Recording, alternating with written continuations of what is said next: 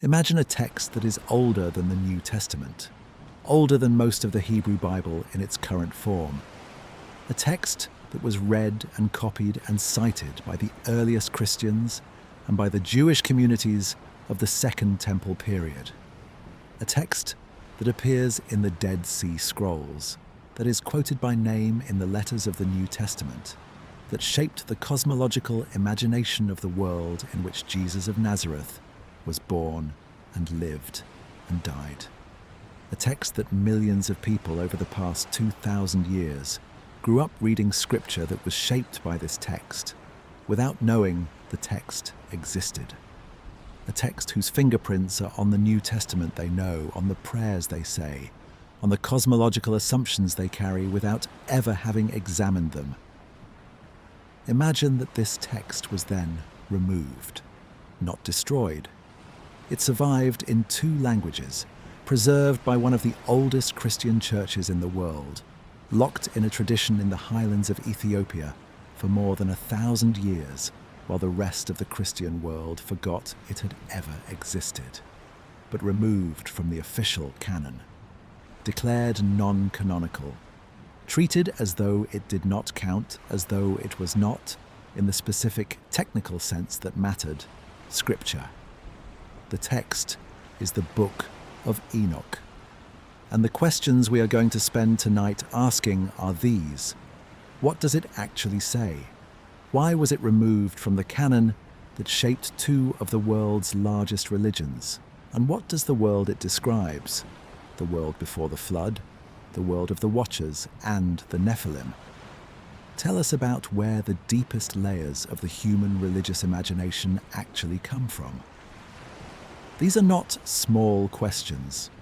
The Book of Enoch is one of the longest and most complex of the non-canonical texts of the ancient Jewish and Christian world. And it is worth noting from the outset that calling it non-canonical is a judgment made by specific institutions at specific historical moments, not an objective characterization of the text itself. The Ethiopian Orthodox Church, one of the oldest Christian institutions in the world, has regarded the Book of Enoch as canonical, as part of the authoritative Bible, for more than 1,500 years. In their tradition, the text was never removed, because it was never excluded in the first place. It describes in considerable detail a world before the flood that is radically different from the world described in the canonical text of Genesis, a world in which divine beings descended to earth and took human wives, in which their offspring became a race of giants that devoured everything and eventually made the destruction of the world necessary, in which those divine beings taught humanity the arts of civilization and the secrets of the heavens in ways that were understood as corrupting rather than blessing. It describes a world in which the line between the divine and the human was not a fixed boundary, but a contested one. A boundary that was crossed with catastrophic consequences in the remote period before the flood. It also describes the journeys of Enoch himself through the heavens, 7 heavens, a divine throne surrounded by fire, the chambers where the winds and frost are stored, the foundations of the earth, the place where the fallen watchers are held in chains, awaiting the judgment that is coming at the end of time. My name is Arthur, and if you are listening for the first time, welcome. Arthur's Sleepy History is a channel for the hours between wakefulness and sleep, for the stories that the ancient world told about itself, and about the forces it believed were operating behind the visible surface of things. If you want more videos like this, please click subscribe to show your support. It costs nothing and genuinely makes a difference in keeping this channel going. And leave a comment if you feel moved to. Tell me where you are in the world and what time it is. There is something I find quietly remarkable about this community. People listening from dozens of countries across every time zone, all with the same questions about the same ancient things. Now, back to the text. The Book of Enoch takes its name from Enoch, the 7th generation from Adam in the genealogy of Genesis 5. the man whose total lifespan is given as 365 years, considerably shorter than the other antediluvian patriarchs, because he did not die in the ordinary sense. Genesis says simply that Enoch walked with God, and he was not, for God took him. In later tradition, this cryptic phrase became the foundation for an entire body of literature attributed to Enoch, literature describing what he saw and experienced during the period of his special relationship with the divine, before he was taken. The Book of Enoch has been described by the scholars who study it as the most important non-canonical Jewish text ever discovered. More important, in terms of its influence on subsequent religious traditions, than any other text outside the accepted biblical canon. That claim is worth sitting with for a moment. Not the most important Gnostic text, not the most important apocryphal text, in some narrow category. The most important Jewish text that is not in the Bible. And yet most people who were raised in Christian or Jewish traditions have never read it, and many have never heard of it. It was excluded from the Hebrew Bible by the rabbinical scholars of the late 1st and early 2nd centuries CE. It was excluded from the Christian canon by the councils of the early church. For most of the past 2,000 years, the Book of Enoch has been a text that the major Western religious traditions officially ignored. A ghost hovering at the edges of the tradition, visible in quotations and allusions and structural parallels, but never acknowledged as the source. Why? The answer to that question is partly institutional and partly theological, and we will spend the middle parts of tonight's journey examining it in detail. But the short version is this. The Book of Enoch tells a story about the pre-flood world that the canonical tradition found difficult to accommodate. A story in which divine beings are not simply obedient agents of a single divine will, but independent actors who make choices, including catastrophically bad choices, with consequences for the whole human race. The story the Book of Enoch tells begins in heaven and ends in the flood. It is a story about what went wrong before the world as we know it existed, about what happened in the long period before the waters came and reset everything, and about what trace of that period survives in the traditions of the cultures that came after. Let me give you a sense of the text before we begin examining it in detail. The Book of Enoch opens with what scholars call the Book of the Watchers, and it begins like this. Not quoted because the specific ancient language belongs to its tradition, but described. Enoch, a righteous man to whom were given the visions of the Holy One and of heaven, speaks. He saw what he saw when he was taken up before all things were separated, before the time of judgment. Then comes the account of the watchers, the sons of God, the divine beings who looked down from heaven and saw that the daughters of men were beautiful. 200 of them descended. They landed on a specific mountain in a specific place, and they swore a mutual oath that they would all do this together, or none of them would, because what they were planning was, by the text's own logic, a transgression. They knew it. They did it anyway. This is the story that the canonical tradition compressed into 2 verses in Genesis. The brief, cryptic reference to the sons of God and the daughters of men and the heroes of old, and that the Book of Enoch tells in full, with specific names, specific mountains, specific lists of what was taught and what was born, and what was done and what was destroyed. Tonight, we are going to read that story. We are going to read it as carefully and as honestly as we have read other ancient texts on this channel, taking the text seriously without taking it literally, understanding what it is claiming and what tradition it belongs to, and what it might be preserving from the deep past that the text itself calls the time before the flood. Before we continue, a brief note. Many of you voted on the design for our first Dozer sleep mask, made especially for listeners of Arthur's sleepy history.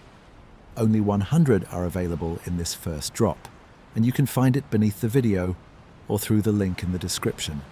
Every purchase helps support the channel. Now back to Enoch. The Book of Enoch was not written yesterday. In its oldest sections, it is at least as old as the 3rd century BCE, possibly older.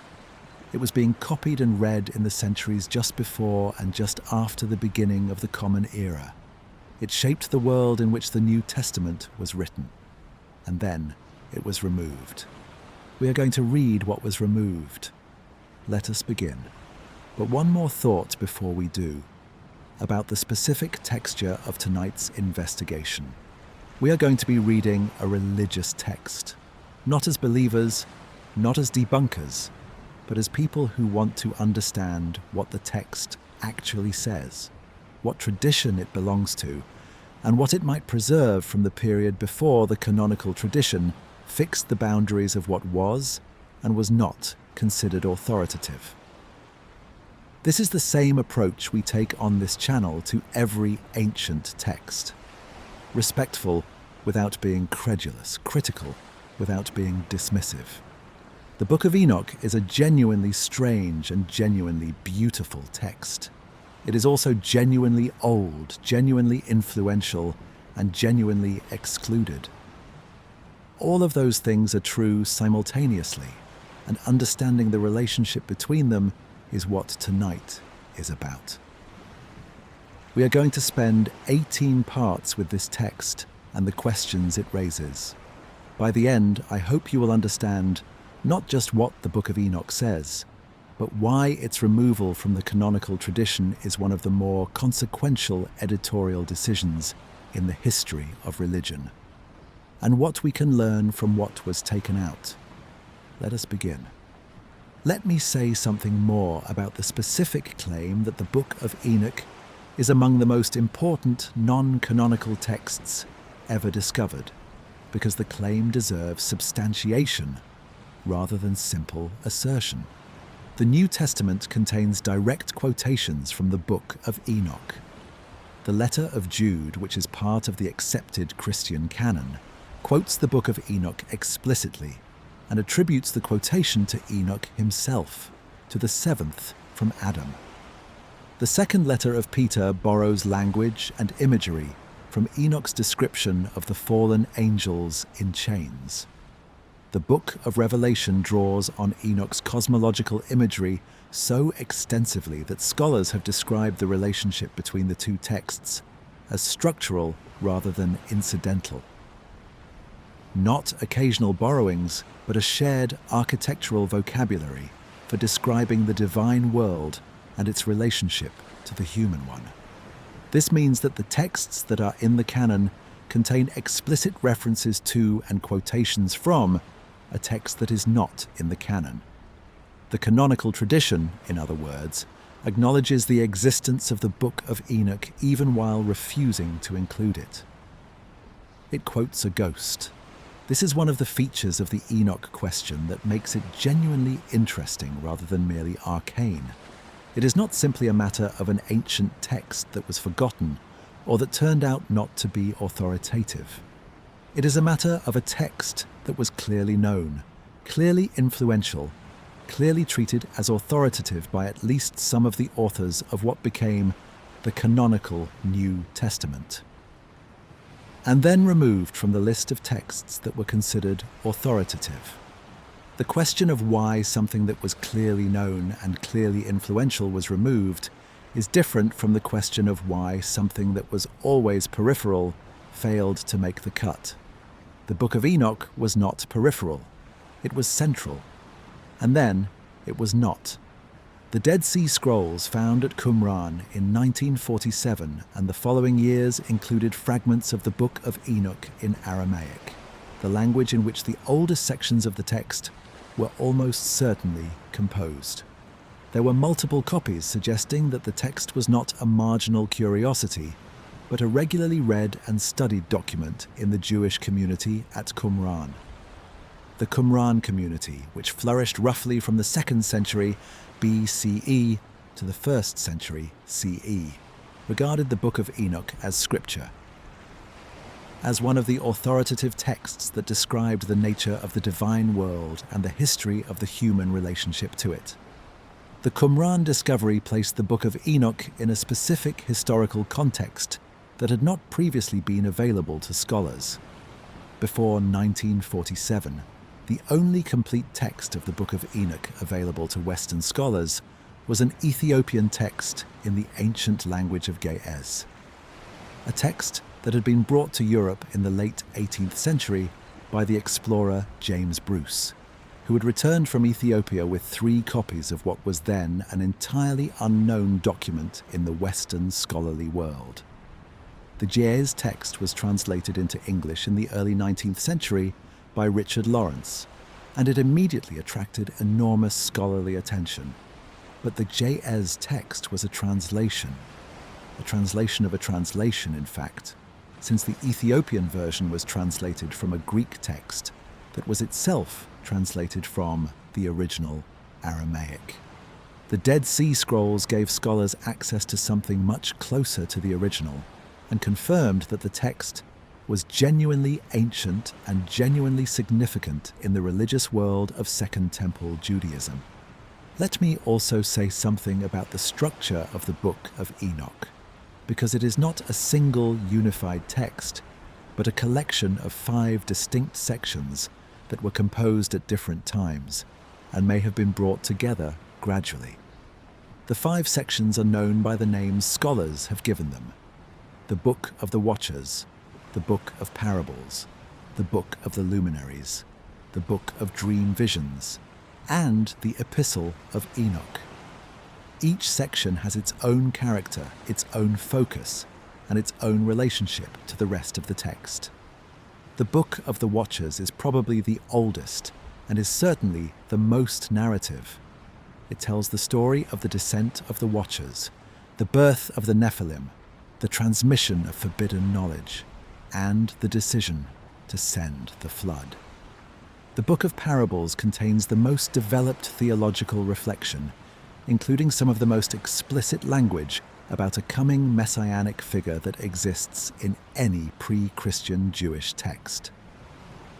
The Book of the Luminaries is the most scientific, containing a detailed account of the movements of the sun, moon, and stars in a cosmological framework that is genuinely ancient and genuinely sophisticated. We are going to work through these sections across 18 parts of tonight's journey. Not exhaustively, because the Book of Enoch is long and complex, but carefully enough that by the end you will understand what it says, what tradition it belongs to, and why its removal from the canonical tradition is one of the more interesting decisions in the history of Western religion. There is one more thing worth establishing before we move into the text itself. The Book of Enoch is not the same as the other apocryphal or pseudepigraphical texts that are sometimes discussed in the same breath. The Gospel of Thomas, the Gospel of Philip, the various Gnostic texts discovered at Nag Hammadi in Egypt in 1945. These are texts that were composed in the first 3 centuries of the Common Era, and that represent the diversity of early Christian thought before the canonical tradition was fixed. They are interesting and important documents, but they are relatively late, and their exclusion from the canon reflects in part the specific theological commitments of the communities that eventually defined what counted as Christian scripture. The Book of Enoch is different. It predates Christianity. It was being read and studied centuries before the first letters of Paul were written, before the first gospel was composed. It belongs to a tradition that is older than Christianity, older than the rabbinic Judaism that took shape after the destruction of the temple in 70 CE. It comes from the world of Second Temple Judaism, the diverse, creative, sometimes apocalyptic world of Jewish thought that flourished in the 3 centuries before and after the beginning of the Common Era. From that world, much was excluded. The Book of Enoch was one of the most significant things that was lost, and one of the things that has most significantly returned. Before we enter the text itself, we need to understand what kind of document it is, where it comes from, how old it actually is, how it survived, and what the different sections contain. This is the kind of background that makes the difference between reading an ancient text and understanding it.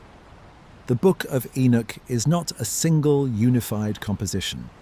Scholars who have studied it carefully over the past 2 centuries have established that it is a composite work, an anthology of texts composed at different times, in different circumstances, possibly by different authors or communities, that were gradually brought together and transmitted as a single document. The 5 sections we introduced in Part 1. The Book of the Watchers, the Book of Parables, the Book of the Luminaries, the Book of Dream Visions, and the Epistle of Enoch were not written simultaneously. The oldest sections may predate the Maccabean period, placing them in the 3rd century BCE or earlier. The newest sections may date to the 1st century BCE or the 1st century CE. This is not unusual for ancient religious literature. The Hebrew Bible itself is a composite work assembled over many centuries. The New Testament contains documents written across a period of roughly 50 to 100 years. Ancient religious traditions rarely have a single moment of composition. They grow, accumulate, and are assembled. What makes the Book of Enoch distinctive is that its assembly process eventually placed it outside the boundaries of what counted as authoritative scripture, rather than inside those boundaries. Let us look at each section in more detail. The Book of the Watchers occupies chapters 1 through 36 of the standard scholarly edition of the text. It is almost certainly the oldest section, with the majority of scholars placing its composition in the 3rd century BCE, though some argue for an earlier date. It is also the most narrative. It tells a story with characters, events, and consequences, which may be why it has attracted the most popular attention and why it is the section we will spend the most time examining tonight. The Book of the Watchers begins with a brief prologue in which Enoch speaks in his own voice, identifying himself and describing the nature of what he is about to narrate. Then comes the account of the Watchers, the divine beings who descended, followed by the account of what happened to their offspring, the Nephilim, followed by Enoch's own ascent through the heavens and his vision of the divine throne. The section ends with Enoch's journey to the edges of the earth, where he sees the places where the angels are kept, who have violated the cosmic order, and where the souls of the dead await judgment. The Book of Parables occupies chapters 37 through 71. It is the section that is most significant for understanding the development of Messianic thought in Second Temple Judaism and early Christianity. It contains a figure called the Son of Man, a title that appears in the New Testament applied to Jesus, and describes this figure in terms that are remarkably close to how Jesus is described in parts of the Gospel tradition. The Book of Parables is the one section of the text that has not been found in the Dead Sea Scrolls, which has led some scholars to argue that it was composed later than the other sections, possibly in the 1st century CE. The Book of the Luminaries, sometimes called the Astronomical Book, occupies chapters 72 through 82. It is, in the judgment of many scholars, the oldest section of the entire text, possibly predating the Book of the Watchers. It describes the movements of the sun, moon, and stars in a systematic way, presenting a cosmological model of the universe that is quite specific and quite detailed. The astronomical book uses a 364-day solar calendar, a calendar that divides the year into 4 equal seasons of 91 days each, which was the calendar used by the community at Qumran, and which was in conflict with the lunar calendar used in the Jerusalem temple. The Book of Dream Visions occupies chapters 83 through 90. It contains two visions that Enoch received before the flood. The first, a vision of cosmic destruction. The second, the remarkable animal apocalypse, in which the entire history of Israel is presented as a vision of animals.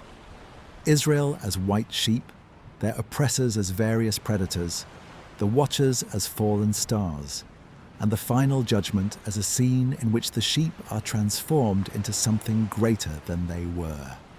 The animal apocalypse is one of the most cryptic and most studied sections of the text, a kind of coded history in which the reader who knows enough of the historical events can follow the narrative, while those outside the tradition cannot. The Epistle of Enoch occupies chapters 91 through 108. It is the most directly ethical and exhortatory section.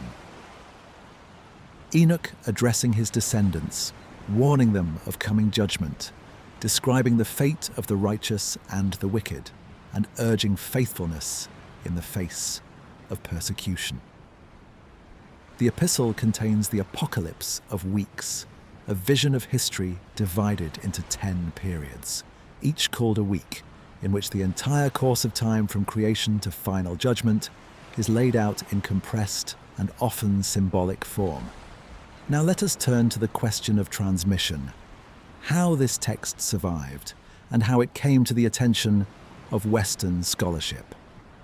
The history of the Book of Enoch's survival is, in itself, a remarkable story. When the Christian canon was being fixed in the 4th and 5th centuries CE, through a series of councils and through the authority of influential bishops, the Book of Enoch was excluded. The reasons for this exclusion we will examine in Part 10. But the exclusion was not total. One tradition preserved it. The Ethiopian Orthodox Tewahedo Church, which traces its origins to the Christianization of the Aksumite Empire in the 4th century CE, developed a biblical canon that is considerably more expansive than the canons of Western Christianity. The Ethiopian canon includes books that are not found in any other tradition's Bible, including the Book of Enoch. When the Ethiopian Church received the biblical tradition, it received a version that still included Enoch, and it preserved that version faithfully while the rest of the Christian world gradually lost access to the text. This pattern of Ethiopian preservation is not limited to the Book of Enoch. Several other texts that were lost to the Western tradition have survived in the Ethiopian Church: the Book of Jubilees, the Shepherd of Hermas, and other Second Temple texts. Ethiopia became, in effect, an archive of material that the mainstream Christian tradition discarded, preserved in a liturgical language that very few Western scholars could read until the 19th century. The primary surviving text of the Book of Enoch as a complete document is the Ge'ez text preserved in the Ethiopian Orthodox Church. Ge'ez is the classical liturgical language of Ethiopia, an ancient Semitic language that ceased to be spoken in everyday life more than 1,000 years ago, but that continued to be used in the Church's liturgical and scholarly tradition. The Ethiopian Orthodox Church has a very large biblical canon, considerably larger than the canons of both Catholic and Protestant Christianity. And the Book of Enoch is among the texts it considers canonical. It is read, studied, and respected as scripture by Ethiopian Orthodox Christians. The Ethiopian text was brought to Europe in 1773 by James Bruce, a Scottish explorer who had spent years travelling in Ethiopia and who returned with 3 handwritten manuscripts of the Book of Enoch in Ge'ez. Bruce's account of what he had found attracted significant scholarly interest, and in 1821, Richard Lawrence, a professor at Oxford, produced the first English translation of the complete text. Lawrence's translation was the primary resource for Western scholars and interested general readers for most of the 19th century. The Ge'ez text, however, is a translation. and probably not a direct translation from the original language. The scholarly consensus developed over the 20th century is that the Book of Enoch was originally composed in Aramaic, the language that was the everyday vernacular of Jewish Palestine in the period when the text was most likely composed. The Aramaic text was subsequently translated into Greek, and the Ge'ez text was translated from Greek rather than directly from Aramaic. This means that the complete text available to Western scholars for most of the 19th and early 20th centuries was at several removes from the original. The situation changed dramatically in 1947, when a shepherd near the Dead Sea discovered what turned out to be a large cache of ancient manuscripts in a series of caves near the site known as Qumran. The Dead Sea Scrolls, as they came to be known, included 11 fragments of the Book of Enoch in Aramaic. These fragments were not a complete text. They covered portions of the Book of the Watchers, the Book of Dream Visions, the Book of the Luminaries, and the Epistle of Enoch. But they were incomparably valuable because they provided access to something very close to the original language of the text and allowed scholars to assess the accuracy and character of the Ge'ez transmission. The Aramaic fragments confirmed several things. They confirmed that the text was genuinely ancient, that the Book of Enoch was being read, studied, and copied at Qumran in the period from roughly the 2nd century BCE to the 1st century CE. They confirmed that the text was treated as significant and authoritative by the Qumran community. Multiple copies suggest it was not a peripheral curiosity, but a central document. And they confirm the general accuracy of the Ge'ez transmission, while also revealing specific differences that gave scholars insight into how the text had changed in translation. Before we look at the Qumran community in more detail, it is worth pausing on the significance of the Dead Sea Scrolls discovery for the Book of Enoch specifically. Before 1947, the standard scholarly view was that the Book of Enoch was a Jewish text from the Second Temple period that had been preserved by Ethiopian Christians and was interesting mainly as a curiosity. An example of the kind of speculative religious literature that flourished in the margins of the tradition before the canon was fixed. The discovery of the Aramaic fragments at Qumran changed this assessment significantly. The Qumran fragments established 3 things that were not previously established. First, they confirmed that the Book of Enoch was being actively copied and studied in Palestine itself in the period before the Christian era began. It was not just an Ethiopian survival of a forgotten text, but a living document in the heartland of the tradition. Second, the presence of multiple copies suggested that the Qumran community considered it authoritative. The number of Enoch copies found at Qumran is comparable to the number of copies of books that are in the Hebrew Bible, suggesting similar status. Third, the Aramaic fragments showed that the text was not significantly different in the period before the Christian era from the text that Ethiopia had preserved. The Ethiopian church had faithfully transmitted what the Qumran community had been reading. The Qumran community is itself an important context for understanding the Book of Enoch. The community at Qumran was a sectarian Jewish group, probably connected with or related to the movement known as the Essenes, that had withdrawn from mainstream Jewish society in the 2nd or 1st century BCE and established itself in the desert near the Dead Sea. They believed themselves to be the true Israel, living in the last days before a final cosmic judgment. They preserved an extensive library of texts, both texts that later became canonical and texts that did not, which gives us an extraordinary window into the diversity of Jewish thought in the period just before and just after the beginning of the Common Era. The fact that the Book of Enoch was part of the Qumran library and that it was present in multiple copies suggesting regular use tells us that in at least one important Jewish community in this period, the Book of Enoch was not a marginal text, but a central one. It was not a curiosity being preserved out of historical interest. It was a living document that people read, copied, and believed.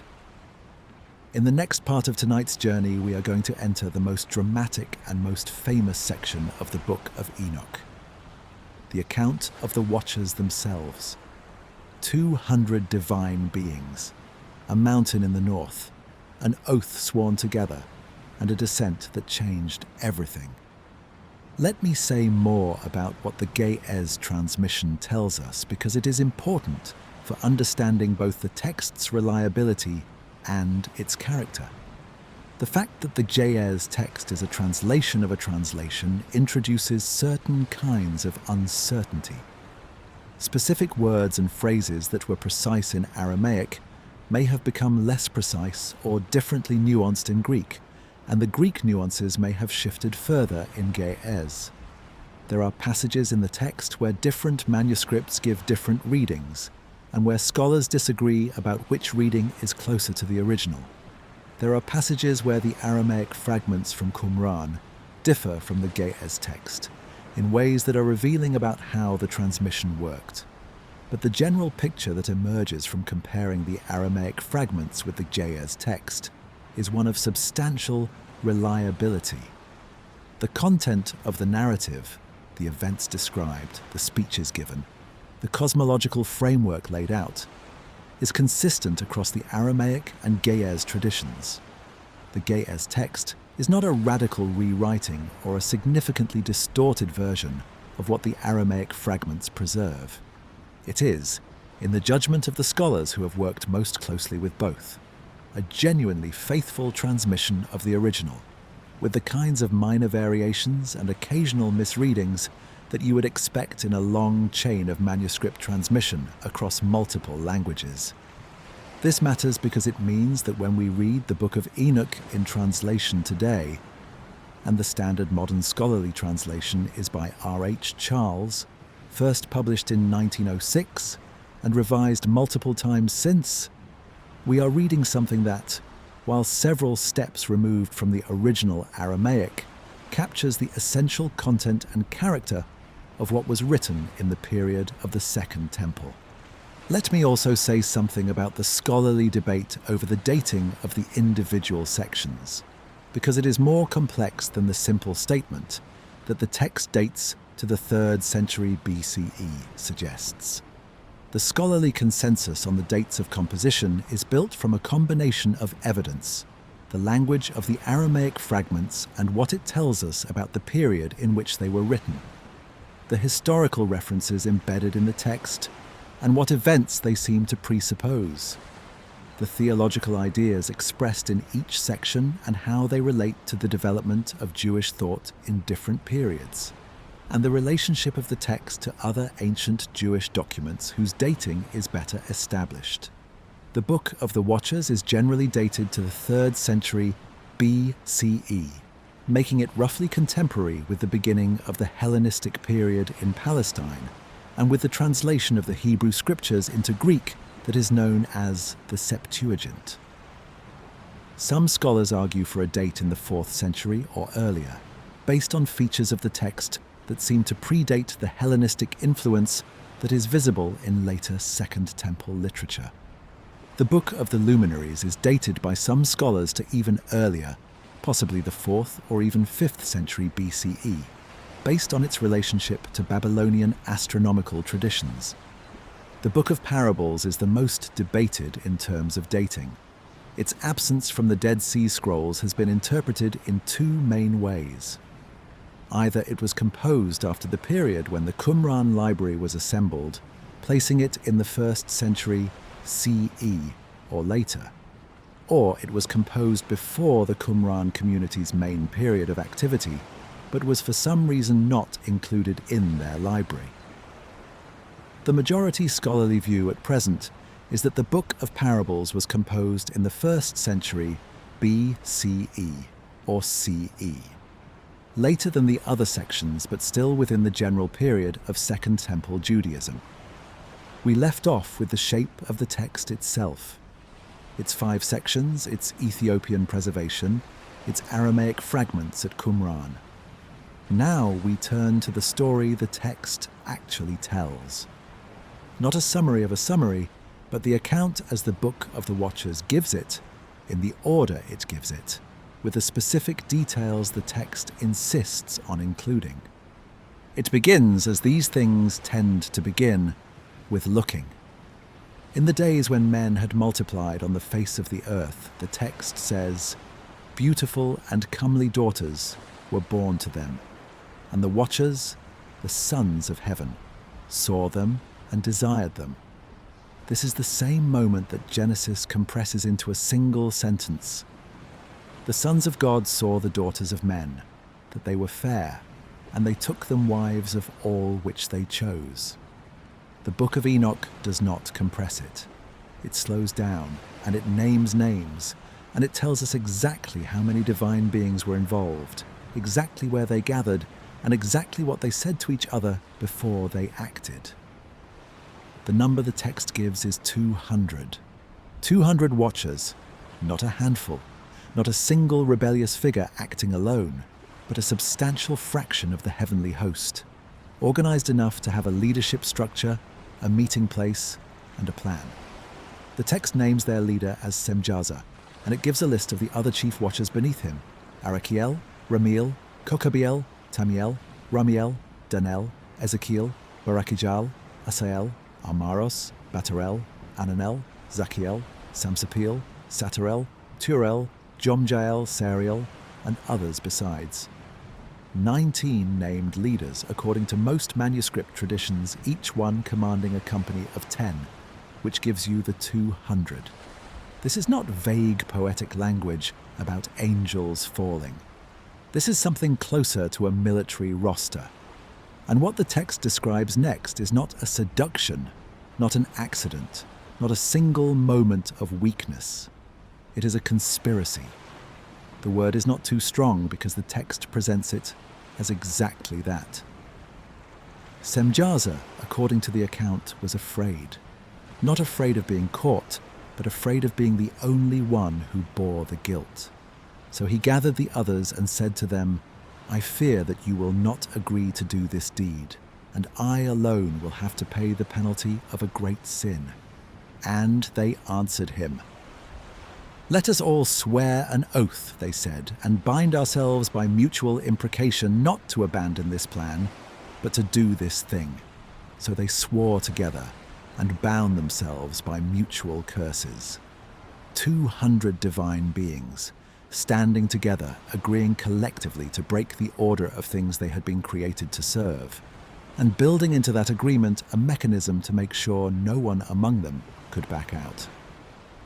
If one broke the oath, the curse would fall on him specifically. The text is describing something closer to a pact among conspirators than a spontaneous act of desire. The location the text gives for this is specific too. The watchers descended in the days of Jared, a detail worth pausing on, because in the genealogy of Genesis 5, Jared is Enoch's own father, which places the descent of the watchers within living memory of the man whose visions this entire text claims to record.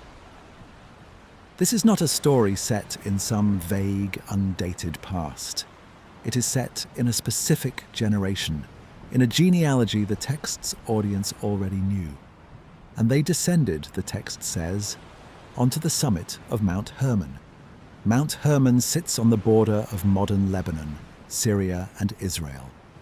A real mountain, snow-capped for much of the year, visible for great distances across the region, and identified in multiple ancient traditions as a place of particular sanctity and particular danger.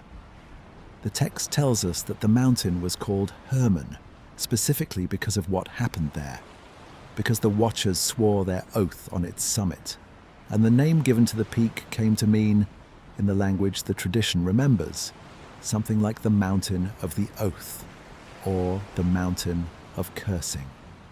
Whether or not that etymology holds up under modern linguistic scrutiny is a separate question from what it tells us about how seriously the tradition took the specificity of place. This was not a story that happened nowhere. It happened on a mountain you could point to, that people in the ancient Near East could see from great distances, that had its own accumulated religious significance long before and long after the period the Enoch tradition describes. From that summit, the text says, "The 200 descended to the daughters of men. They took wives for themselves, each choosing one, and they began to go into them, and to defile themselves with them." The language of defilement is worth noting, because it tells us something about how the text frames the transgression. This is not presented as a romance, and it is not presented merely as a violation of a rule about which beings are permitted to have children with which other beings. It is presented as a corruption, a crossing of a boundary that existed for a reason, and whose crossing produces consequences that ripple outward far beyond the individuals directly involved. We will spend the whole of Part 4 on those consequences, because the offspring of these unions become the central catastrophe of the pre-flood world, as the text imagines it. But it is worth sitting, for a moment, with what the text is claiming before we get to what came of it. It is claiming that the divine and human worlds were not, in the deep past this text describes, as separated as later tradition would insist. It is claiming that beings of a fundamentally different order than humanity could look down at the earth, could desire what they saw, could organize themselves collectively to act on that desire, and could descend and act. And that this was understood, even at the time, even by the beings doing it, as a transgression rather than a natural exercise of divine prerogative. Semjaza's fear before the descent is the tell. He does not fear failure, he fears guilt, which means the text is depicting beings who know, in advance, that what they are about to do is wrong, and who do it anyway, having first taken the precaution of making sure they will not be doing it alone. This is a very different picture of the pre-flood world than the one most people carry around without ever having read either text closely. Genesis gives you 2 verses and moves on to Noah.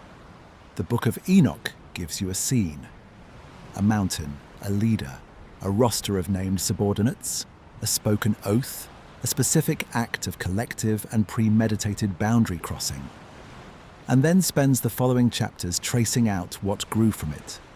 It is worth remembering, before we go further, what kind of thing a watcher is supposed to be within this cosmology. The term itself, watchers in the sense the text uses it, refers to a class of angelic being whose function was precisely to observe, to keep vigil, to hold a station, and report rather than to intervene. The name carries the weight of the failure. These were not soldiers or messengers whose role naturally brought them into contact with the human world. They were meant to watch from a fixed post and nothing more. The transgression, then, is not simply that divine beings desired human women. It is that beings whose entire function was watching without acting chose, collectively, to act. To leave the post they were assigned and involve themselves directly in the world they were meant only to observe. The name of the class of being the text uses is itself doing narrative work, reminding the reader at every mention exactly what these particular beings were supposed to be doing instead. There is a question worth raising here, gently, and it is not a question this channel is going to answer for you. It is simply this: why would a tradition invent this level of specificity? Why 19 names arranged into a command structure of exactly 10 each? Why a specific mountain that anyone in the ancient Near East could have traveled to and looked at? Why the detail about the oath and the detail about Semjaza's fear preceding it? None of this is necessary if the point of the story is simply to explain, in broad symbolic strokes, that evil entered the world through some kind of divine transgression before the flood. Broad symbolic strokes do not require 19 names, and a mountain you can find on a modern map.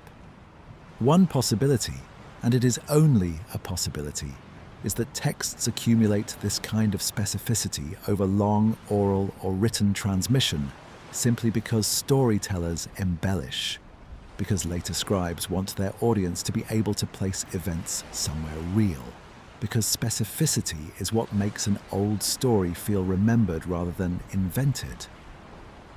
That is the explanation most textual historians would reach for first, and it is a reasonable one. Another possibility, held less by mainstream textual scholars and more by researchers working at the edges of comparative mythology, is that specificity of this kind sometimes survives in oral and written tradition precisely because it is doing the work that specificity always does, anchoring a claimed memory to a claimed place, the way every culture's flood stories anchor themselves to a specific mountain where the ark supposedly came to rest, or a specific river that supposedly rose. We are not going to tell you which explanation is correct. We are going to tell you that the specificity exists, that it has existed for well over 2,000 years in multiple independent lines of transmission. The Aramaic fragments at Qumran and the Ge'ez text, preserved in Ethiopia, both preserve this scene with its names and its mountain intact. And that whatever it is doing it consistently, across languages, across centuries, across two religious traditions that had no ongoing contact with each other for most of that time. It is also worth pausing on the names themselves, because ancient names in texts like this one are rarely arbitrary. Semjaza's name is generally understood to mean something like "he sees the name" or "he perceives the name." A title that, whatever its precise etymology, carries a suggestion of awareness, of a being who understood exactly what he was choosing before he chose it. Asael, one of the other prominent watchers named in the list, becomes in the following chapters the specific figure the text blames for the teaching of metallurgy and the crafting of weapons and the arts of adornment. A thread we will pick up properly in part 5, but worth flagging here because it shows that the text's names are not decorative. Each watcher named in this scene reappears later, associated with a specific piece of the catalogue of forbidden knowledge. As though the text is building a cast of characters, it intends to hold individually accountable, rather than a faceless mass of 200 interchangeable transgressors. This matters for how we read the oath scene. A modern reader skimming quickly might picture 200 anonymous figures making a single anonymous decision. The text does not let you read it that way. It gives you a chain of command. It gives you a leader who is afraid specifically of being singled out.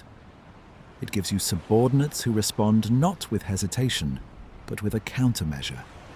A mutual binding oath designed explicitly to prevent any one of them from escaping the collective guilt by claiming individual innocence later. There is something almost legal about the structure of the scene, as though the text's authors were thinking not only in narrative terms, but in something closer to the logic of covenant and liability that runs through so much of the wider biblical tradition. An oath in this world is not decoration.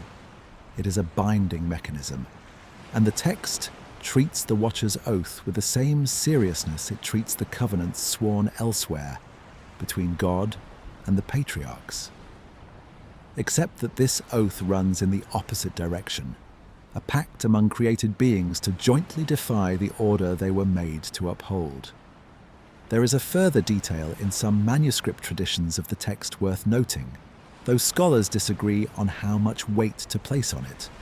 Several versions describe the watchers not simply looking down and choosing, but making an active decision to descend together as a body, rather than in secret, individually, over time. The unity of the act is emphasized again and again. Whatever this scene is doing theologically, it is doing it by insisting, repeatedly, that this was not one being's failure of will.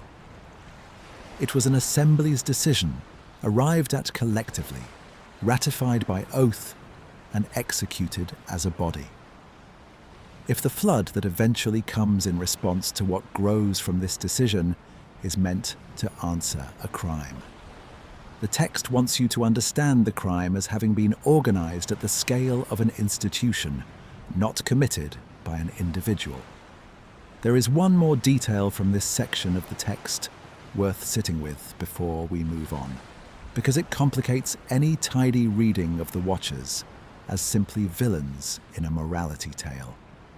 The text does not describe the Watchers as coming down empty-handed. Their descent to the daughters of men is bound up, in the account, with something else entirely: the transmission of knowledge. Even before the text gets to its detailed catalogue of exactly what was taught, which we will examine fully in Part 5, the narrative makes clear that the Watchers' presence among humanity was not limited to the taking of wives. They brought things with them. They began teaching almost immediately. Whatever else this crossing of the boundary between heaven and earth represented, the text frames it, from its very first scenes, as an event that changed what human beings knew as much as it changed who human beings were descended from. That double character of the event, a transgression that is simultaneously a transmission, a fall that is simultaneously a gift, though a corrupting one, is what makes the Book of the Watchers such a strange and generative piece of ancient literature. It is not a simple story about angels behaving badly. It is a story about the origin of civilization itself being tangled up, at the root, with a boundary that should not have been crossed. We will follow both threads from here. In the next part, we turn to what was born from that crossing. The Nephilim, the giants, the text says, grew from these unions, and the specific, almost clinical language the Book of Enoch uses to describe what they became and what the earth could no longer sustain. And in the part after that, we return to what the Watchers taught, item by item, according to Enoch's own list. It is worth noting, too, how this scene has travelled since it was first written down. For the roughly 17 centuries during which the Book of Enoch was absent from the Western canon, this exact image, a mountain, a company of fallen beings, an oath sworn together before a transgression, persisted anyway, in fragments, echoes, and borrowed language, surfacing in later Jewish mysticism, in early Christian commentary on Genesis 6, in the iconography of medieval art depicting the fall of the angels. Painters and poets who had never read a word of the Ge'ez text, and who could not have known that Aramaic fragments of it were sitting in jars near the Dead Sea, waiting to be found, nonetheless inherited a version of this scene through commentary and tradition, thinned and reshaped by centuries of retelling, but still recognizably descended from the account we have just walked through. That persistence is its own kind of evidence. Not evidence that the events described are historical, but evidence that this particular telling of the pre-flood world exerted a gravitational pull on the imagination of everyone who encountered it, official canon or not. For now, the scene stands as the text leaves it. 200 beings on a mountain summit, a mutual oath sworn in fear rather than confidence, a descent to the world below, and a boundary, once crossed, that the rest of the text spends its remaining chapters describing the consequences of. We left the Watchers on the mountain, and then in the world below it, having taken wives from among the daughters of men. Now we turn to what came of those unions, because the text does not linger on the descent itself for long before it moves to consequence. The children born from these pairings are the second great subject of the Book of the Watchers, and the language the text uses to describe them is some of the most vivid and most unsettling in the entire document. The text calls them the Nephilim, a term that appears also briefly and without explanation in Genesis 6. There were giants in the earth in those days, the King James rendering has it, and also after that, when the sons of God came in unto the daughters of men, and they bore children to them, the same became mighty men which were of old, men of renown. That is the whole of what Genesis gives you. A name, a claim of size, a claim of ancient fame, and nothing more. The Book of Enoch gives you a great deal more. According to the account, the women conceived and bore great giants. The height given in different manuscript traditions varies.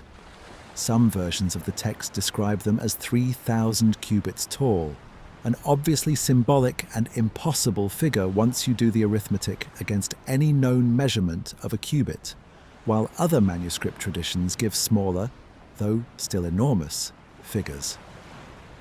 Scholars who work closely with the text generally treat the largest numbers as evidence of scribal corruption or symbolic exaggeration, rather than as a claim meant to be taken as literal statuary. And it's worth sitting with that scholarly caution rather than rushing past it. But even the more conservative readings describe beings of a scale that made them, in the text's own words, unable to be sustained by what the earth produced. That detail is the hinge the whole section turns on. The giants were not simply large, they were unsustainable. The text says that they consumed the labor of all humans until humanity was unable to feed them. And when human food was no longer sufficient, the giants turned against humanity itself. This is where the language becomes genuinely disturbing and worth quoting carefully rather than softening. The text says, "The giants began to devour mankind."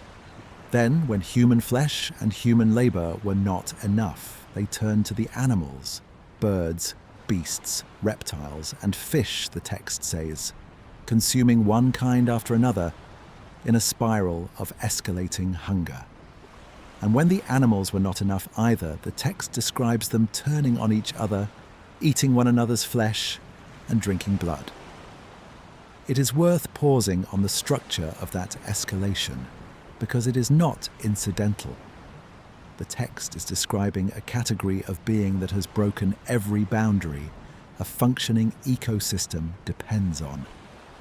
A being that consumes its food source faster than the food source can replenish, that has no natural check on its appetite, and that, having exhausted every external resource, turns its hunger inward on its own kind. This is not simply a monster story. It is, if you read it as an ecological account rather than only a moral one, a description of a population that outstrips every layer of the system meant to sustain it, in sequence, until nothing remains but self-consumption. The text frames this outcome as the direct and, in a sense, inevitable consequence of what the Watchers set in motion. The Watchers gave humanity forbidden knowledge, a subject we will examine fully in the next part of tonight's journey, and they gave humanity these offspring, and the offspring proved to be a kind of catastrophe that the created order had no mechanism to absorb. The earth, quite literally in the text's own language, cried out.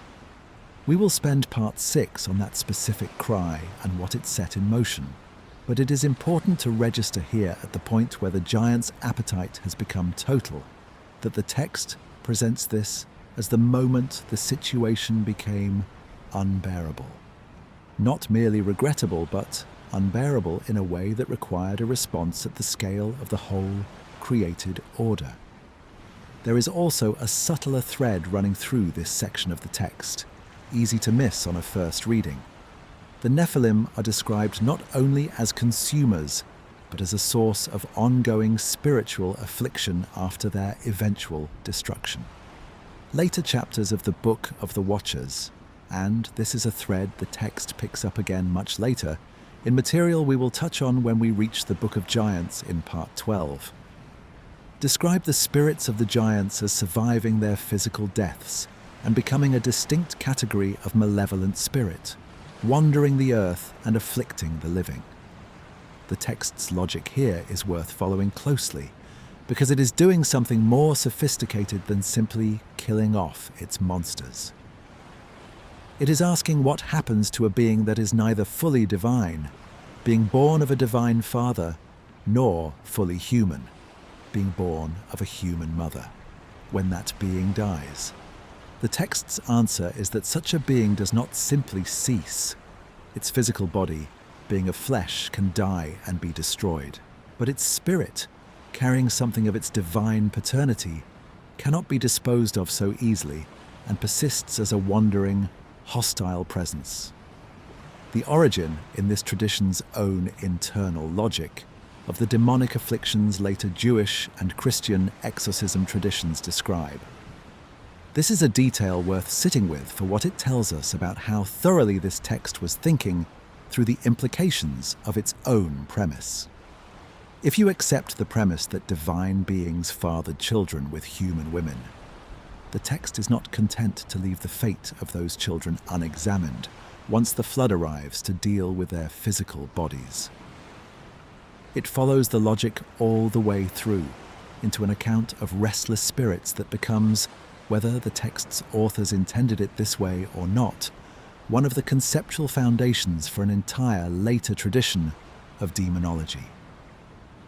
Early Christian exorcism practice and the language used to describe evil spirits throughout the Gospels and beyond inherits more from this specific piece of Enochic reasoning than most people who have sat through a reading of the New Testament Gospel accounts of demonic possession would ever suspect.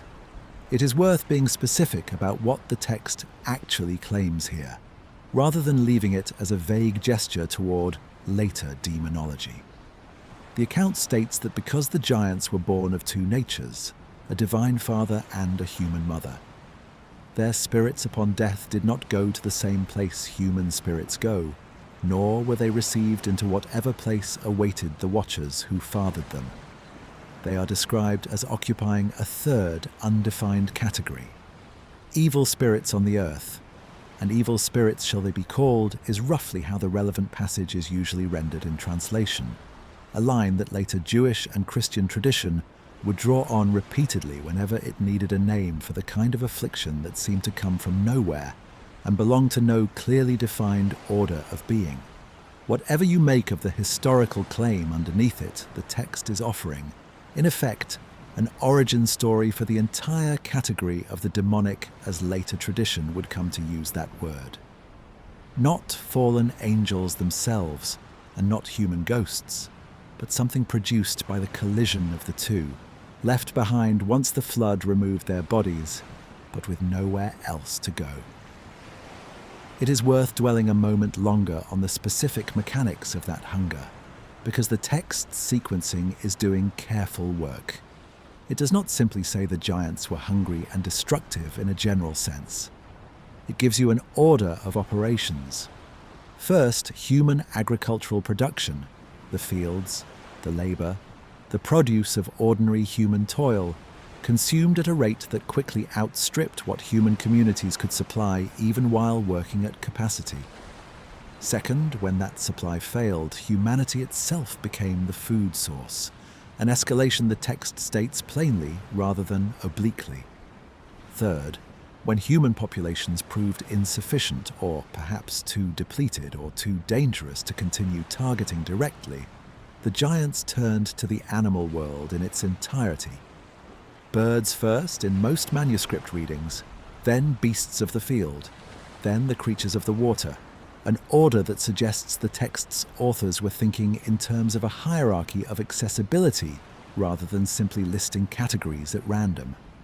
And only once every external food source had been exhausted in turn did the giants finally turn on one another.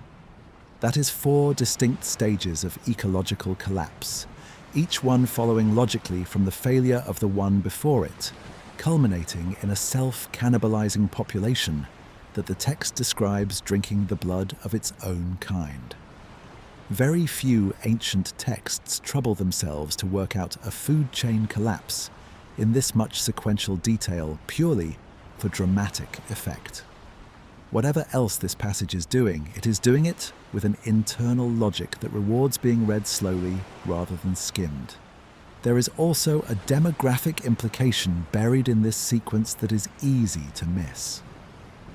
A being large enough to require this much food and numerous enough to exhaust an entire regional food supply in stages is not a rare monster glimpsed occasionally at the edge of a story.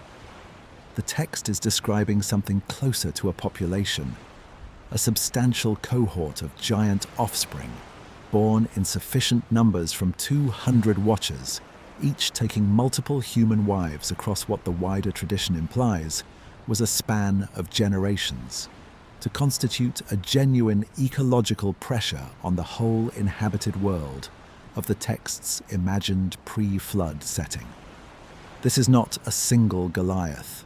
It is closer to an invasive species, one that arrived suddenly, multiplied, and outcompeted everything around it for resources until the system that was meant to sustain it collapsed entirely.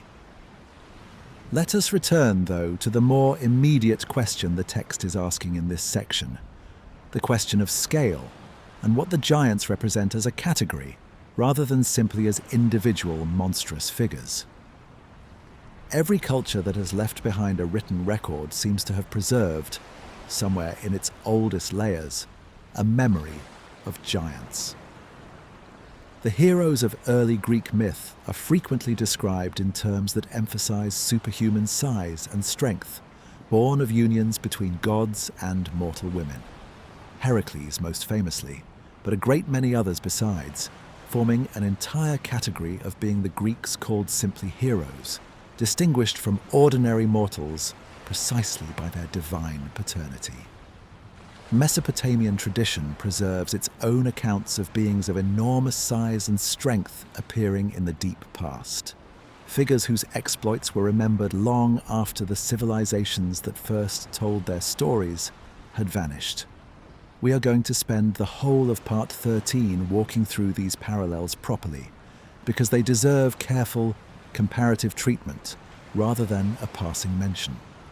But it is worth flagging here at the point where the Book of Enoch gives its own account of giants born from divine human unions, that this is not an isolated motif invented once by one tradition. It is a pattern that recurs with remarkable consistency across cultures that had no meaningful contact with each other, in the periods when these traditions were first taking shape.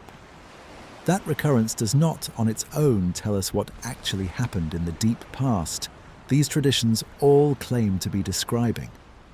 It is possible, and this is the explanation most comparative mythologists would offer first, that separate cultures independently arrived at the idea of divine human hybrid giants because such figures serve a common narrative function, explaining, after the fact, why the deep past seems so much larger and stranger than the present, accounting for oversized bones or ancient monumental architecture that a later culture could not otherwise explain, or simply expressing the intuitive human sense that the earliest ancestors must have been closer to the divine and therefore greater in stature.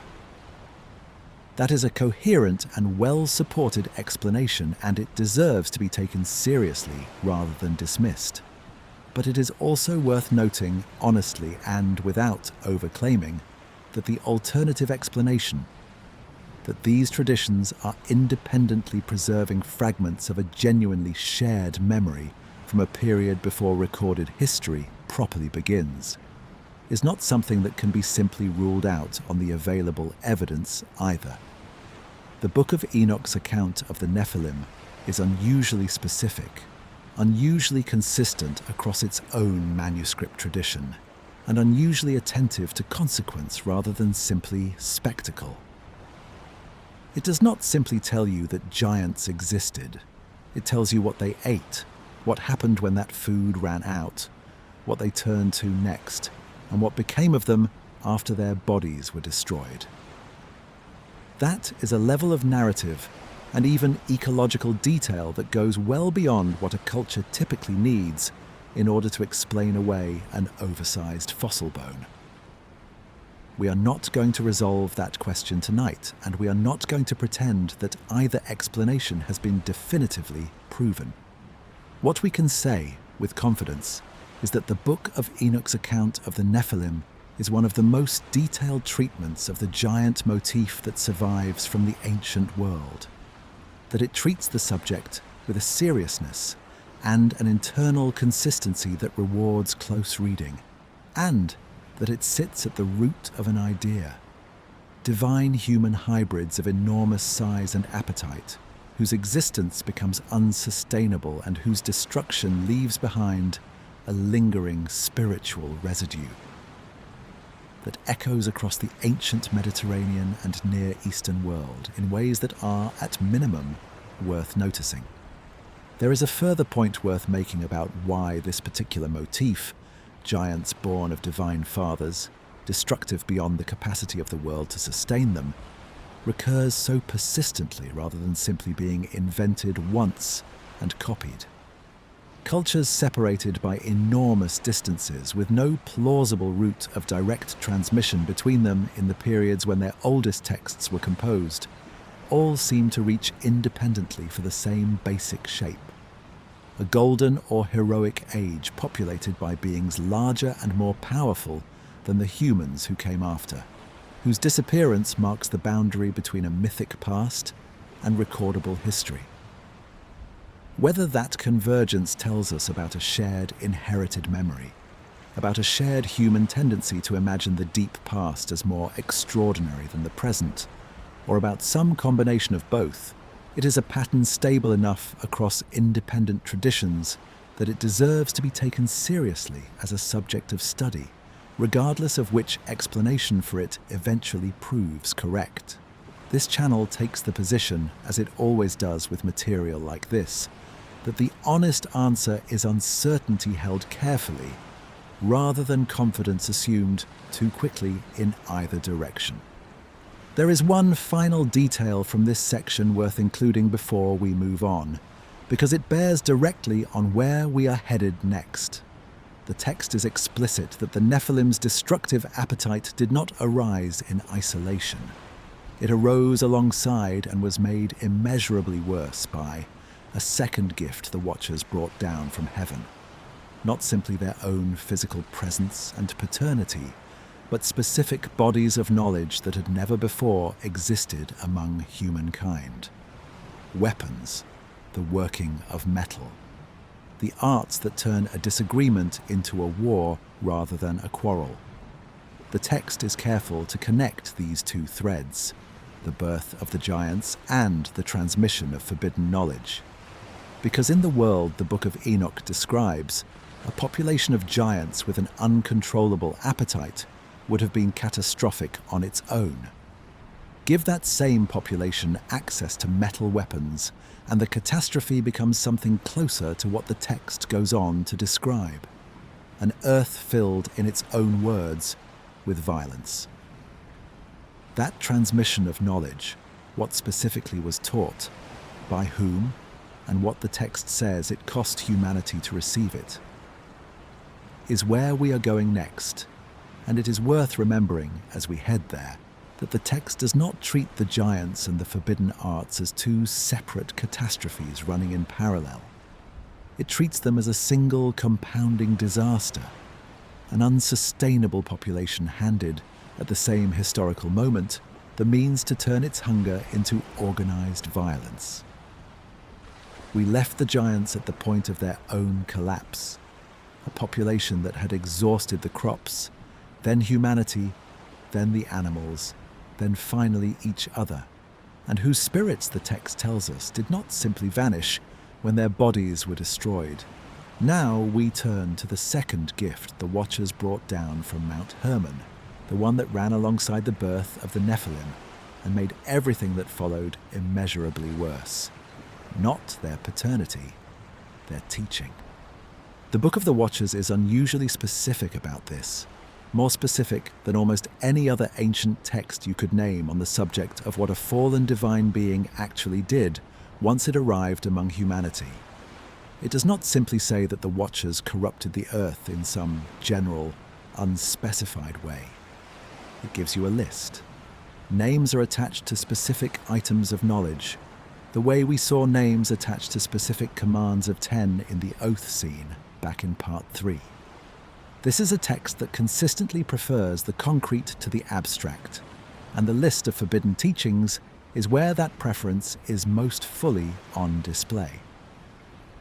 The list begins in most manuscript traditions with the Watcher named Asael, sometimes rendered Azazel in later tradition, a name that will matter a great deal when we reach part 16 and the language of scapegoat and judgment that later tradition draws directly from this figure. Asael is credited, according to the text, with teaching humanity the working of metal.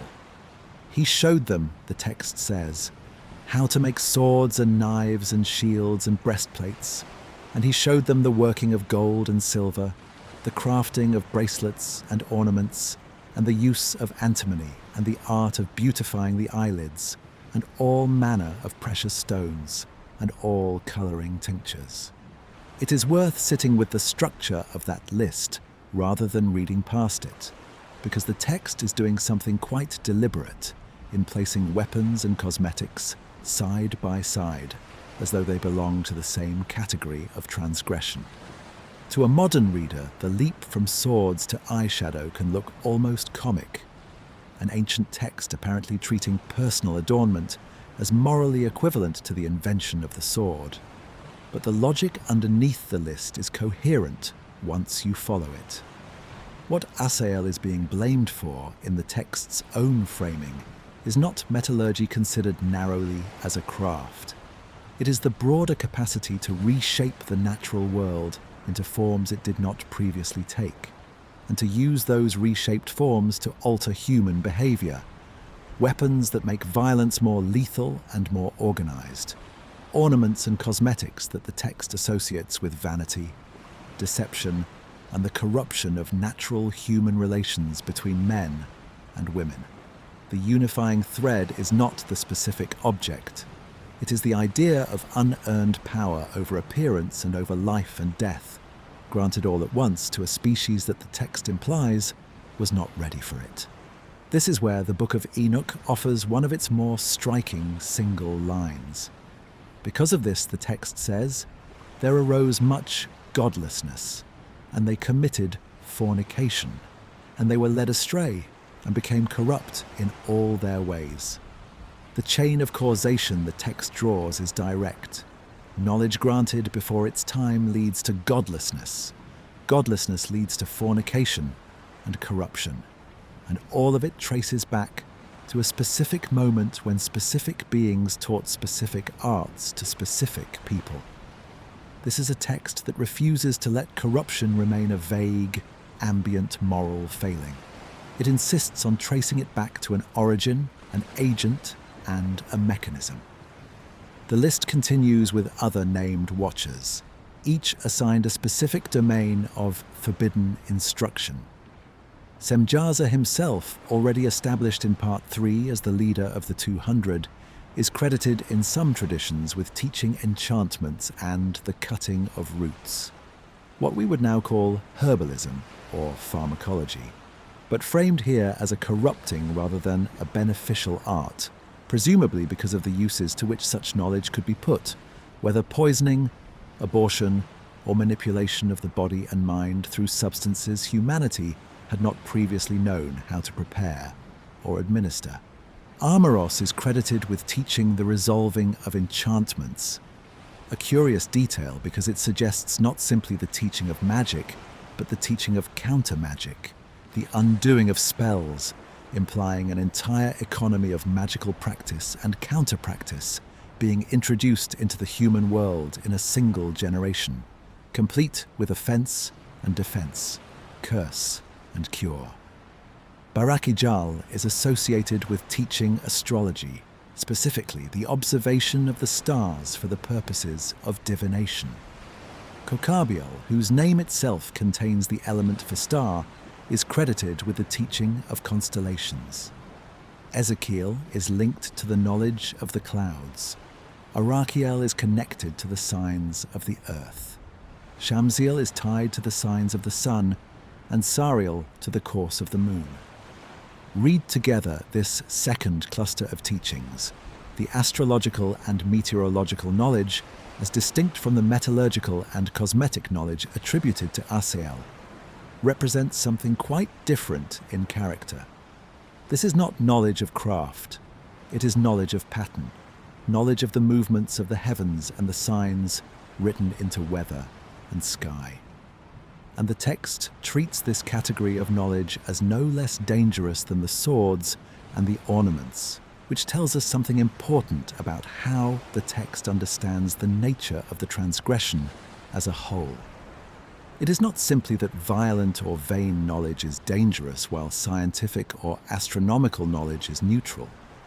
In the moral universe of the Book of Enoch, the danger lies less in the specific content of what was taught and more in the fact that it was taught at all, imparted from a divine source to a human recipient outside the sanctioned channels through which such knowledge was meant to reach humanity, at a time and in a manner the created order was not prepared to receive. It is worth noting how this list divides itself, on close reading, into three rough categories, even though the text itself never states the division so explicitly. The first category is craft and adornment, metallurgy, weapons, cosmetics, the working of precious stones, everything attributed most directly to Asiel. The second is what we might call the occult arts. Enchantments, the cutting of roots, the resolving of spells, the practices attributed to Semjaza and Armaros, knowledge that operates on the hidden properties of plants, words, and ritual actions rather than on visible material. The third is celestial observation, astrology, the signs of the constellations, the reading of clouds and the courses of sun and moon, attributed to Kokabiel, Barakijal, Arachiel, Shamsiel, and Sariel. Three separate domains of knowledge, three separate clusters of named teachers, and yet the text folds all three into a single, unified catastrophe rather than treating them as three unrelated problems. That unification is itself a claim worth noticing. The text is arguing, in effect, that craft, occult practice, and astronomical observation are not separate categories of human achievement to be judged individually on their merits, but three branches of a single event. A single act of premature disclosure that swept across every domain of what would later become human civilization all at once, rather than arriving gradually, department by department, the way we might imagine technological development unfolding under ordinary historical conditions. That detail matters for how we think about the shape of the claim being made. Most accounts of technological or cultural development, ancient or modern, describe knowledge accumulating slowly, unevenly across many generations, with different peoples advancing in different domains at different rates. The Book of Enoch's account of the Watcher's teaching describes something closer to a single, comprehensive transfer, a moment, or at most a short span of time in which an entire civilizational toolkit arrived at once, fully formed, from a source outside humanity altogether. Whether or not you take this as historical claim, it is worth registering as a distinctive shape of story, different from the slow accumulation model most modern historians of technology would reach for, and closer to what some later esoteric and alternative history traditions would go on to describe as a sudden civilizational seeding event. A phrase and a framework we are not going to adopt uncritically here, but one this text's account of the Watchers clearly anticipates by well over 2,000 years. This is worth dwelling on because it is a genuinely distinctive theological position, and one that separates the Book of Enoch's account of the fall of knowledge from more familiar versions of the same basic idea. It is not a story in the way the Genesis account of the tree of knowledge is sometimes read, about knowledge itself being forbidden fruit that humanity should never have desired at all. The Book of Enoch does not appear to regard metallurgy, astronomy, or herbal medicine as inherently evil arts that humanity would have been better off never possessing. Later chapters of the text and other Enochic material we will touch on across the coming parts describe righteous figures possessing and using various kinds of specialized knowledge without condemnation. The transgression, as the text frames it, is one of timing, source, and authority rather than content. Humanity would presumably have received these arts eventually, through some sanctioned process the text does not specify in detail. But receiving them prematurely from unauthorized teachers outside whatever process would ordinarily have governed such a transmission is what corrupts the gift and turns it toward harm rather than benefit. There is a phrase later in the text describing the general state of the earth once this transmission is complete that is worth quoting because of how directly it names the consequence. The whole earth, it says, was corrupted through the works that were taught by Azazel. To him ascribe all sin. This single line does an enormous amount of theological work. It assigns a specific origin point to the general condition of moral corruption across the whole of humanity, tracing it back not to a human choice made in a garden, as the Genesis tradition does with Adam and Eve, but to a divine being's decision to teach forbidden arts to a species not ready to receive them.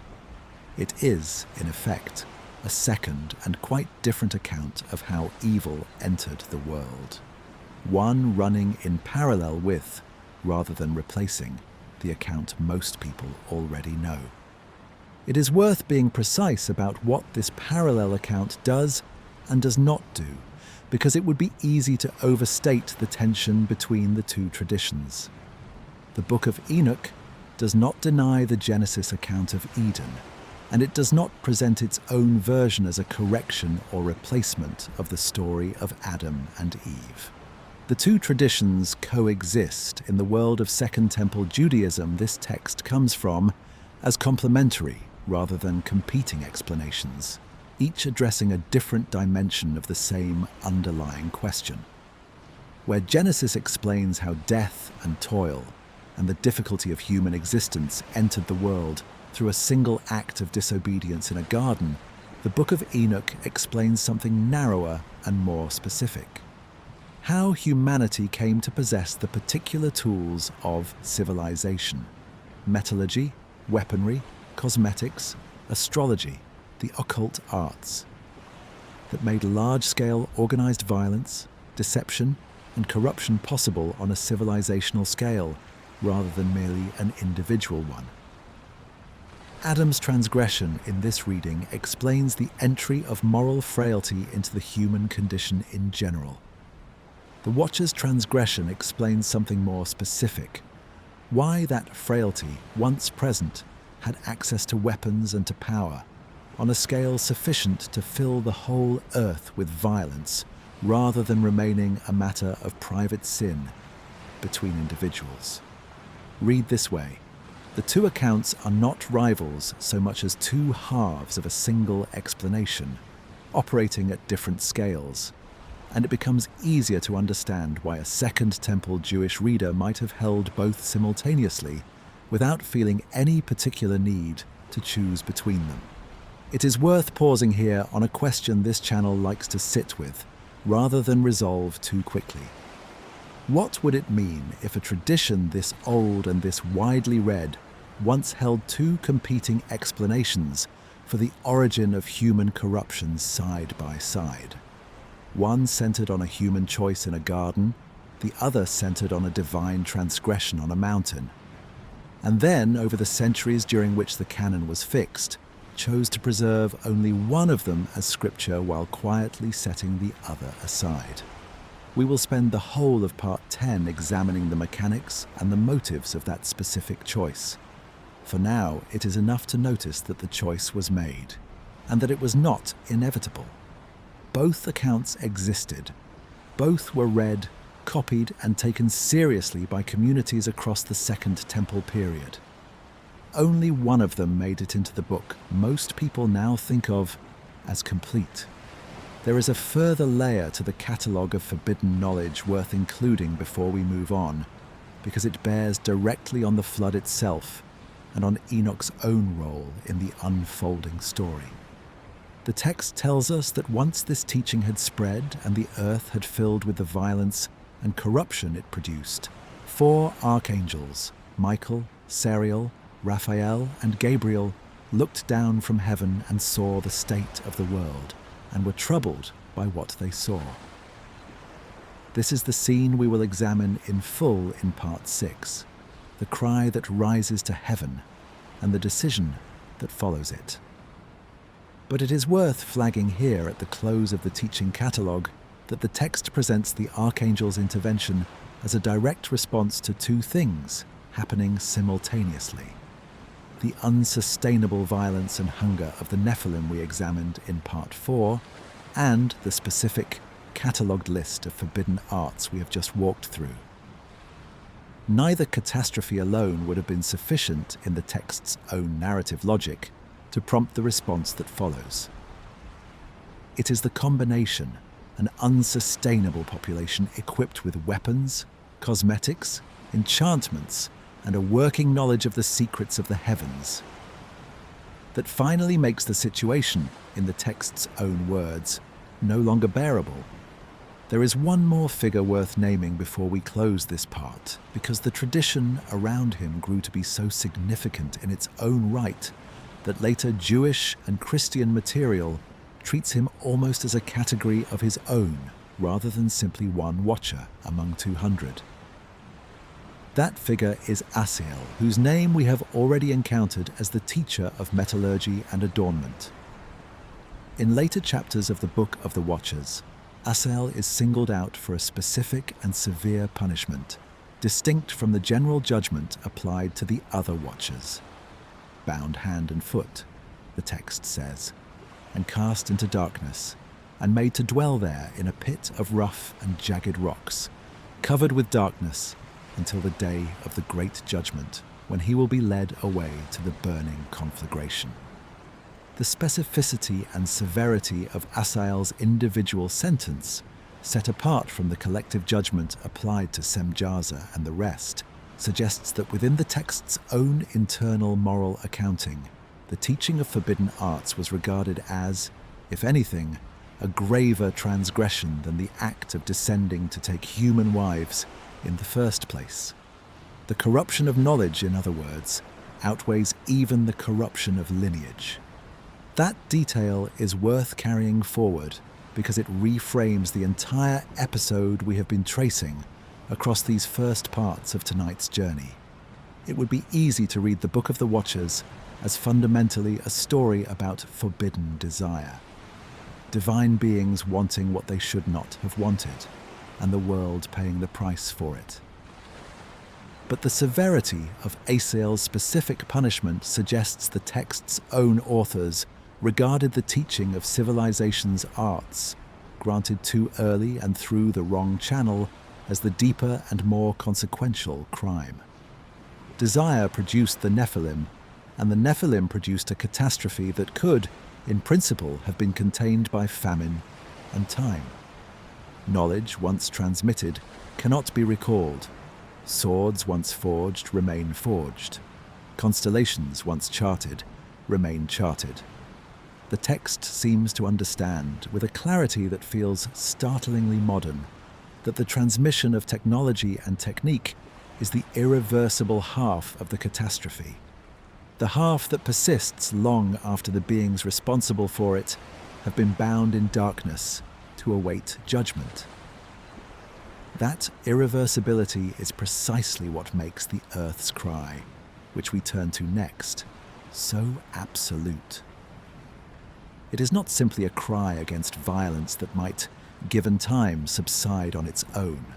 It is a cry against a condition that has become permanent, embedded in what humanity now knows and cannot unknow. carried forward by a population that has already shown it will consume everything set in front of it. The archangels who hear that cry are not simply being asked to punish a crime already completed. They are being asked to respond to a world that has been permanently and irrevocably altered, and to decide what, if anything, can still be salvaged from what remains. We left the previous part with Asael bound in darkness, awaiting a judgment that had not yet arrived, and with a question hanging in the air about which catastrophe mattered more in the text's own accounting, the birth of the giants, or the teaching of forbidden arts. Now we turn to the moment when both catastrophes together become too much for the created order to absorb, and heaven itself is forced to respond. The text describes this moment with a specific image, and it is worth sitting with the image before moving to what follows from it.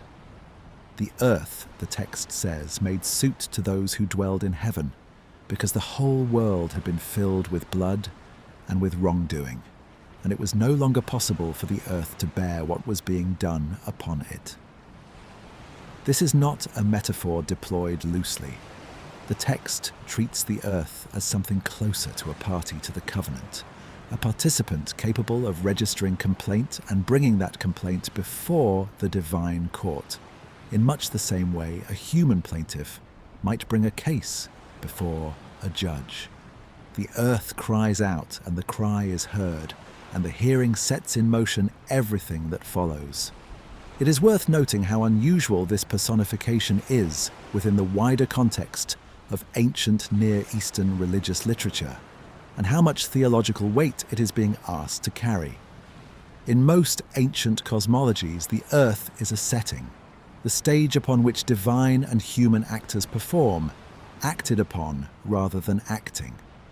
The Book of Enoch briefly but unmistakably grants the earth itself a kind of legal standing, treating it as an entity capable of suffering an injury specific enough to warrant redress, and capable of petitioning the court of heaven directly rather than waiting for some human intermediary to speak on its behalf. This detail echoes in miniature a similar idea found scattered elsewhere across the wider biblical tradition. The notion, expressed for instance in the story of Cain and Abel, that the ground itself can cry out because of blood spilled upon it, that blood shed unjustly leaves a kind of residue the earth itself registers, and cannot simply absorb without consequence. The Book of Enoch takes that same underlying intuition and expands it into a fully developed scene, with named witnesses, formal testimony, and a court that actually convenes and rules. 4 archangels are named as the ones who look down and see what has become of the world below. Michael, Sariel, Raphael, and Gabriel, 4 figures who will each go on to have long and significant afterlives in later Jewish and Christian angelology, but who appear here in one of their earliest datable literary appearances, specifically in the role of witnesses. They look down from the sanctuary of heaven, the text says, and they see the quantity of blood that is being shed on the earth, and they see all the lawlessness that is being wrought upon the earth. And they say to one another, in effect, this cannot continue. It is worth pausing on the fact that the response begins with witnessing rather than with unilateral divine action. The archangels do not simply observe and then act on their own initiative. The text describes them bringing their observations before the throne of God as a formal petition, an accusation lodged almost in the language of a legal proceeding against the watchers who caused the corruption. This detail matters because it establishes something important about how the text imagines the structure of the heavenly order. Even the response to a catastrophe of this magnitude does not happen through simple divine fiat.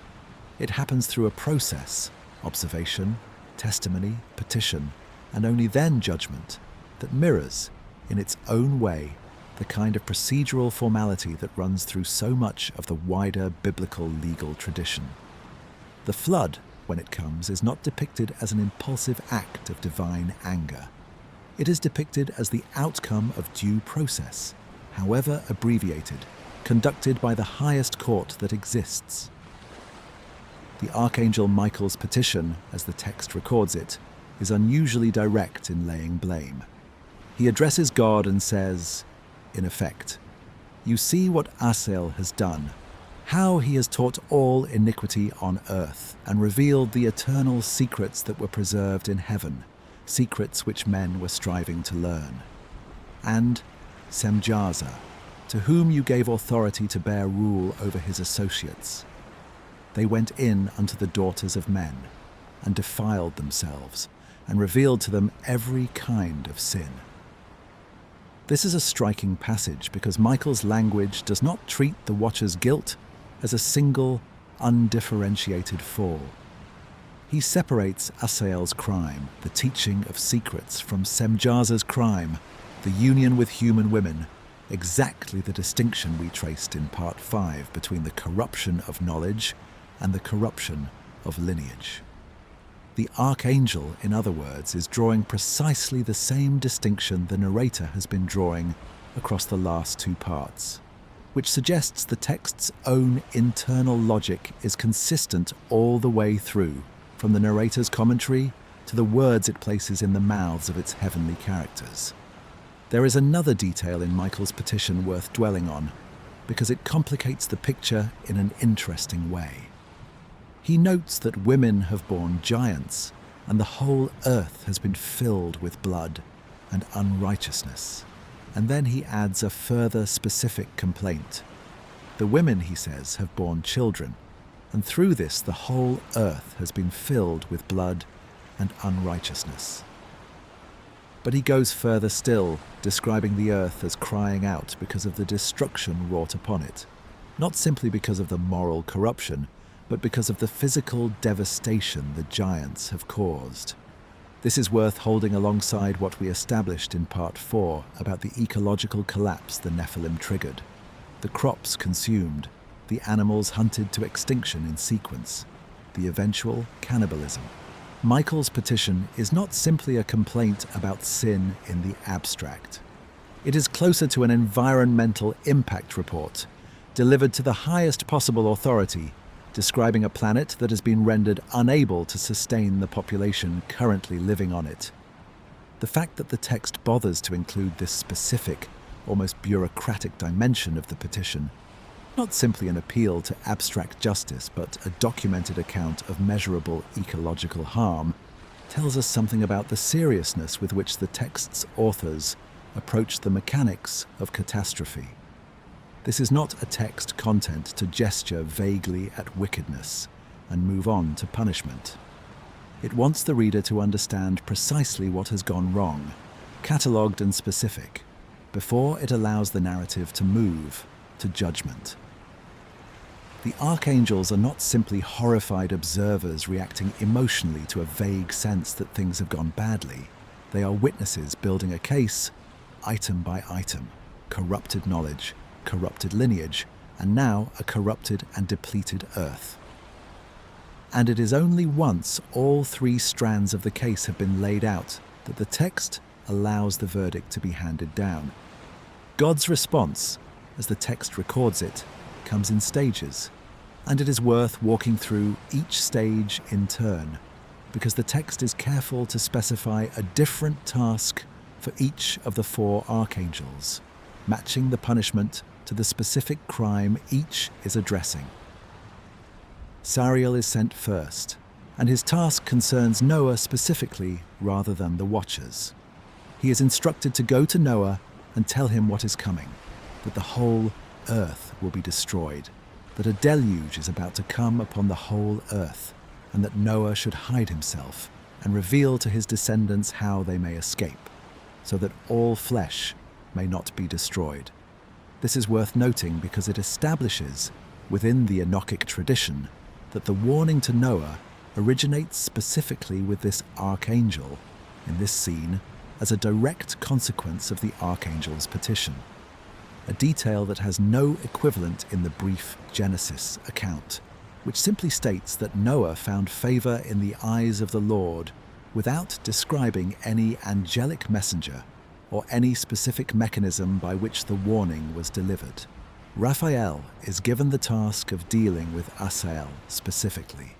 He is instructed to bind Asael hand and foot and cast him into the darkness, and to make an opening in the desert, which is in Dudael, and cast him there. He is to lay upon him rough and jagged rocks, and cover him with darkness, and let him abide there forever, and cover his face, that he may not see light, and on the day of the great judgment he shall be cast into the fire. This is the punishment we touched on briefly at the close of part 5. And it is worth noting now, seeing it in its full context, that Asael's punishment is described in considerably more physical and more permanent detail than the punishment assigned to any other single figure in this entire sequence. He alone is buried beneath rocks in a named location in the desert. He alone has his face specifically covered so that he cannot see light. The specificity of this sentence, assigned by name to a specific archangel with a specific geographic instruction, reinforces again the sense that the text regards the crime of teaching forbidden knowledge as deserving a uniquely severe and uniquely detailed response. There is a further instruction attached to Raphael's task that is easy to overlook, but genuinely significant. Once Asael has been bound and buried, Raphael is told to heal the earth which the angels have corrupted, and to proclaim the healing of the earth, that they may heal the plague, and that all the children of men may not perish through all the secret things that the watchers have disclosed and have taught their sons. This is one of the few moments in the entire book of the Watchers where the text pauses to describe not punishment or destruction, but restoration. An explicit statement that part of the divine response to this catastrophe involves actively healing the damage that has been done, rather than simply destroying everything and starting fresh. It suggests that even in a text this focused on judgment and consequence, there is an underlying assumption that the created order is meant to be repaired rather than merely erased. Gabriel is given the task that concerns the Nephilim directly. He is instructed to go to the children of fornication, the offspring of the Watchers and human women, and to destroy them by setting them against one another in a war of mutual destruction. To send them against each other in a war of destruction, the text says, "For length of days shall they not have." This detail connects directly back to what we examined in part 4.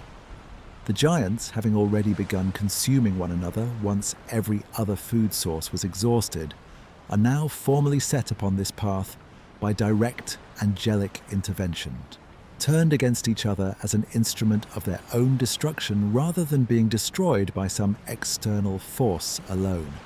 The text seems to be suggesting that the mechanism of the giants' downfall, mutual violence, cannibalism, self-consumption, was not simply an accidental consequence of their hunger, but was, at least in part, actively directed by heaven as the specific means of their undoing.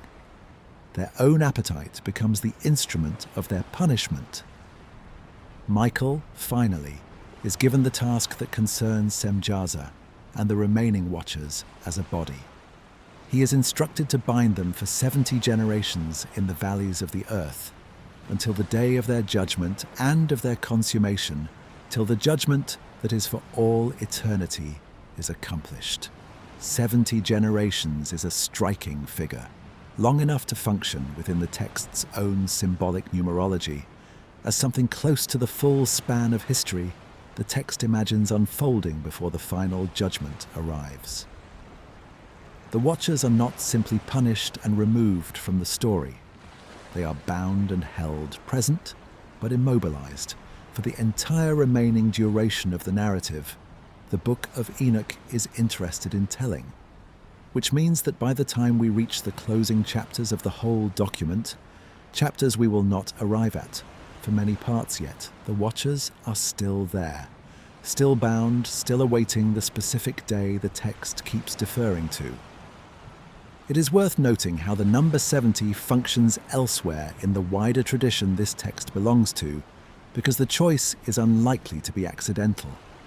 70 recurs across Second Temple Jewish literature as a number associated with completeness of a particular kind. 70 elders appointed to assist Moses in the wilderness. 70 years of exile prophesied for Jerusalem in the Babylonian captivity. 70 nations traditionally understood to have descended from Noah's sons in the Table of Nations. A text working within this same numerical vocabulary, choosing 70 generations as the length of the Watcher's imprisonment, is almost certainly signaling that this sentence is meant to span the entirety of meaningful human history, as the text's original audience would have understood it, not a punishment with a definite, calculable end date within living memory, but one calibrated to last precisely as long as the world itself was expected to last, right up until the point where ordinary history gives way to final judgment. It is worth noticing something about the shape of this entire divine response, now that we have walked through all 4 assignments together. Each punishment is matched with unusual precision to the specific crime it addresses. Asael, who taught, is buried and blinded, denied the very light by which knowledge is perceived.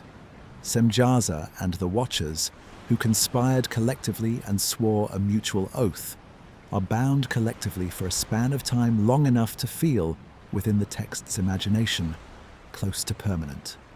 The Nephilim, who consumed everything around them without limit, are destroyed through their own mutual consumption, turned into instruments of their own extinction. And Noah, the one figure in this entire sequence who has done nothing wrong, is the only one given not punishment, but warning, the chance to prepare, to survive, and to carry forward whatever of the created order can still be salvaged. The text is not simply describing a flood as an act of indiscriminate destruction.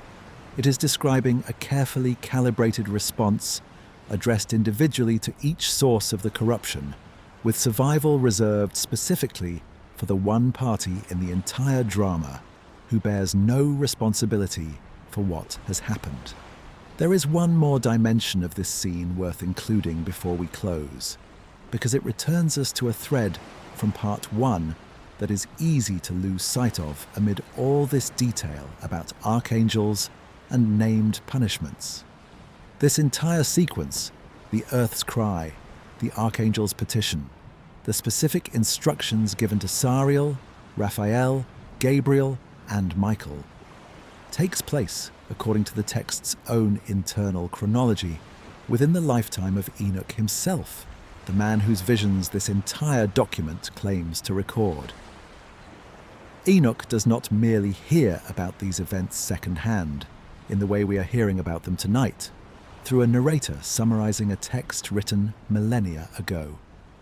Within the world the Book of Enoch constructs, Enoch is a contemporary of this catastrophe, a witness to its unfolding and, as the chapters immediately following this scene make clear, a figure the Watchers themselves approach directly, asking him to intercede on their behalf before the judgment that has just been decreed against them. There is something worth sitting with in the sheer strangeness of that request before we move fully into who Enoch was.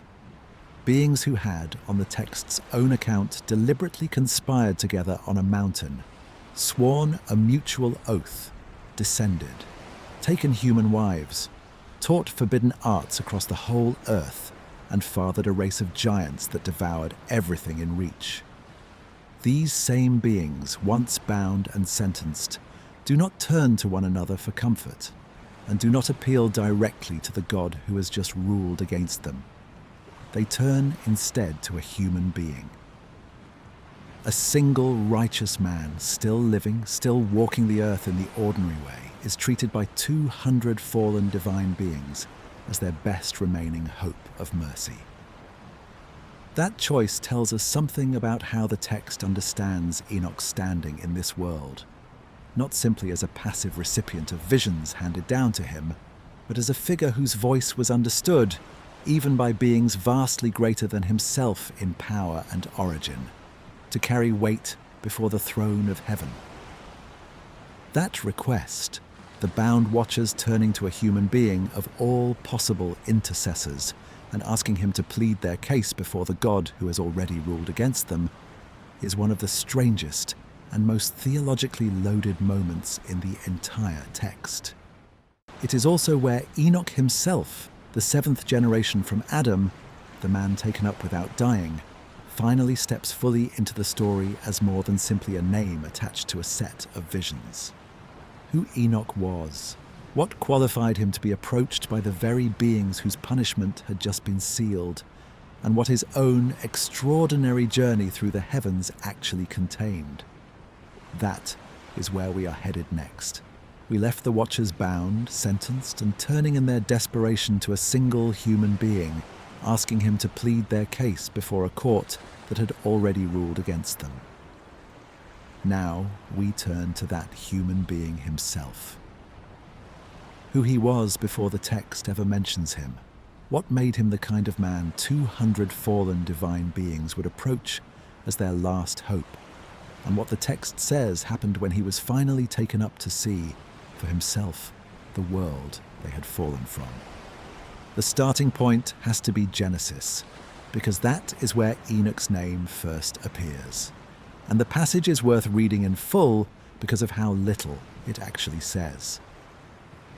Enoch lived 65 years, the genealogy records, and begat Methuselah. And Enoch walked with God after he begat Methuselah 300 years, and begat sons and daughters. And all the days of Enoch were 365 years. And Enoch walked with God, and he was not, for God took him. That is the entire biblical record of Enoch's life. A lifespan given in numbers, a genealogical function, father of Methuselah, who will himself father Lamech, who will father Noah, and a single repeated phrase, walked with God, applied to no other figure in the whole of the patriarchal genealogy in quite the same way. Every other name in that chapter of Genesis follows an identical formula. So many years begat a son, lived so many more years, begat other sons and daughters, and died. Enoch's entry breaks the formula at exactly the point where every other entry says died. Instead, the text says he was not, for God took him. It is worth pausing on how much interpretive space that break in the formula opens up, and how little the text itself does to fill it. Genesis does not tell you where Enoch was taken or what he experienced or why he specifically, out of all the pre-flood patriarchs, was selected for this treatment, rather than simply living out a long life and dying like his father Jared and his son Methuselah both eventually did. It gives you a gap in the pattern and nothing else. And it is precisely into that gap that the entire tradition of Enochic literature grows.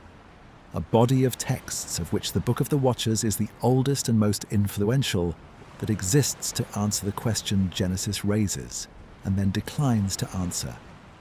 What did walking with God actually involve? And what did Enoch see during the period before he was taken? There is also a numerical detail worth noting because ancient readers steeped in the symbolic use of numbers throughout Genesis would not have passed over it without comment. Enoch's total lifespan, 365 years, is markedly shorter than every other figure in the antediluvian genealogy surrounding him. His father Jared lives 962 years. His son Methuselah lives 969 years, the longest lifespan recorded anywhere in the Hebrew Bible. Enoch's brief 365 years stands out precisely because it is so much shorter than everyone around him, and the number itself corresponds exactly to the days in a solar year. This connection between Enoch's lifespan and the solar calendar is almost certainly not coincidental, And it becomes considerably more significant once we recall, from Part 2, that one of the 5 sections of the Book of Enoch, the Book of the Luminaries, is devoted entirely to astronomical observation and uses a 364-day calendar closely related to the solar year Enoch's own lifespan echoes. The tradition seems to be signaling, from the very first mention of Enoch's name in Genesis, that this is a figure whose life is bound up with the movements of the heavens in a way none of the other patriarchs' lives are. With that background established, we can turn to what the Book of Enoch itself says happened. The journey through the heavens that the brief phrase "walked with God" apparently refers to, according to the tradition that grew up to interpret it. The text describes Enoch's ascent as beginning with a vision received while he slept, in which he is lifted up by beings who carry him toward heaven. Winds in some translations, or clouds in others, that bear him upward past the boundary that ordinarily separates the earthly and heavenly realms. He describes stars and lightnings driving and hastening him, and winds giving him wings and causing him to fly, lifting him upward into heaven until he arrives at a wall built of crystal, surrounded by tongues of fire, and beyond the wall, a great house built of the same crystal. Its floor and ceiling and walls all of ice, its portals aflame with fire. This first house, the text tells us, is only the outer chamber of something far larger.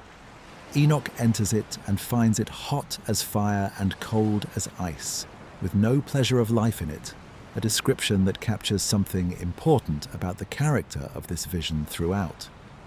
It is not comfortable, not straightforwardly beautiful in the way, later, softer traditions of heaven might lead a modern reader to expect. It is overwhelming, alien, structured according to a logic that does not map neatly onto ordinary human categories of pleasant or unpleasant. It is worth pausing on that combination of fire and ice, because the text returns to it insistently rather than treating it as a passing detail. Ancient readers encountering this description would have recognized it as a deliberate paradox. The two most extreme and mutually exclusive sensory conditions available to ordinary human experience present simultaneously in the same structure, in a way that ordinary physical matter cannot sustain. This is one of the ways ancient visionary literature signals that what is being described exceeds ordinary categories altogether. Not simply a very large or very impressive building, but a structure whose very physical properties refuse to resolve into anything a human observer could stand inside comfortably. Enoch's fear in this scene, which the text records plainly rather than glossing over, seems to arise as much from this categorical strangeness as from any sense of danger in the conventional sense. He is not afraid because something threatens to harm him. He is afraid because he has entered a space that does not obey the rules his body and mind were built to interpret. Beyond this outer house is a second house, greater than the first, its portals open before him, and everything within it exceeding the first house in splendor, its floor of fire, its structure covered with lightning and shooting stars. Its ceiling, the text says, was flaming fire. Enoch describes seeing within this second house a lofty throne, its appearance like crystal, surrounded by wheels like the shining sun, and from beneath the throne came streams of flaming fire, so that he could not look at it. This is the throne room the whole ascent has been building toward, and the language here should sound familiar to anyone who has read the visionary literature of the Hebrew prophets, because it draws directly on the same tradition of throne vision imagery found in Ezekiel, and later, in the Book of Revelation, the throne surrounded by wheels and fire that Ezekiel describes beside the river Chebar. That shared vocabulary between Enoch's throne vision and Ezekiel's is worth dwelling on, because it is one of the clearest pieces of internal evidence for how deeply embedded the Book of Enoch was within the same broader visionary tradition that produced material later Judaism and Christianity did keep as scripture. Ezekiel's vision of the divine chariot throne, with its wheels within wheels, and its living creatures, and its unbearable radiance, was never excluded from the canon. It remains to this day one of the central and most studied visionary passages in the entire Hebrew Bible. The Book of Enoch's throne vision uses strikingly similar architecture and imagery, produced by writers working in the same broad prophetic and apocalyptic tradition, drawing on shared conventions for how one describes an encounter with the divine that exceeds ordinary human capacity to witness directly. The fact that one throne vision became foundational scripture and the other became excluded apocrypha is not, on the evidence of the text itself, a matter of one being obviously more extreme, more strange, or more theologically dangerous than the other in its basic visionary content. Whatever separated their eventual fates, it was not a difference in the fundamental grammar of the vision each one records. The great glory, as the text calls the figure seated on the throne, sat upon it, his raiment brighter than the sun and whiter than any snow. Enoch describes being unable to look upon this figure directly. No angel, the text says, could enter this house and look upon his face by reason of the magnificence and glory, and no flesh could look upon him. Enoch himself falls on his face, trembling, until a voice calls him forward and he is raised up and brought to the door of the throne room, though even then he continues in his own account with his face bowed down. It is at this point that the text records something that connects directly back to the scene we examined in Part 6, because it is here, in this throne room, that Enoch is given the task of delivering judgment against the Watchers. The voice from the throne tells him to go and say to the Watchers who have sent him, meaning the bound Watchers who had approached Enoch on earth asking him to intercede on their behalf, that they have forsaken the high, holy, and eternal heaven, and defiled themselves with women, and done as the children of earth do, and taken wives, and that they will have no peace, and no forgiveness of sin. This is the moment when Enoch, the man the Watchers hoped might successfully plead their case, instead becomes the messenger who delivers their final, formal condemnation, straight from the source of the judgment itself. There will be no intercession. The text is explicit that Enoch's role in this scene is not to negotiate on the Watcher's behalf, but to confirm, with the full authority of having stood before the throne himself, that the sentence already passed down through Michael, Raphael, Gabriel, and Sariel is final.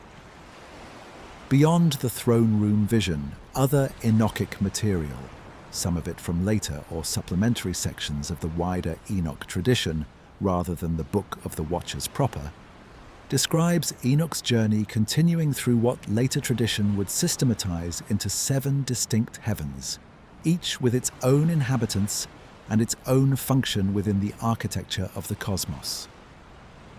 This 7-fold heaven scheme is elaborated most fully in a related but separate text, generally called the Second Book of Enoch, or the Slavonic Enoch, which survives only in Old Church Slavonic manuscripts rather than in the Ethiopian Ge'ez tradition, and which most scholars treat as a later composition drawing on and expanding the older Enochic material, rather than as part of the original Book of the Watchers.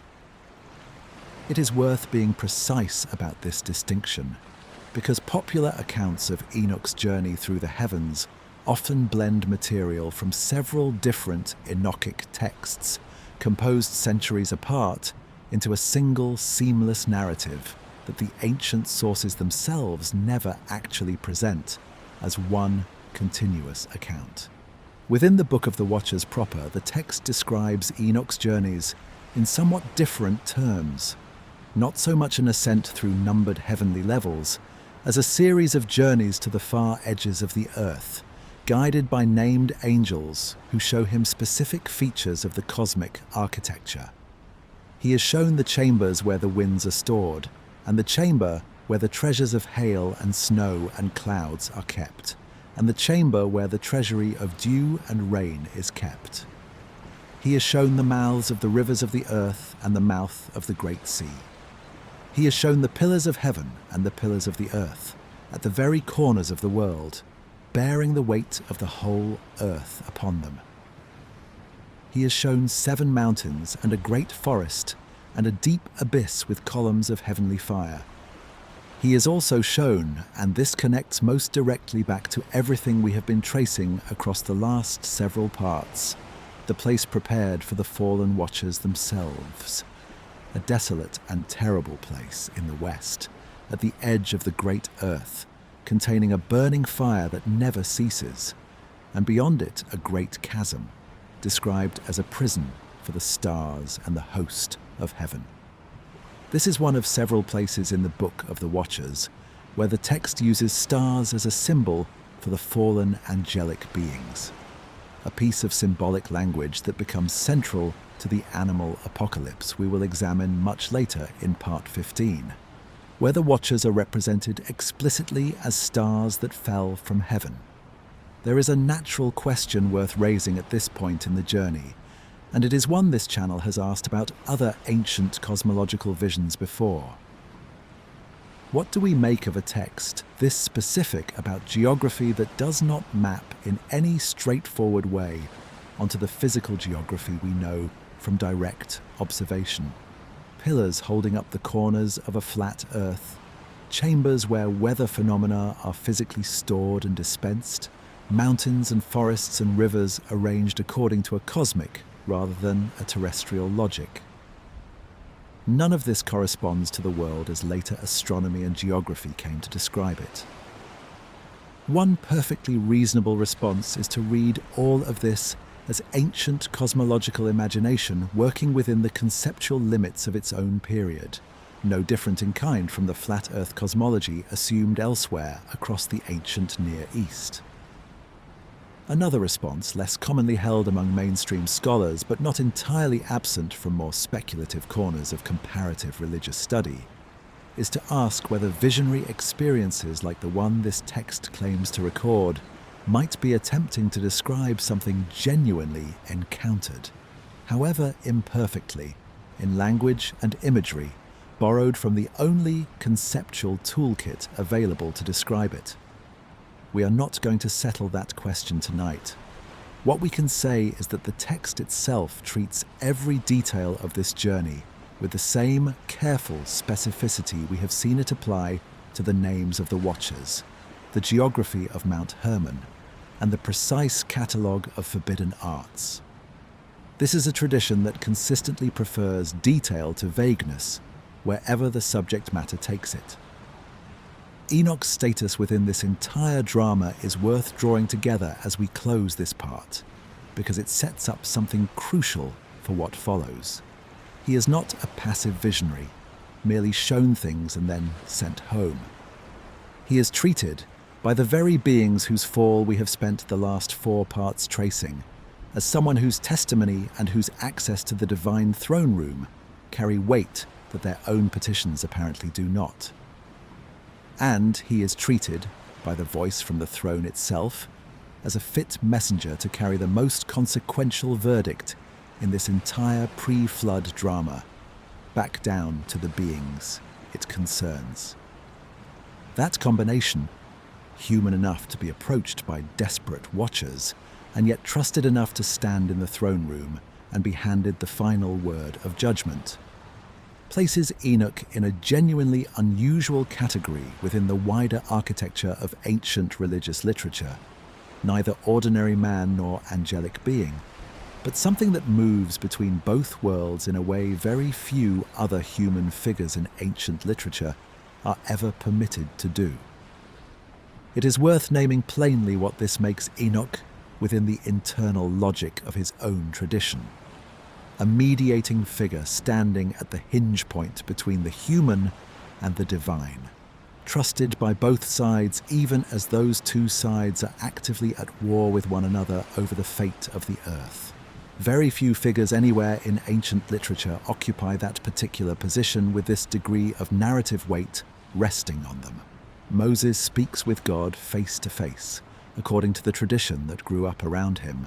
But Moses is never approached by fallen beings, begging for intercession. The prophets deliver oracles, but they do not stand physically inside the throne room and then walk back out again to deliver a verdict to the parties it concerns.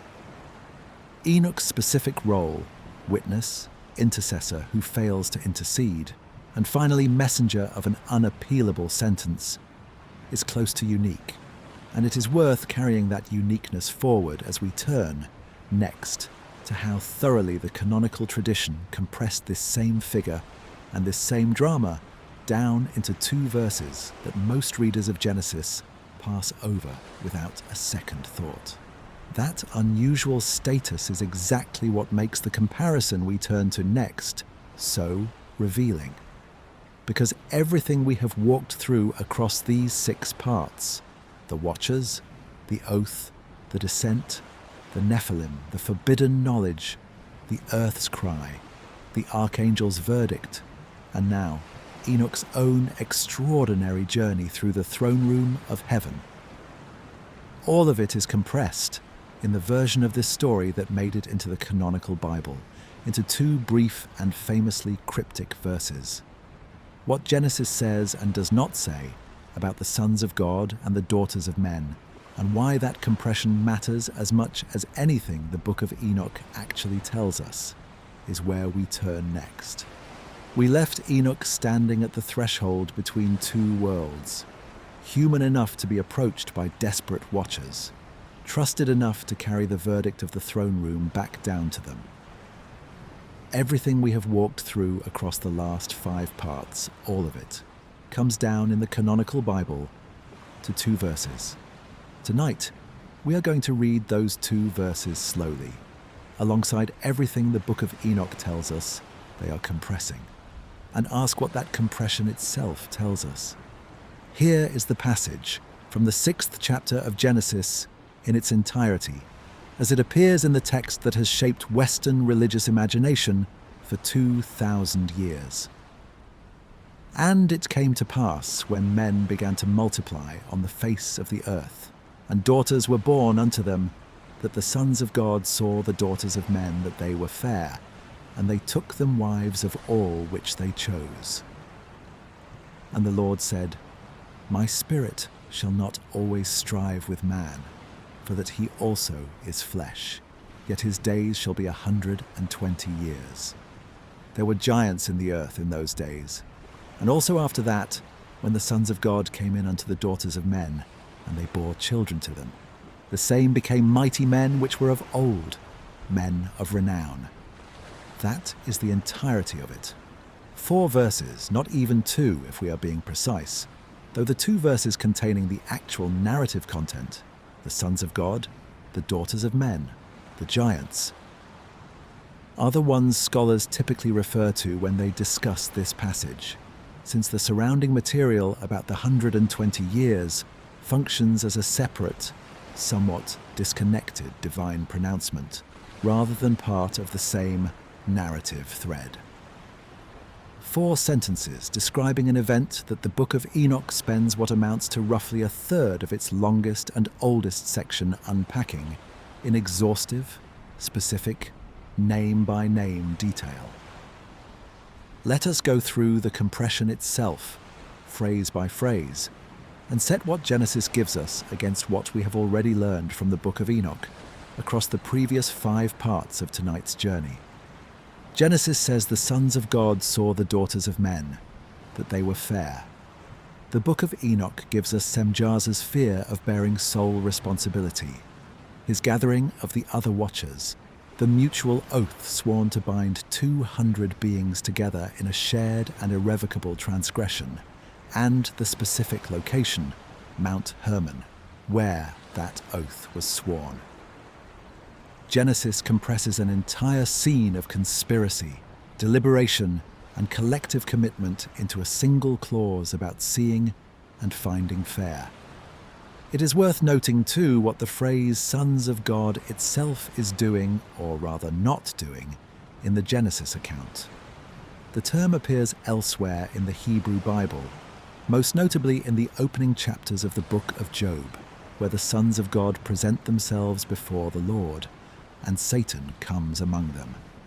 A passage that clearly assumes an audience already familiar with the idea of a heavenly court, populated by divine or semi-divine beings, distinct from God himself, without ever pausing to explain who these beings are or where they came from. Genesis 6 uses the same term with the same unexplained familiarity, offering no definition, no origin story, no account of what kind of being a son of God actually is, or how such a being differs from an ordinary angel, or from God himself. The Book of Enoch, by contrast, gives these beings a name for their class, watchers, a function within the cosmic order, to observe rather than to act, and a specific, named leadership structure. Genesis assumes the reader already knows what a son of God is. Enoch tells you. Genesis says they took them wives of all which they chose. The Book of Enoch gives us 19 named leaders, each commanding 10 subordinates, an organized structure descending together rather than a scattered series of individual unions, and an explicit statement that what followed was understood by the participants themselves as defilement rather than marriage in any ordinary sense. Genesis compresses an organized, collective, premeditated act into a phrase that could just as easily describe an ordinary marriage custom. Genesis says there were giants in the earth in those days. The Book of Enoch gives us the specific and escalating catastrophe we examined in Part 4. Giants whose appetite exhausted human agricultural production then turned to humanity itself, then to the animal kingdom in sequence, then finally to each other. In a 4-stage ecological collapse, the text traces with almost clinical attention to sequence and cause. Genesis compresses that entire collapse into 6 words. Genesis says the same became mighty men which were of old, men of renown. The Book of Enoch gives us nothing celebratory about the Nephilim at all. No suggestion that their renown was admirable, no hint of heroic legacy. Quite the opposite. It gives us beings whose destruction required direct angelic intervention, whose deaths did not end their capacity for harm, and whose spirits persisted afterward as a distinct and malevolent category of being. Where Genesis's phrasing carries at least a residue of the heroic age framing familiar from other ancient literatures, men of renown is the kind of phrase you might expect applied to legendary founding figures a culture remembers with pride. The Book of Enoch gives us an unambiguous catastrophe with no redeeming or celebratory dimension whatsoever. And Genesis says nothing at all, not one word, about the transmission of forbidden knowledge. No assail, no metallurgy, no cosmetics, no enchantments, no astrology. The entire catalogue we spent the whole of Part 5 working through, the specific list of named watchers, each teaching a specific corrupting art, is simply absent from the canonical account. If you read only Genesis 6, you would have no idea that this dimension of the story existed at all. This is worth sitting with as a totality rather than phrase by phrase, because the scale of the compression is genuinely remarkable once you see it laid out this way. It is not simply that Genesis tells the story briefly and Enoch tells it at length, the way a summary might compress a longer original without losing anything essential. Entire load-bearing elements of the story, the oath, the named leadership structure, the ecological collapse, the catalogue of forbidden knowledge, the fate of the giant spirits, the Archangel's formal petition, Enoch's own journey and his role as the messenger of final judgment. are simply not present in Genesis in any form, explicit or implicit. A reader working only from the canonical text would have no way of knowing any of this material existed, let alone reconstructing it from the 4 verses they had been given. There is a question worth asking carefully here, because it goes to the heart of how we should think about the relationship between these 2 versions of the story. Did Genesis compress a fuller tradition that already existed roughly in the form the Book of Enoch preserves it, cutting the version we now have down from something like the fuller account?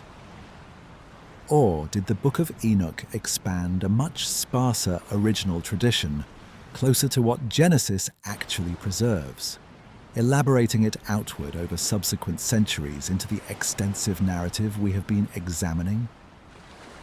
The scholarly consensus leans towards something like the first explanation, though the picture is more complicated than a simple story of cutting. Most scholars who work on the dating and composition of both texts believe that the traditions behind the Book of the Watchers are genuinely ancient, drawing on Mesopotamian and broader ancient Near Eastern mythological material that predates the final editing of Genesis in anything like its current form. On this view, the compressed Genesis 6 passage represents a later editorial hand deliberately paring down a much richer and more widely circulated tradition into the minimal form necessary to acknowledge that the tradition existed, without endorsing or elaborating on its more theologically difficult elements. The idea of divine beings as independent moral agents capable of organized rebellion, the idea of forbidden knowledge transmitted directly from heaven, the idea of monstrous offspring requiring active angelic intervention to destroy. Genesis 6 on this reading is not an independent, simpler tradition that Enoch later built upon. It is a scar left behind by an editorial decision to acknowledge a story everyone already knew while refusing to tell it in full. It is worth being precise about what evidence supports this direction of dependency rather than the reverse, because it is not simply a matter of scholarly intuition about which text feels older. Comparative work on ancient Near Eastern flood and divine descent traditions more broadly, the Mesopotamian materials this channel has examined in earlier videos, describing divine beings called Apkallu, who brought civilization to humanity before a catastrophic flood, a parallel we will treat in full in Part 13, shows a consistent pattern across the ancient Near East, of much fuller mythological narratives standing behind briefer, more compressed references in later texts that draw on them. The pattern the Book of Enoch and Genesis 6 present, a rich narrative alongside a terse allusion to the same events, fits this broader regional pattern far more naturally than the alternative scenario, in which a terse and unexplained 4-verse fragment somehow generated, centuries later, an entire richly detailed mythology out of, essentially, nothing. This is not a fringe position among biblical scholars, and it is worth being clear about that, because it would be easy for a modern listener to assume that any claim about deliberate editorial suppression belongs automatically to the more speculative end of biblical scholarship. It does not. The recognition that Genesis 6:1-4 is an unusually compressed and syntactically awkward fragment of a much larger mythological tradition, and that the fuller tradition survives more completely in the Book of Enoch and related Second Temple literature, is a standard position found across mainstream academic commentaries on Genesis, not a claim confined to writers working in more speculative or alternative traditions.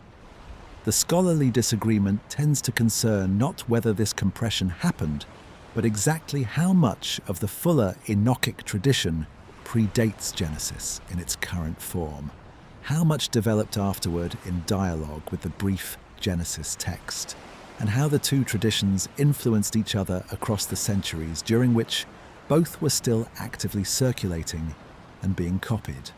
There is a further dimension to this comparison worth including, because it bears directly on the question of removal that we are building toward across the whole of tonight's journey.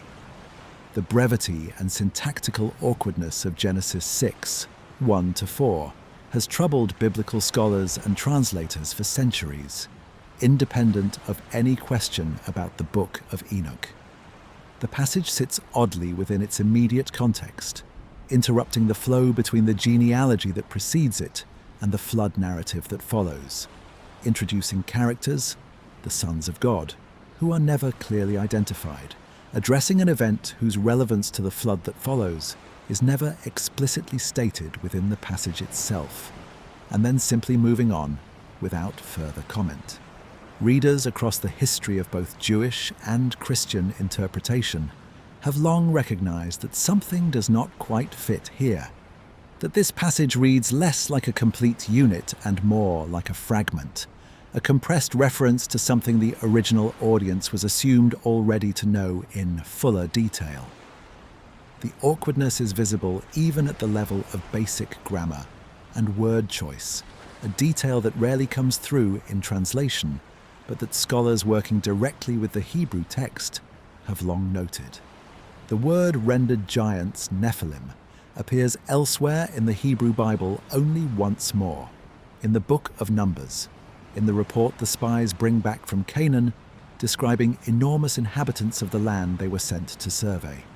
And even there the term is used with the same unexplained assumption of familiarity, as though any Israelite audience would already know exactly what a Nephil was, without needing a definition. A word used only twice in the entire Hebrew Bible, both times without explanation, both times assuming the reader already possesses context the text itself never supplies, is about as clear a linguistic fingerprint of a much larger surrounding tradition as a philologist could hope to find. That recognition long predates modern critical scholarship. Ancient Jewish interpreters working in the centuries around the turn of the Common Era were themselves aware that Genesis 6 was doing something unusual, and some of them, including the authors and readers of the Book of Enoch itself, clearly understood their own more expansive account as filling in precisely the gap that the Genesis passage leaves open. This is worth noting because it means the relationship between these two texts was not a mystery invented by modern scholars poring over ancient manuscripts centuries later. It was, in some sense, understood by ancient readers themselves, a community reading Genesis 6 in the Second Temple period, particularly a community like the one at Qumran that also possessed and valued the Book of Enoch, would very plausibly have read the brief, canonical passage as a kind of shorthand pointer toward the fuller story they already knew from Enoch, rather than as a self-contained account requiring no further context. If that is right, then the modern experience of reading Genesis 6 in isolation, as most people raised in Christian or Jewish traditions today actually do encounter it without any accompanying knowledge of the Enochic material, is a genuinely different experience from how an ancient reader steeped in Second Temple Jewish tradition would have encountered the same 4 verses. The modern reader gets a strange, brief, slightly baffling fragment about sons of God and giants that seems to come from nowhere and lead nowhere. The ancient reader, at least within certain communities, would have recognized those same 4 verses as a compressed reference to a story they already knew in considerably greater depth. The mountain, the oath, the 200, the catalogue of forbidden arts, the Archangels' petition, all of it activated in the mind of the reader by a brief textual cue, the way a modern reader might recognize a passing allusion to a story or a character everyone in the room already knows well. That difference between a fragment that once pointed toward a fuller, widely known story and the same fragment now standing alone, its context lost to most readers for the better part of 2,000 years, is precisely what was lost when the Book of Enoch was excluded from the canon. It is not simply that an interesting extra text became unavailable. It is that the canonical text itself changed in character, from a shorthand reference embedded within a living, shared tradition, into an isolated, orphaned fragment that most readers since have simply had to accept as a small, permanent mystery, sitting quietly inside an otherwise familiar chapter of Genesis. It is worth sitting for a moment with how strange this actually is once you say it plainly. The removal of a text from a canon is usually imagined as a clean act. A book taken off a shelf, no longer read, its absence simply an absence and nothing more. What the Genesis 6 comparison shows us is that the removal of the Book of Enoch was not clean in that way at all. It left a visible wound inside the text that was kept. Genesis 6, 1-4 remained in the canonical Bible precisely because it could not easily be removed without disrupting the surrounding genealogy and flood narrative. And so what survived was not the full story with its explanatory context intact, but a scar, a passage that continued to gesture toward a background the editorial process had simultaneously chosen to excise.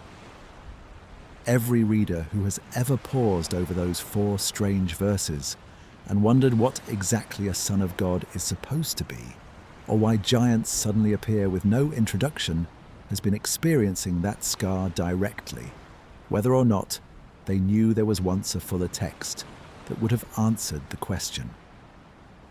That question of loss brings us directly to where we need to go next, because the story of how we know, with real historical confidence, that the fuller Enochic tradition actually did circulate widely alongside Genesis in precisely the period we have been describing, rather than simply being a later invention retrofitted onto an older, sparser text, comes from one of the most important archaeological discoveries of the 20th century.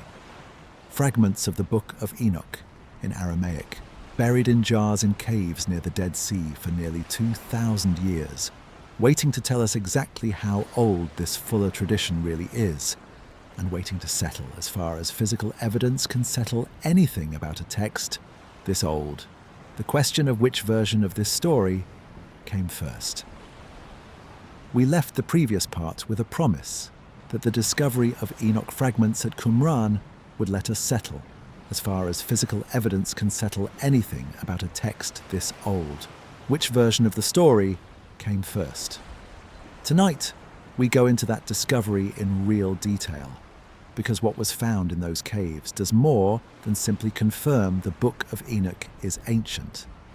It tells us specifically how it was read, by whom, in what form, and what that means for everything we have already covered about its relationship to the compressed account in Genesis. We touched briefly, back in Part 2, on the basic outline of the 1947 discovery. A shepherd, a cave, a cache of manuscripts that would turn out to be one of the most significant archaeological finds of the 20th century. Tonight, we are going to look specifically at what the Enoch material within that larger discovery actually consists of, because the details matter more than the general outline, and because the specifics are what allow scholars to make confident historical claims rather than vague ones. The Enoch fragments were found not in the first cave discovered in 1947, but primarily in Cave 4, one of 11 caves near Qumran, that would eventually yield manuscript material, excavated by archaeologists in 1952. Cave 4 turned out to be the single richest source of manuscripts at the entire site, containing fragments of hundreds of separate documents, and among them were the pieces of Enoch that would transform scholarly understanding of the text. The scholar most responsible for the initial study and publication of these fragments was Józef Milik, a Polish priest and scholar who spent decades working through the Qumran material and who published the definitive early edition of the Aramaic Enoch fragments in 1976, a work that remains a foundational reference for anyone studying the text's transmission history. It is worth saying a little more about Milik himself and the scale of the undertaking his work represented, because the Cave 4 material did not arrive at anything like a readable state. What archaeologists recovered were not intact scrolls, but thousands of small, often badly damaged fragments, many no larger than a coin, some barely legible, mixed together across dozens of different original manuscripts that had disintegrated over 2,000 years of storage in the dry desert conditions of the caves. Reconstructing which fragment belonged to which original document, in what order, and reading the Enoch material out of this scattered mass required decades of painstaking paleographic and textual work, comparing handwriting styles, tracking the physical characteristics of the animal skin parchment or papyrus. Each fragment was written on and cross-referencing content against the already known Ge'ez text to identify which small scrap of Aramaic corresponded to which known passage. Millick's 1976 publication represented the culmination of this work specifically for the Enoch material, and it remains to this day the starting point for any serious scholarly engagement with the Aramaic textual tradition. Millick's analysis identified fragments from 11 separate manuscripts of Enoch material among the Cave 4 finds, conventionally labelled by scholars using the designations 4, Q, 2, 01 through 4, Q, 2, 1, 2. A naming convention that simply records the cave number, the site, and a sequential catalogue number assigned as fragments were identified and studied. 11 separate manuscripts is a substantial number for a single text found at a site of this size, and it tells us something important on its own, independent of what the fragments actually contain. This was not a text represented by a single stray copy that happened to survive by chance. It was copied repeatedly by different scribes, evidently for ongoing use within the community, over a period that Millick's analysis suggests spans from the 3rd century BCE through to the 1st century BCE, or possibly into the 1st century CE. That range of dates across the 11 manuscripts is itself significant, because it means the Qumran community was not simply reading one aging copy of an old text and treating it as a historical curiosity. New copies were apparently being produced across a span of at least 2 centuries, which is exactly the pattern of manuscript production we would expect for a document in genuinely active liturgical or study use, rather than for a document valued primarily as an antique. Let us look at what these fragments actually contain, because this is where the details become genuinely revealing. The fragments cover material from 4 of the 5 sections we introduced back in Part 2. Portions of the Book of the Watchers, the Book of Dream Visions, the Book of the Luminaries, and the Epistle of Enoch.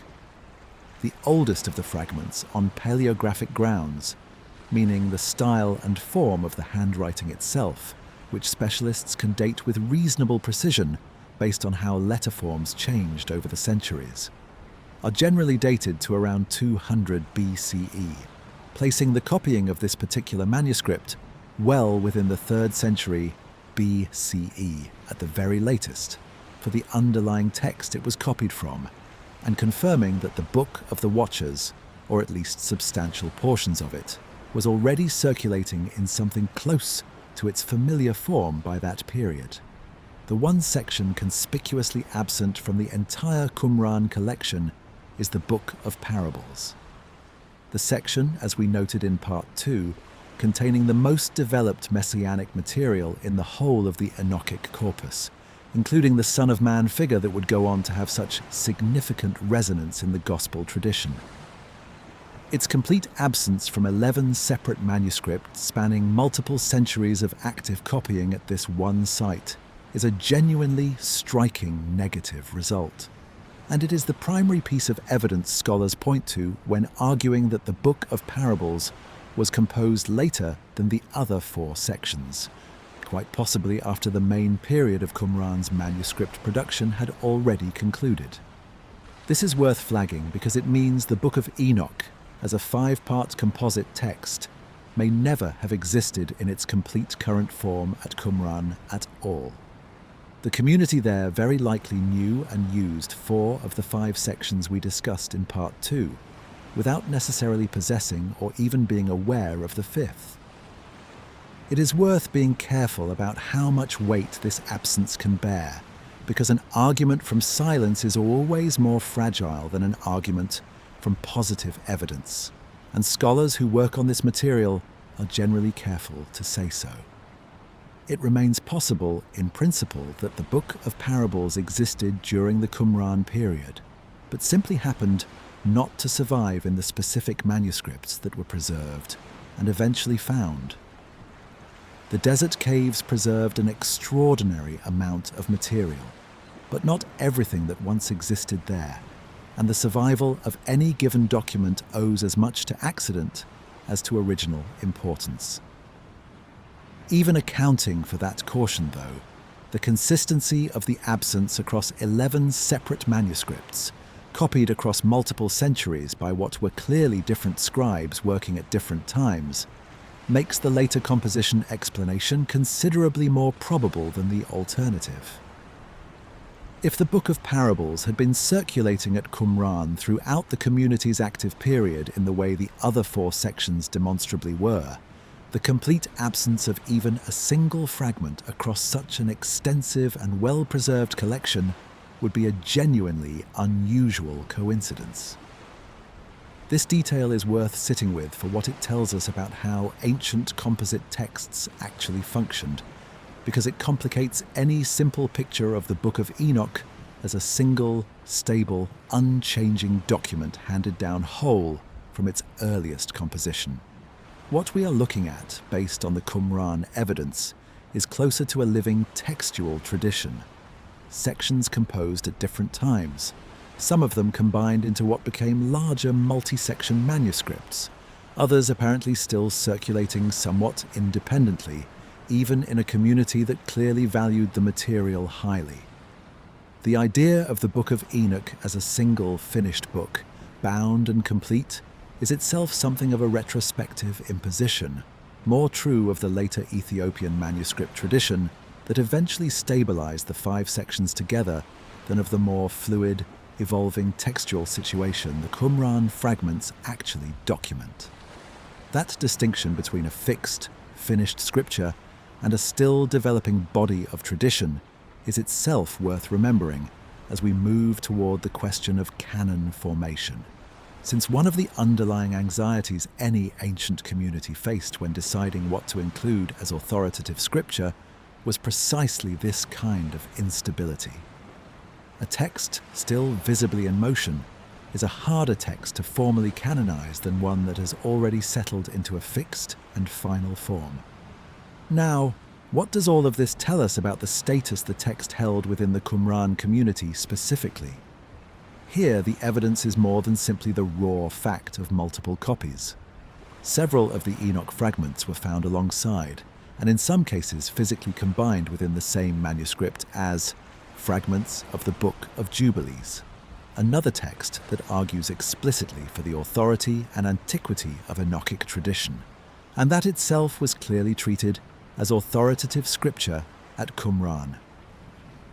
The community's own sectarian writings, documents composed by the Qumran community itself, describing their own theology and communal rules, rather than texts they inherited from the wider Jewish tradition, draw on Enochic cosmology and vocabulary in ways that suggest deep familiarity rather than passing acquaintance. The 364-day solar calendar that the Book of the Luminaries describes, which we touched on in Part 2, is the same calendar the Qumran community itself used to govern its own liturgical life, in direct tension with the lunar calendar used at the Jerusalem temple. This is not the profile of a text treated as interesting but marginal.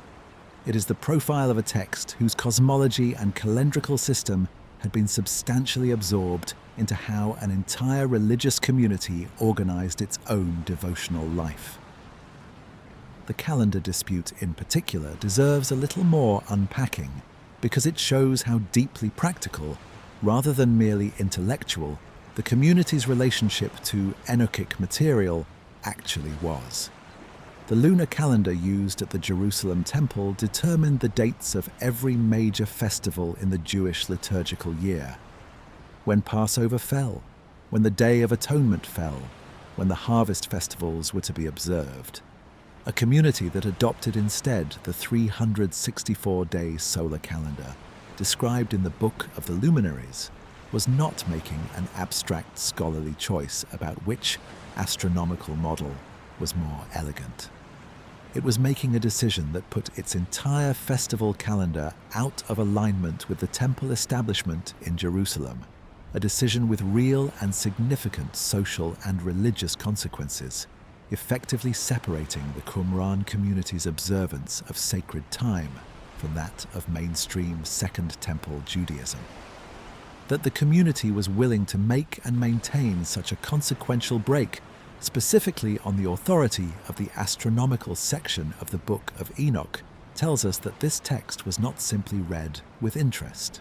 It was treated as authoritative enough to reorganize the practical rhythm of an entire community's religious life around it. There is a further point worth making about the significance of finding this material specifically in Aramaic, because it bears directly on the compression question we spent the whole of Part 8 examining. Aramaic was the everyday spoken language of Jewish Palestine in this period, not a specialized liturgical or scholarly language reserved for religious elites, but the ordinary vernacular people used for their daily business.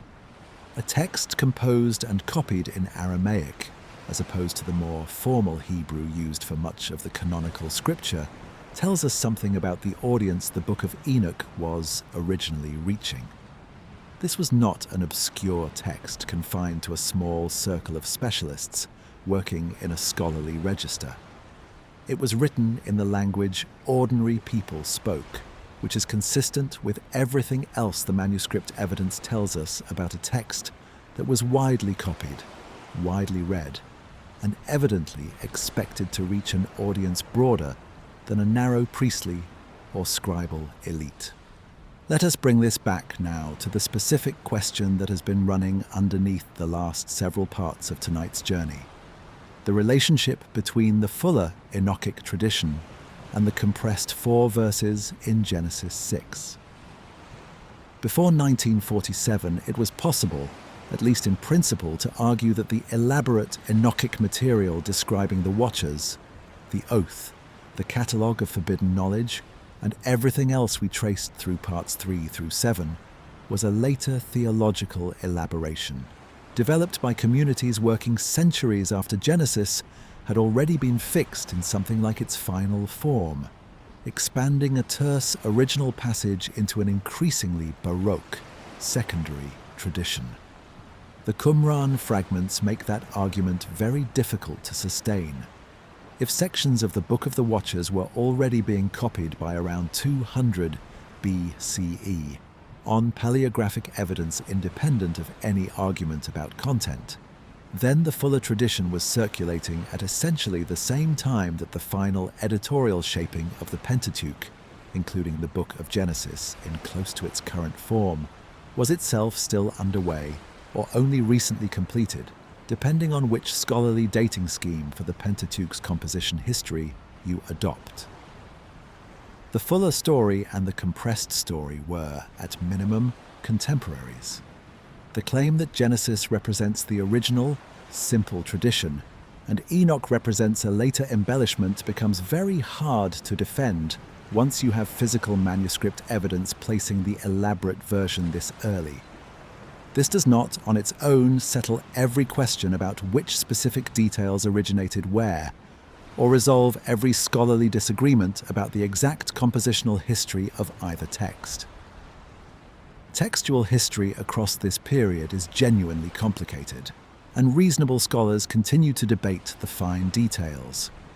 But it does settle, with a level of confidence archaeology rarely provides for questions this old, the basic chronological point. The Book of Enoch was not invented after the fact to fill a gap that Genesis had left open. It existed in substantially the form we have been examining across this entire video, before or at the very latest, alongside the process that produced the canonical text as we now have it. Whatever the two texts are doing in relation to each other, one is not a late embellishment tacked onto the other centuries after the fact. They were both, in some meaningful sense, part of the same living tradition of Second Temple Jewish thought about the pre-flood world, read and copied and taken seriously by the same communities, at the same time, in the same region, and quite possibly by many of the same people. It is worth pausing on that last point specifically, because it is easy to imagine two separate, non-overlapping ancient audiences, one reading Genesis, another separately reading Enoch, when the historical reality was almost certainly far more entangled than that. The Qumran community possessed and used both traditions simultaneously, alongside each other, without apparently feeling any need to treat them as rivals, requiring a choice between one and the other. This matters because it means the eventual split between a canonical Genesis and a non-canonical Enoch was not a split that already existed in how ordinary Second Temple Jewish readers experience these texts. It is a split that was imposed later, by later institutional decisions, onto a body of literature that earlier readers had experienced as a single, interconnected, mutually reinforcing tradition, rather than as two competing accounts requiring one to be chosen over the other. That fact, that the fuller and the compressed versions of this story existed side by side, contemporaries rather than original and embellishment, is what makes the eventual exclusion of the Book of Enoch from the canon such a deliberate act, rather than simply a case of one text naturally fading while another naturally endured. A text this widely copied, this deeply embedded in the devotional and calendrical life of at least one significant Jewish community, this clearly known to and quoted by New Testament authors, as we established back in Part 1, does not disappear from canonical consideration by accident or by simple neglect. Something specific happened at a specific point, for specific reasons, to move this text from the category of scripture actively read alongside Genesis into the category of material the developing canonical tradition chose to set aside entirely.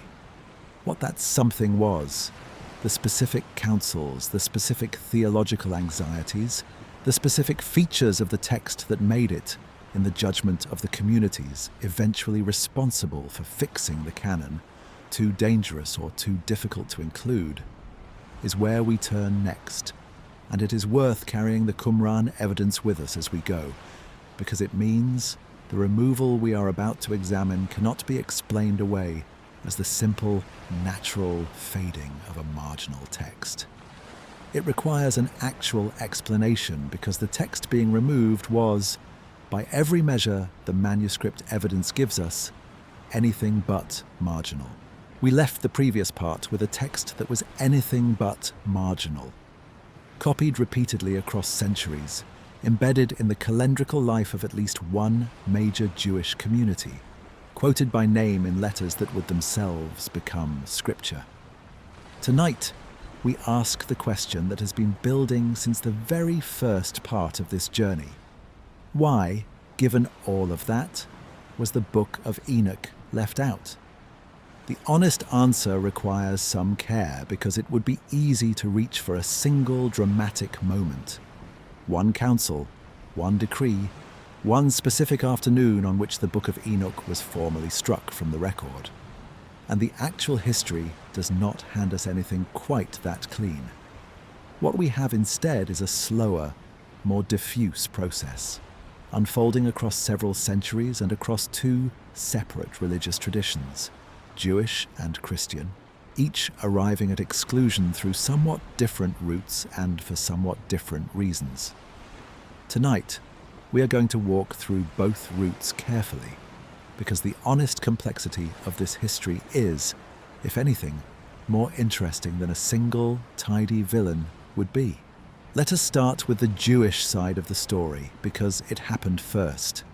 The process by which the Hebrew Bible's canon was fixed is itself a matter of ongoing scholarly discussion, but the broad outline most historians accept places the major decisions in the period following the destruction of the Second Temple in 70 CE, as Rabbinic Judaism reorganized itself around the study of Torah and the developing Mishnaic tradition in the absence of the temple that had previously anchored Jewish religious life. In this period of consolidation, a body of literature associated with the apocalyptic and visionary strand of Second Temple Judaism, the strand that produced not only the Book of Enoch, but related material like the Book of Jubilees and various other apocalyptic texts, increasingly fell outside what the rabbinic authorities considered core, authoritative scripture. There were specific reasons for this beyond simple neglect. Rabbinic Judaism, as it developed in this period, grew increasingly wary of literature that claimed direct visionary access to heavenly secrets, particularly literature associated with figures from the deep past, whose voices could be invoked to authorize claims that the developing rabbinic authorities had no direct way to verify or control. A text like the Book of Enoch, claiming to record the actual words and visions of a man who lived before the flood, sat outside the chain of authoritative transmission that Rabbinic Judaism was increasingly organizing itself around. A chain running through Moses, through the prophets, through the developing tradition of rabbinic interpretation, rather than through independent visionary access to heaven claimed by an ancient patriarch operating entirely outside that chain. The rabbinic tradition did not so much formally ban the Book of Enoch as gradually stop transmitting it, as part of a broader move away from the apocalyptic and mystical literature that had flourished in the more religiously diverse environment of the Second Temple period. It is worth adding one further consideration on the Jewish side, because it connects directly back to the Watchers narrative we spent parts 3 through 6 examining in detail. Some later rabbinic sources show a specific discomfort with the idea, central to the whole Book of the Watchers, that angels could sin at all in the fully embodied desiring way the text describes. Certain strands of rabbinic thought moved toward an understanding of angels as beings without independent will in the human sense, created for and confined to a single specific task, incapable of the kind of moral deliberation and consequent failure that the Watcher's narrative depends on entirely. Where such a view took hold, a text whose entire plot rests on angels choosing, deliberating, fearing consequences, and conspiring together would have seemed not merely unauthoritative but close to theologically incoherent, describing angels doing something the tradition had increasingly come to believe angels could not do. The Christian story runs on a different timeline and through different institutional mechanisms, and this is where the specific councils and specific named theologians become relevant. The process of fixing the Christian biblical canon took place gradually across the 4th and 5th centuries CE, through a combination of regional church councils, influential episcopal letters, and the gradually consolidating consensus of the major centers of Christian authority. The Council of Laodicea, held sometime in the 360s CE, produced one of the earliest surviving conciliar lists of which books were to be read in Christian worship.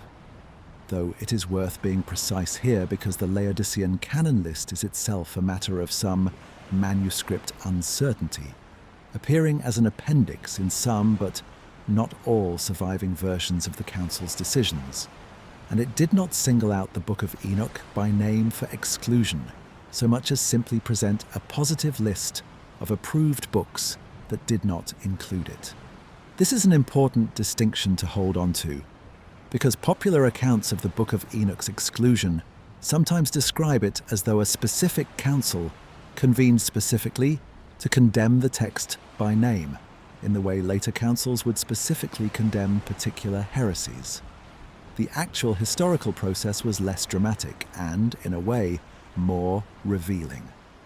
Canon formation in this period worked primarily through the production of positive lists, statements of which books were to be read as authoritative scripture, with everything not appearing on such a list simply falling by default into a lower, non-canonical status, rather than through formal acts of individual condemnation directed at specific excluded texts.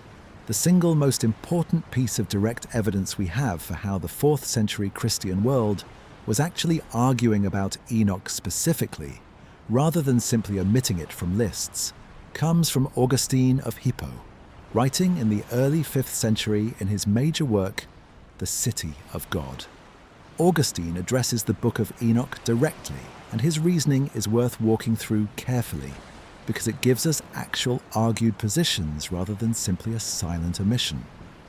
Augustine's first line of argument concerns authenticity rather than content. He notes that the genealogy in Genesis places Enoch 7 generations from Adam in the period well before the flood, and he raises the obvious historical problem. If Enoch's writings genuinely dated from that period, how did they survive the flood at all, given that Noah's family, according to the Genesis account, did not bring a library of antediluvian texts onto the ark? Augustine's answer is that the writings attributed to Enoch circulating in his own day could not possibly be authentic compositions of the actual antediluvian patriarch, precisely because there was no plausible chain of transmission by which such writings could have survived the flood and reached his own era intact. This is, in essence, an argument from what modern scholars would recognize as pseudepigraphal composition. The recognition that a text attributed to an ancient figure was very likely composed much later by someone writing in that figure's name, a literary convention that was well understood and quite common in the ancient world, but one that nonetheless raised serious questions about a text's suitability for inclusion in a canon meant to represent divinely authoritative and historically verifiable revelation. It is worth noting that Augustine's argument here is not obviously wrong on its own terms, even by the standards of modern critical scholarship. As we established in Part 9, the manuscript evidence itself places the composition of the Book of the Watchers no earlier than roughly the 3rd century BCE. Genuinely ancient by the standards of most surviving literature, but many centuries removed from any plausible date for an actual antediluvian patriarch, whose place within the biblical chronology would put him many thousands of years earlier still. Augustine did not have access to the Dead Sea Scrolls or to modern paleographic dating methods, but his basic instinct that a text claiming to be the literal words of a man from before the flood was almost certainly composed by someone very much later, writing under that ancient name, tracks reasonably closely with where mainstream scholarship on pseudepigraphal literature has ended up today. Where Augustine differs from a modern scholar is not primarily in the historical judgment, but in the conclusion he draws from it. For Augustine, recognizing a text as pseudepigraphal was sufficient grounds to exclude it from consideration as scripture, whereas modern historians studying the same material are typically far more interested in what a pseudepigraphal text can still tell us about the beliefs, anxieties, and theological imagination of the community that actually produced and read it, regardless of who its nominal author was. Augustine's second line of argument is more directly theological, and it concerns what we might call institutional custody. He notes that the people of Israel, who preserved and handed down the genuinely canonical scriptures with what he regards as scrupulous care across many centuries, did not include the Book of Enoch among the texts they preserved as authoritative. For Augustine, the fact that the Jewish community itself, the community with the most direct historical claim to custody of texts associated with figures like Enoch, did not treat this material as scripture was strong evidence that it should not be treated as scripture by Christians either. This argument is worth noting because it connects directly to what we established about the Jewish side of the exclusion story a moment ago. By Augustine's time, the rabbinic tradition's gradual move away from Enochic literature had already become one of the arguments Christian authorities used to justify their own exclusion of the same material, each tradition's exclusion reinforcing the others. There is a third dimension to the discomfort with Enoch that runs less through explicit counselor argument and more through the specific content of the text itself. And this is where we can draw together everything we have covered across the previous parts of tonight's journey. Three features of the Book of the Watchers in particular appear again and again in the surviving commentary of church fathers who discuss the text as sources of theological unease. The first is the sexualized and physically embodied portrait of angelic beings that the whole Watchers narrative depends on. By the 4th and 5th centuries, mainstream Christian angelology, developed substantially through theologians working in the Greek philosophical tradition, had increasingly come to understand angels as purely spiritual beings, without physical bodies or physical desires in any straightforward sense. A theological position that made the idea of angels literally desiring, pursuing, and physically uniting with human women increasingly difficult to reconcile with the developing consensus about what an angel actually was. A text whose central narrative event depends entirely on angels being physically and sexually capable in a fully embodied sense sat awkwardly against this developing theological framework, in a way it may not have sat awkwardly at all within the more fluid angelology of the earlier Second Temple period the text originally came from. The second area of discomfort concerns the text's treatment of the pre-flood world as a source of legitimate, if forbidden, knowledge. Precisely the theme we spent the whole of Part 5 examining. A developing Christian theological tradition increasingly organized around the idea of Scripture as a closed, sufficient, and authoritative deposit of revealed truth had less obvious room for a text suggesting that additional cosmological, astronomical, and technical knowledge had been available to humanity from a separate, angelic source outside the sanctioned channel of scriptural revelation, however much that transmission was condemned within the text's own narrative logic. The very existence of such a parallel channel of knowledge, even a condemned one, complicated a theology that wanted revelation to run through a single, controlled channel. The third area of discomfort, and perhaps the most structurally significant, concerns what we might call the challenge to angelic hierarchy that the entire Watchers narrative represents. The Book of Enoch depicts angelic beings as capable of independent moral agency on a scale sufficient to organize a mass rebellion against the created order. 200 beings acting collectively in direct defiance of their assigned function. This picture of angels as genuinely autonomous moral agents, capable of collective rebellion rather than simply serving as obedient instruments of a single, unified, divine will, sat in real tension with a developing theological picture in which the angelic hierarchy was increasingly understood as a fixed, orderly, and fundamentally obedient structure, disrupted only by the single primordial rebellion of Satan and his followers described elsewhere in Christian tradition.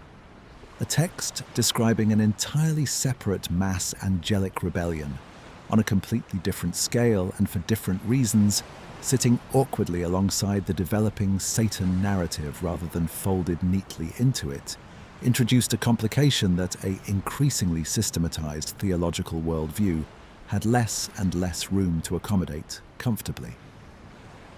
This tension is worth spelling out a little further because it goes beyond simple narrative inconvenience.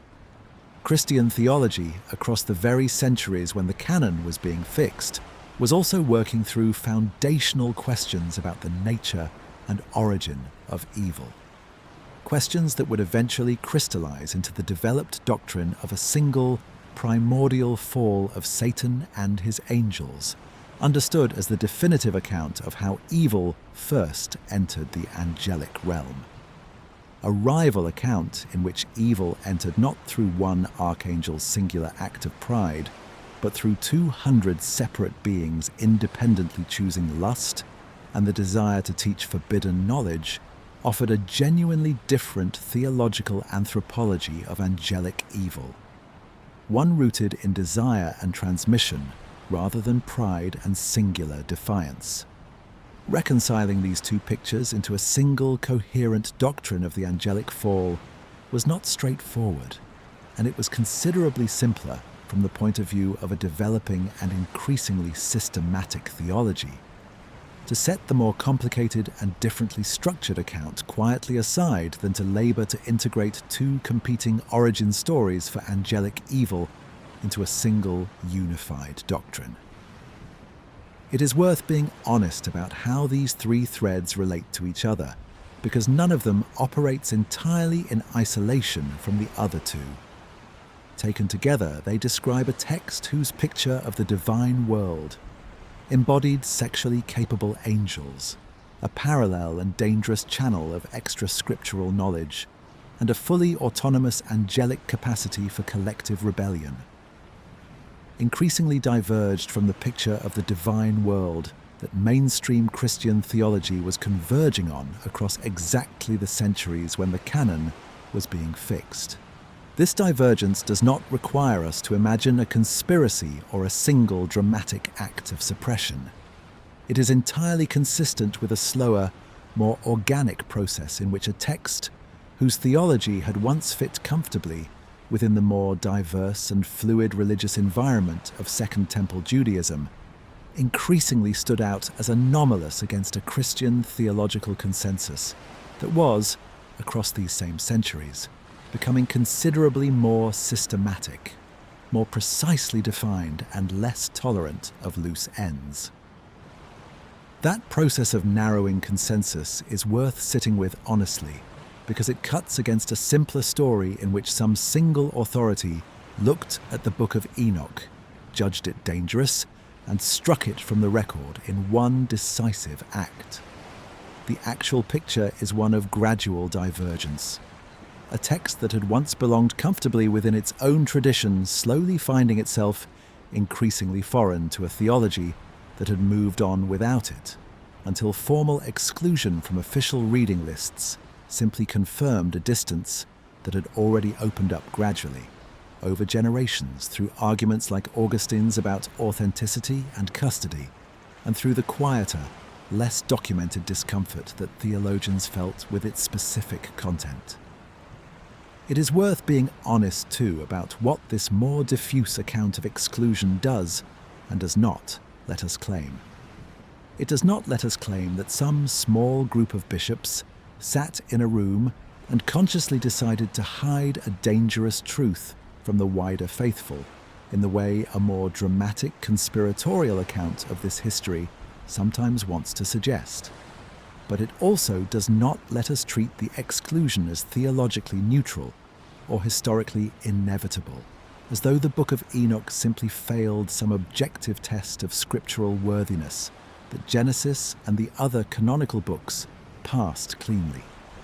What actually happened sits between those two extremes, a text whose content was, on its own internal logic, coherent and carefully constructed, gradually judged unsuitable by institutions that were themselves changing according to standards that were also still being worked out in real time by fallible people making judgment calls under real theological and institutional pressure, whose reasoning we can at least partially reconstruct and evaluate today, centuries later, with the benefit of manuscript evidence Augustine himself never had access to.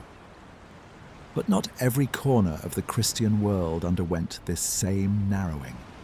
There was one tradition, established earlier than the councils we have just discussed, and shaped by a different set of theological and cultural circumstances entirely, that received the wider biblical canon at a moment when the Book of Enoch was still part of it, and simply never let go.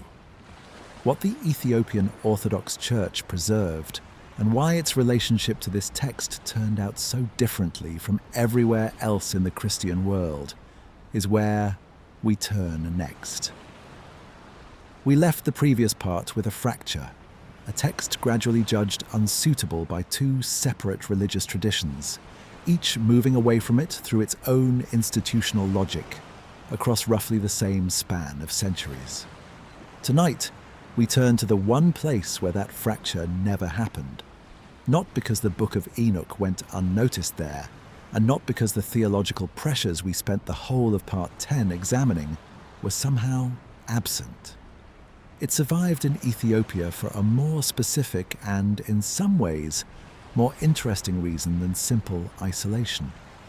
We touched briefly on the basic shape of this story back in Part 2, the Ge'ez manuscript tradition, James Bruce's 3 copies brought to Europe in 1773, Richard Lawrence's 1821 English translation.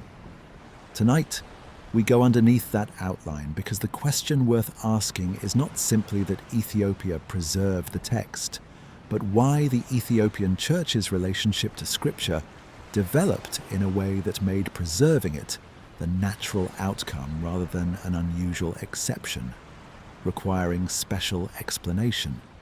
The starting point has to be the specific circumstances under which Christianity arrived in the region that became Ethiopia, because those circumstances shaped everything that followed. Christianity was established as the state religion of the kingdom of Aksum, the powerful trading empire centered in the highlands of what is now northern Ethiopia and Eritrea in the 4th century CE, traditionally dated to the reign of King Ezana around 330 CE. This makes Ethiopia one of the very first nations in the world to adopt Christianity as an official state religion, earlier than the Roman Empire's formal establishment of Christianity under Theodosius later that same century, and considerably earlier than most of the regions of Europe that would eventually become the heartland of Western Christianity. The traditional account of this conversion, preserved in Ethiopian church history, credits 2 figures in particular: Frumentius and his brother Aedesius, young men from Tyre who, according to the tradition, were shipwrecked on the Red Sea coast and brought into the Aksumite royal court, where Frumentius eventually rose to a position of influence and began quietly teaching Christianity among the royal household, before traveling to Alexandria and returning as the first bishop of Aksum, consecrated by none other than Athanasius, the same Athanasius whose later festal letter would become one of the most influential documents in the eventual fixing of the Western Christian canon. There is a certain irony worth noting in this connection, given everything we discussed in Part 10. The same Athanasius who helped establish, through his own canon list, a narrower scriptural boundary that eventually excluded material like the Book of Enoch, was, at an earlier point in his career, personally responsible for consecrating the bishop who brought Christianity and the broader scriptural tradition that came with it, to the very kingdom that would go on to preserve Enoch for the next 15 centuries. The 2 traditions share a common root even closer than most people realize, diverging from that same root at almost the same historical moment. This early adoption matters because of what it meant for which version of the developing Christian scriptural tradition Ethiopia actually received. The canon that reached Aksum in the 4th century arrived through connections with Egyptian Christianity, particularly the Coptic Church centered in Alexandria, which had its own scriptural tradition, still very much in the process of being defined at the point when Ethiopian Christianity was taking root. The Alexandrian Christian tradition, working extensively with the Septuagint, the Greek translation of Hebrew scripture that had been produced centuries earlier in Alexandria itself, and that included a number of books and passages not present in the later, narrower Hebrew canon eventually fixed by Rabbinic Judaism. operated with a considerably broader and more fluid sense of which texts counted as scripture than would later become standard in the Western Latin Church. The Book of Enoch, circulating within this broader Alexandrian and Egyptian Christian environment in the 4th century, was received by the newly Christianized Aksumite kingdom as part of this same broader package, at a point in history before the narrower canonical boundaries we examined in Part 10 had fully solidified even in the Christian communities that would eventually adopt them. In other words, Ethiopia did not preserve the Book of Enoch by rebelling against an already established narrower canon and stubbornly holding on to an excluded text.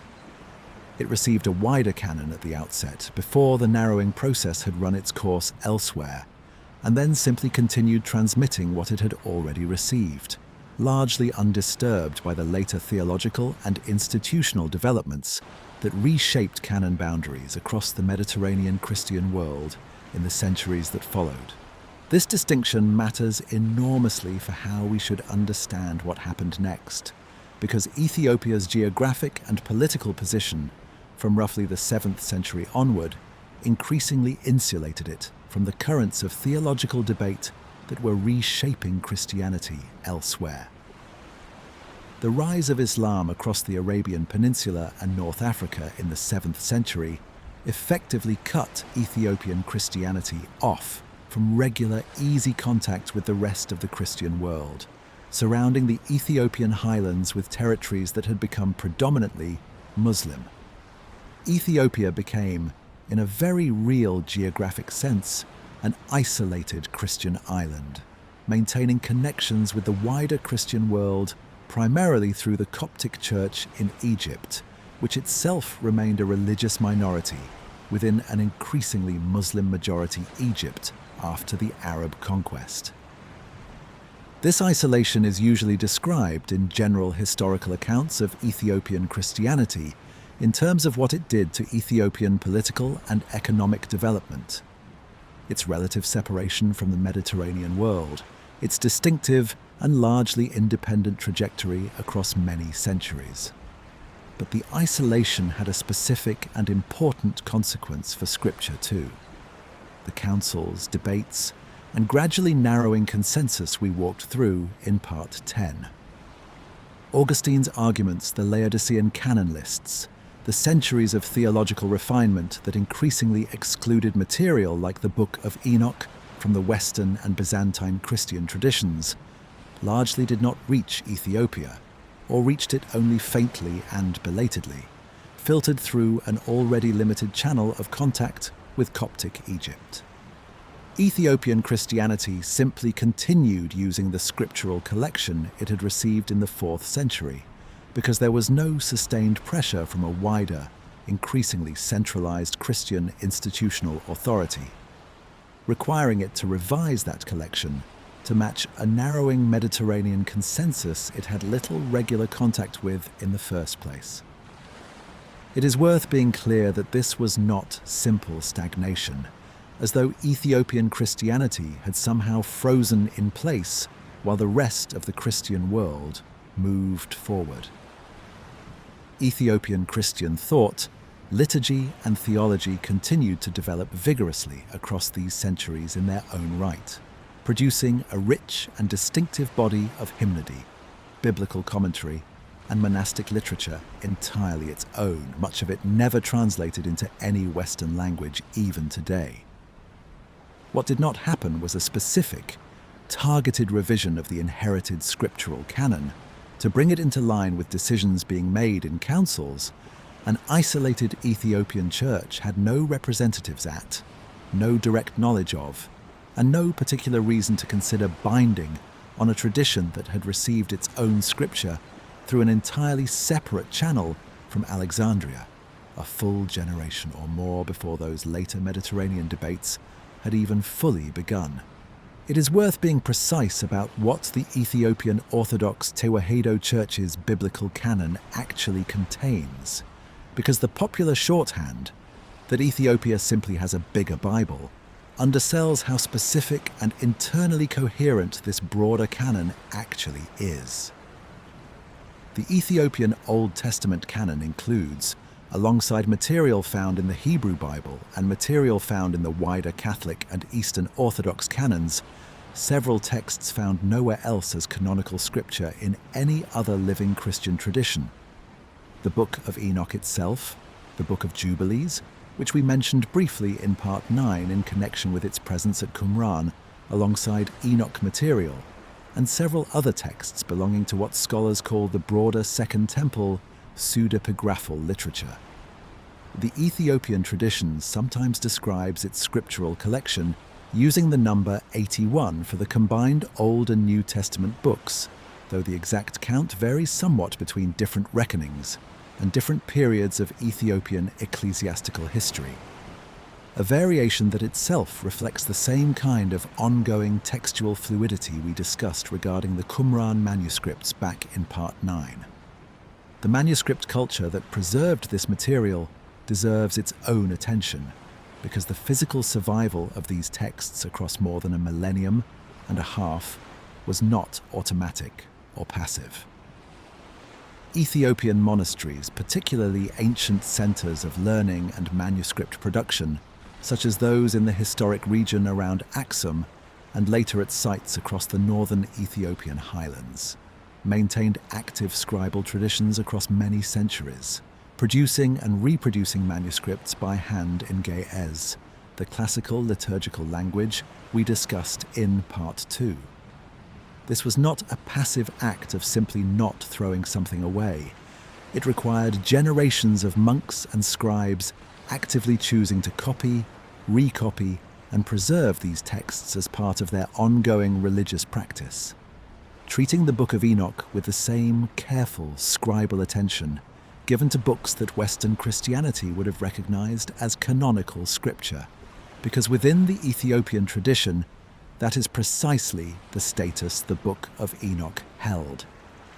It is worth understanding briefly what this kind of manuscript production actually involved in practice, because it helps explain why the transmission proved so durable.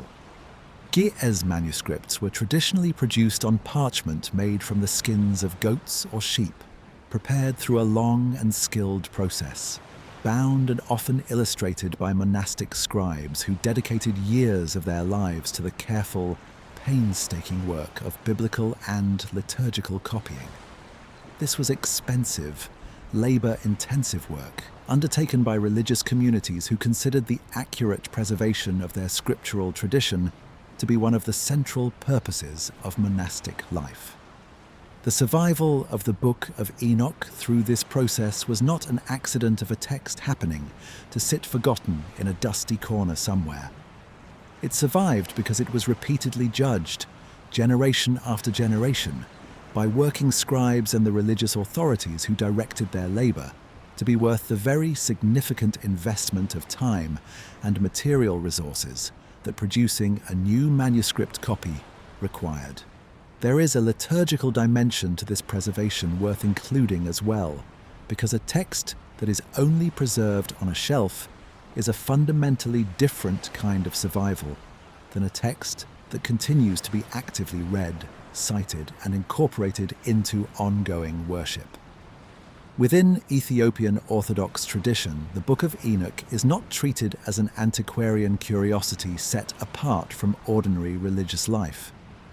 It is read as scripture, referenced in theological writing, and integrated into the broader devotional and doctrinal framework of the Church in the same manner as other canonical books. This distinction between passive survival and active liturgical use matters, because it means the 15 centuries or so during which the Book of Enoch was absent from Western Christian consciousness were not, from the Ethiopian perspective, a period of the text lying dormant somewhere waiting to be rediscovered. It was a period during which one specific, continuous, unbroken religious tradition never stopped reading it, teaching from it, and treating it as authoritative in exactly the way it always had, generation after generation in monasteries and churches most of the rest of the Christian world had no awareness even existed. That continuity is worth setting directly against the framing that dominates most popular Western discussion of the Book of Enoch's history, including, if we are honest, some of the framing this very channel has used earlier in tonight's journey. We have talked at several points across this video about the Book of Enoch being lost, forgotten, or excluded, language that describes the experience of the Western Christian and Rabbinic Jewish traditions accurately enough, but that inadvertently centers those traditions as the default frame of reference, as though the text's true home was always the canon that eventually rejected it, and Ethiopia was simply a fortunate accident of preservation on the margins of the story. The more accurate framing, and the one worth sitting with as we close this part, is that the Book of Enoch was never lost at all. It was continuously read as scripture without interruption by a specific and enduring Christian tradition for the entire span of time during which the rest of the Christian and Jewish world was moving in a different direction. What returned to Western awareness in the 18th and 19th centuries through James Bruce's manuscripts and Richard Lawrence's translation was not a rediscovered relic. It was an introduction, for the first time in many centuries, of the Western scholarly world to a living tradition that had simply been carrying on, uninterrupted the entire time, in a part of the Christian world the West had lost regular contact with. There is a final point worth making here because it connects this part of tonight's journey back to the very first thing we established in Part 1. We noted then that calling the Book of Enoch non-canonical is a judgment made by specific institutions at specific historical moments, not an objective characterization of the text itself. The Ethiopian case is the clearest possible demonstration of exactly that point. For the roughly 200 million Ethiopian Orthodox Christians living today, and for the many centuries of believers who came before them, the Book of Enoch has never been a matter of debate, controversy, or rediscovery. It has simply been part of the Bible in precisely the same sense that Genesis or Isaiah or the Gospel of Matthew is part of the Bible for Christians in every other tradition. The entire dramatic arc this video has been tracing, removal, exclusion, controversy, rediscovery, is a story that belongs specifically to the Western and Rabbinic Jewish experience of this text. It is not a universal story about the Book of Enoch itself. Somewhere throughout every single year of the period we have been calling its exclusion, it was simply being read aloud, as scripture, in Ge'ez, in Ethiopian churches, exactly as it always had been. It is worth letting that fact sit for a moment before we move on, because it quietly reframes the language this entire video has been using. We have spoken throughout tonight's journey of a text that was removed, excluded, lost. Those words describe something real and true about the experience of Western Christianity and Rabbinic Judaism specifically, but they are not neutral, universal descriptions of the Book of Enoch's actual historical fate. A text cannot accurately be called lost, while an entire living religious tradition, numbering in the tens of millions across the centuries, and now in the hundreds of millions today, has been continuously reading it as scripture the entire time. What we have actually been tracing across this video is not the story of a single text's disappearance and return. It is the story of a single ancient tradition splitting into two divergent paths at a particular moment in the 4th century. One path retaining material, the other would gradually set aside, and the peculiar centuries-long silence between those two paths that meant most of the Christian world had no idea for the better part of 1500 years that the other path had never actually stopped walking. That fact reframes something important about where we are headed for the remainder of tonight's journey. We are not simply tracing the story of a text that vanished and eventually resurfaced. we are tracing the story of how one branch of an ancient and originally unified religious tradition drifted away from a text that another branch never let go of. And everything's still ahead of us tonight, from the related Book of Giants material discovered at Qumran, to the striking parallels this story shares with Mesopotamian and Greek tradition, to the specific astronomical claims of the Book of the Luminaries, exists because that Ethiopian continuity gave scholars an intact, complete text to compare the Qumran fragments against in the first place. Without it, the fragments recovered from the Dead Sea in 1947 would have been a scattered puzzle with no picture on the box to guide their reassembly. Speaking of those fragments, there is one specific and closely related text that we have mentioned only in passing so far tonight, a document found alongside the Enoch material at Qumran, describing the final days of the Nephilim through visions the giants themselves are said to have experienced before the flood came. That text, known as the Book of Giants, is where we turn next, and it will let us return one final time to the giants we left behind all the way back in Part 4, this time seeing their final days from the inside through their own terrified dreams. We left the last part with a promise to return to the giants one final time, seeing their last days not from the outside, through the Archangels' Petition and Enoch's account of what became of them, but from the inside, through their own dreams, in the days just before the judgment we examined in Part 6 finally fell upon them. That account survives in a separate but closely related text, discovered in the same caves, describing a world we have already spent considerable time in, but from a perspective the Book of the Watchers itself never gives us. The text is generally called the Book of Giants, and it deserves its own careful treatment tonight, because it occupies an unusual position in the wider Enochic tradition. It was not part of the 5-section Book of Enoch that survived complete in the Ethiopian Jayez tradition we spent the whole of Part 11 examining. It exists today only in fragmentary form, pieced together from portions found among the Dead Sea Scrolls, and its full narrative arc has to be reconstructed by scholars from scattered pieces, rather than read straight through as a continuous document, the way the Book of the Watchers largely can be. This means the Book of Giants occupies a genuinely distinctive place in the story we have been tracing across this entire video. Every other text we have discussed so far has a relatively clear continuous manuscript tradition. The Jayez text for the main Book of Enoch, however many intermediate translations sit behind it, gives scholars a complete document to work from.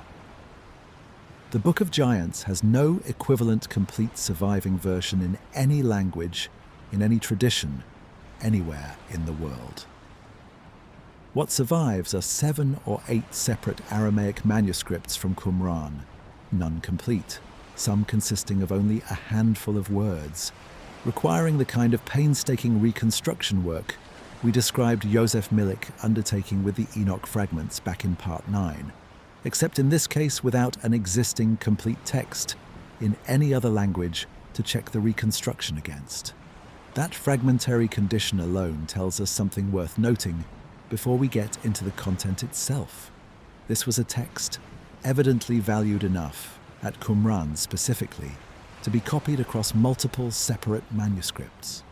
Milik's work identified material from what he judged to be somewhere between 6 and 11 separate copies, depending on how certain fragment attributions are resolved.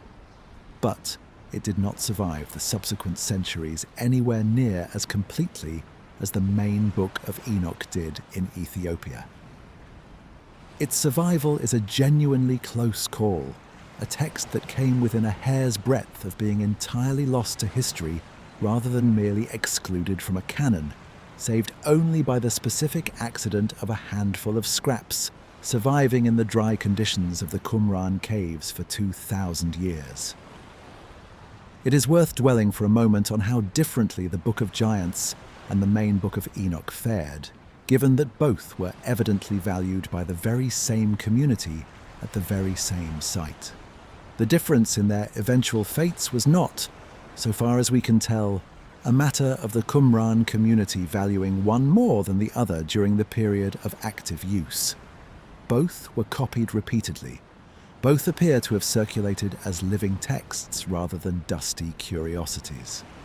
The difference is almost entirely a matter of what happened afterward, outside Qumran, in the centuries following the community's eventual dispersal. The main Book of Enoch found a second home in Ethiopia, continuously copied and read as living scripture by an unbroken tradition, as we spent the whole of Part 11 examining. The Book of Giants found no equivalent second home anywhere. No Ethiopian church, no enduring rabbinic minority tradition, nothing playing the role that Ethiopian Christianity played for its companion text. It survived purely by the accident of a handful of physical scraps, sitting undisturbed in a cave for 2 millennia, which is a very different and considerably more fragile mode of survival than a living, continuously read tradition. Scholarly consensus generally regards the Book of Giants as a work closely related to, but compositionally distinct from, the main Book of Enoch, very likely composed by a community working within the same broader tradition, drawing on the same underlying mythology of the Watchers and their offspring that we traced through parts 3 through 6, but developing its own separate narrative that focuses specifically and extensively on the giants themselves, rather than treating them as a secondary consequence of the Watchers' primary transgression.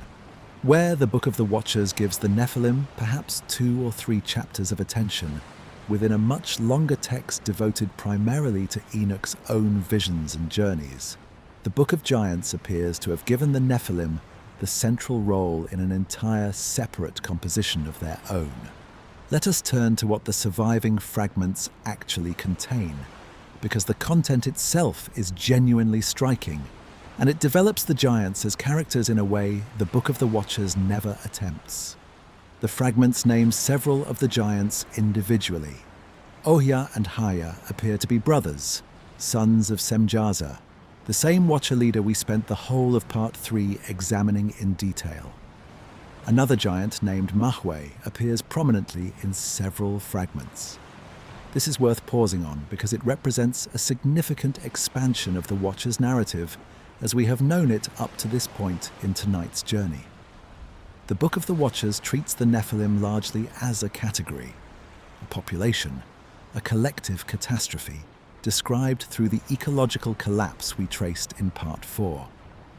The Book of Giants treats at least some of them as individuals, with names, family relationships, and, crucially, inner lives. The naming of specific giants as sons of specific Watchers deserves a moment of attention on its own, because it closes a gap the Book of the Watchers itself leaves genuinely open. Across parts 3 through 6 of tonight's journey, we spoke of the Nephilim largely as an undifferentiated mass. A population that ate, then a population that fought, then a population that was destroyed. The Book of Giants gives that population a genealogy. Oya and Hahia are not simply Nephilim in general. They are specifically Semjaza's sons, meaning the text is drawing a direct, traceable line between the leader who feared bearing sole responsibility for the Watcher's oath back in Part 3, and specific named offspring who inherit, in some sense, the consequences of that original transgression. This kind of genealogical specificity is exactly the pattern we have seen the wider Enochic tradition favor throughout tonight's journey. A consistent preference for named individuals and traceable lines of consequence over vague, generalized description.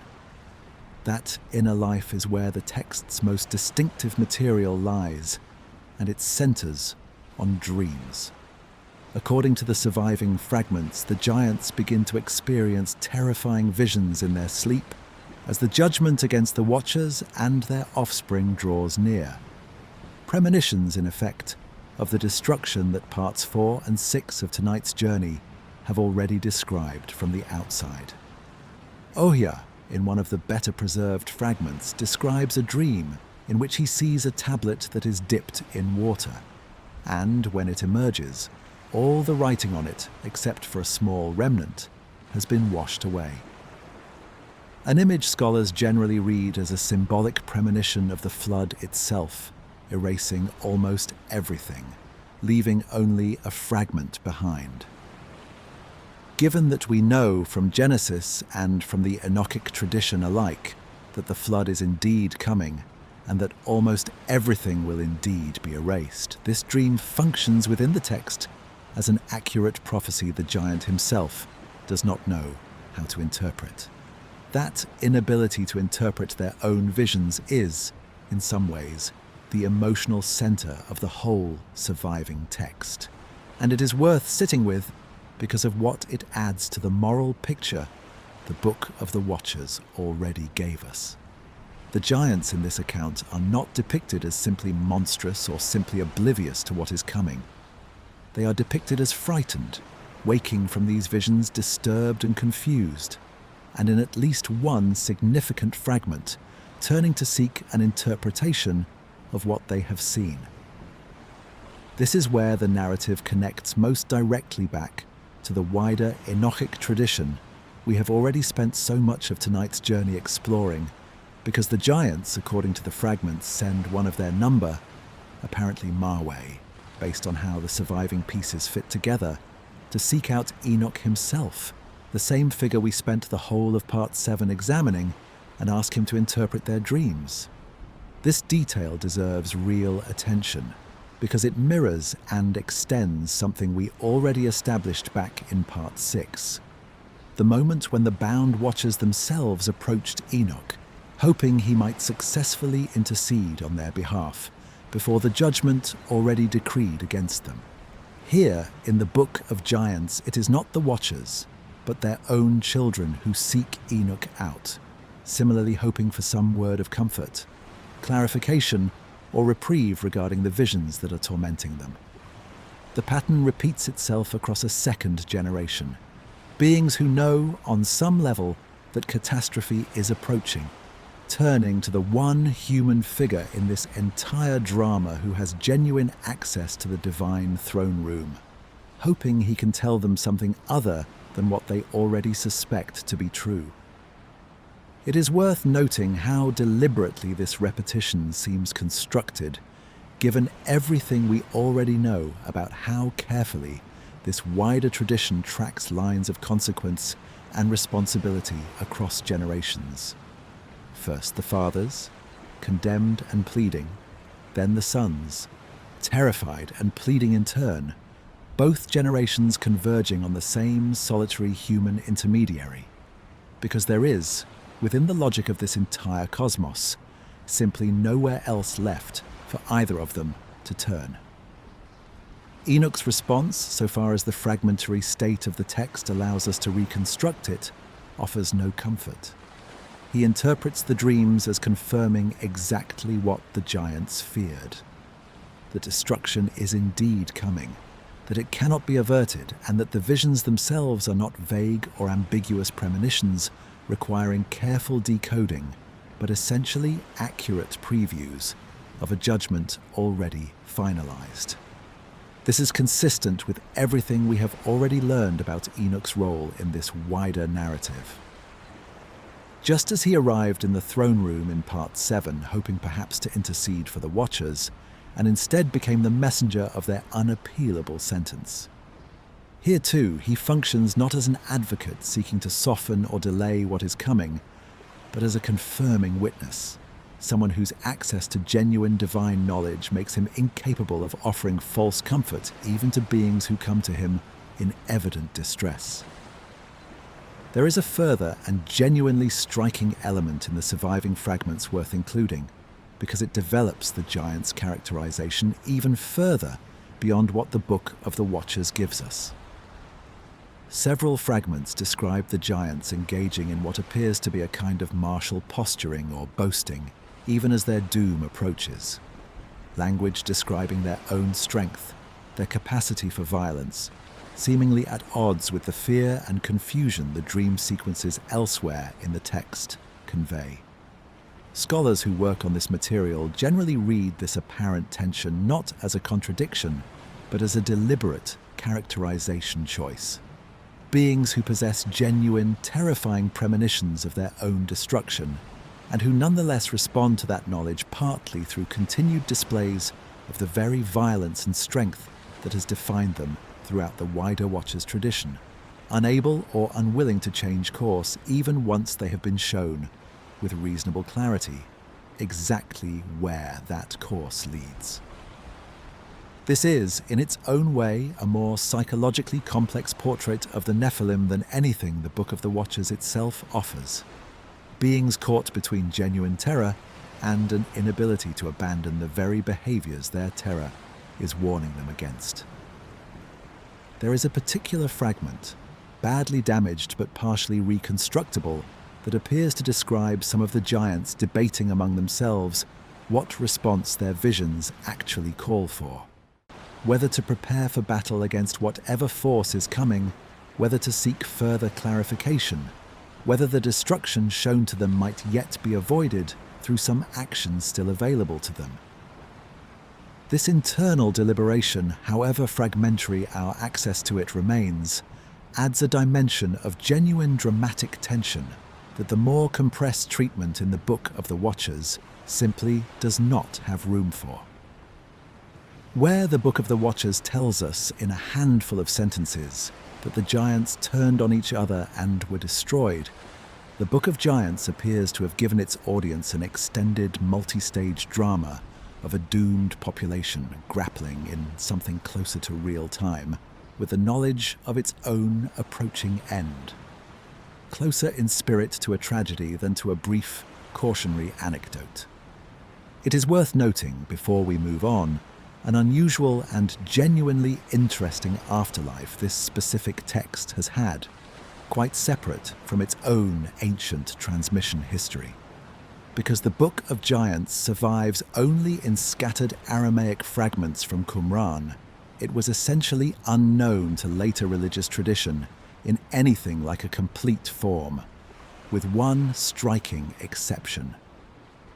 Manichaeism, the dualistic religious movement founded by the Persian prophet Mani in the 3rd century CE, which spread across a vast territory from North Africa to China before eventually dying out, produced its own version of a text called the Book of Giants, adapting and reworking the same basic narrative and cast of named giants for its own distinct theological purposes. Manichaean fragments of this adapted version have been found as far afield as Central Asia and Western China, preserved in Manichaean religious communities that had no direct access to the Qumran material, and very likely inherited the underlying story through a chain of transmission running through Mesopotamian and Persian religious communities that had, at some much earlier point, encountered the Jewish Enochic tradition and found the giant's story compelling enough to adapt into their own, quite different religious system. The scholar most responsible for identifying and reconstructing this Manichaean connection was Walter Bruno Henning, working in the mid-20th century on fragmentary Manichaean texts, written in Middle Persian, Sogdian, and other Central Asian languages, who recognized that the names appearing in these Manichaean fragments, including figures corresponding closely to Oya and Sam, another giant name appearing in the Enochic material, could only be explained by direct dependence on the same underlying Jewish tradition, preserved separately at Qumran, a connection Henning identified decades before. The Qumran Book of Giants fragments themselves had even been fully published and made available for comparison. This is a genuinely remarkable piece of textual detective work. A scholar working from Manichaean material found in Central Asia was able to reconstruct the existence and rough content of a Jewish text from Roman-era Judea before the primary Jewish evidence for that same text had even been properly studied, simply by recognizing that the specific and unusual character names could not plausibly have arisen independently in two entirely unconnected religious traditions. That transmission history is worth pausing on for what it demonstrates about the reach of this material, independent of anything we have already said about its exclusion from the Jewish and Christian canons. A story about giants' dreams of destruction and a wise intermediary who confirms rather than averts their fate proved durable and portable enough to travel from Second Temple Judea through channels of religious contact and adaptation we can only partially reconstruct today, all the way to Manichaean communities in Central Asia many centuries later, a testament to how much cultural and narrative power this specific story held across the ancient and late antique world, entirely apart from whatever institutional judgments were being made, in parallel, about its suitability for inclusion in any particular religious canon. That question of reach and cultural power is exactly where we are headed next, because the Book of Giants and the wider Watchers tradition it draws on are not isolated Jewish inventions with no wider context in the ancient world. They sit within a much broader pattern of ancient Near Eastern and Mediterranean storytelling about divine beings, forbidden knowledge, and giant offspring. A pattern this channel flagged back in Part 4 and has been deliberately holding in reserve until now. The parallels between the Watchers and the Mesopotamian Apkallu, between the Nephilim and the heroes of Greek mythology, and what these recurring patterns across unconnected ancient cultures might actually tell us. That is where we turn next, carrying with us everything we have now learned about how far and how strangely a single ancient story about giants and their dreams could travel. We left the previous part with a promise that the Watchers and their offspring were not an isolated Jewish invention, but part of a much wider pattern of ancient storytelling about divine beings, forbidden knowledge, and giant offspring, stretching across cultures that had no direct contact with the Second Temple Jewish world that produced the Book of Enoch. Tonight, we walk through that wider pattern carefully, because the parallels are close enough, in several cases, to demand real attention rather than passing mention. Let us begin with Mesopotamia, because the tradition there is both the oldest of the parallels we are going to examine and, in several respects, the closest in structure to what we have already spent 12 parts exploring in the Book of Enoch. Mesopotamian civilization, the Sumerian, then Akkadian, then Babylonian traditions that flourished across many centuries in the region of modern Iraq, preserved a consistent tradition of 7 semi-divine beings called the Apkallu, sages who were sent by the god Ea, also known as Enki, to bring the arts of civilization to humanity in the earliest period after the world's creation, before the great flood that Mesopotamian tradition also remembers, in its own version of the story, as a defining catastrophe of the deep past. The parallels between the Apkallu and the Watchers begin with their basic function. According to Mesopotamian tradition, preserved across cuneiform texts spanning many centuries and multiple related traditions, the Apkallu taught humanity the foundational arts of civilization: agriculture, the building of cities, the crafts, writing itself, and the practice of divination and the reading of omens. This is, in its structure, if not its specific content, precisely the role the Watchers play in the Book of Enoch. Divine or semi-divine beings descending or being sent from a heavenly or divine realm, transmitting to humanity knowledge and skills the human race did not previously possess. Where the Book of Enoch frames this transmission as corrupting and forbidden, the earlier Mesopotamian tradition frames the Apkallu's teaching in largely positive terms. Civilization itself is a gift, not a catastrophe. It is worth being specific about the sources this tradition survives in, because the Apkallu are not simply a passing mythological footnote in the surviving Mesopotamian record. They appear across an unusually wide span of cuneiform literature, from king lists that pair each Apkallu with a specific antediluvian ruler he is said to have advised, to incantation texts used by later Mesopotamian exorcists who invoked the Apkallu's authority and wisdom in their own ritual practice many centuries after the tradition first took shape, to physical representations. Winged fish-cloaked figures carved into the stone reliefs of Assyrian palaces from the first millennium BCE.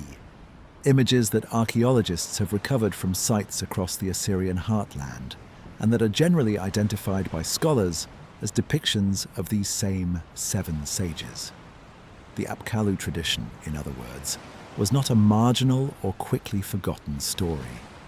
It remained culturally and religiously significant across roughly 2,000 years of Mesopotamian civilization, evolving and accumulating additional layers of meaning the entire time, in a manner not entirely unlike the centuries of active copying and elaboration we traced for the Enochic material itself back in Part 9.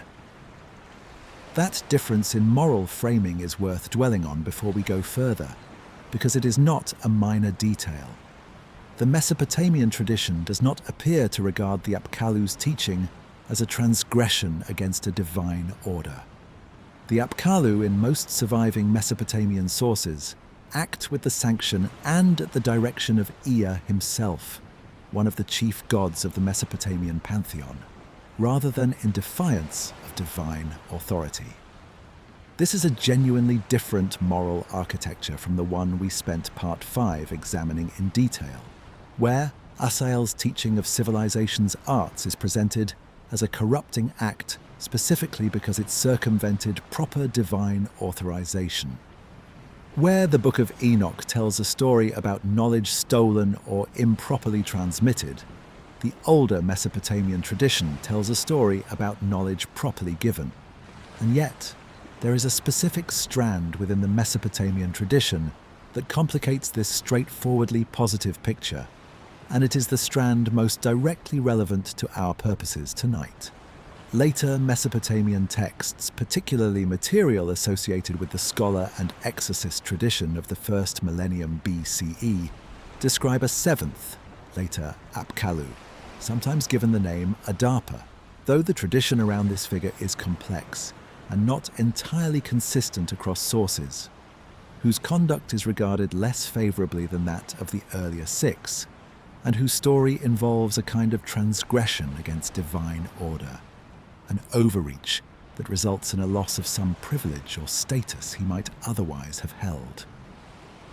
There is also a broader later Mesopotamian tradition, well attested in scholarly commentary from the first millennium BCE, describing the Apkallu after the flood as diminished, partially banished, or restricted in their access to humanity in a way the earlier, pre-flood Apkallu were not.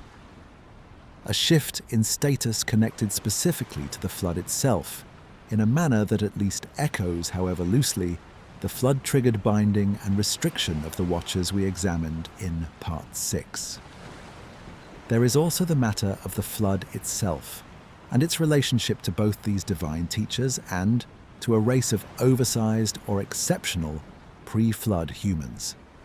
The most famous Mesopotamian flood narrative, preserved in the Epic of Gilgamesh and in the earlier and independently attested Atrahasis tradition it draws on, describes the flood as a divine response to human overpopulation and the resulting noise or disturbance humanity caused the gods. A different stated motivation from the Enochic tradition's ecological collapse, caused specifically by giants, but arriving nonetheless at the same basic structural outcome. A world grown intolerable to its divine overseers, addressed through a deliberate, near-total deluge, survived by a single righteous man forewarned in advance and instructed to build a vessel. Utnapishtim in the Gilgamesh tradition, playing precisely the role Noah plays in the Genesis and Enochic traditions we examined back in Part 6, right down to being warned directly by a specific god, rather than discovering the coming catastrophe through his own observation. Let us turn now to the Greek material because the parallel there runs along a somewhat different axis, focused less on teaching and more on offspring.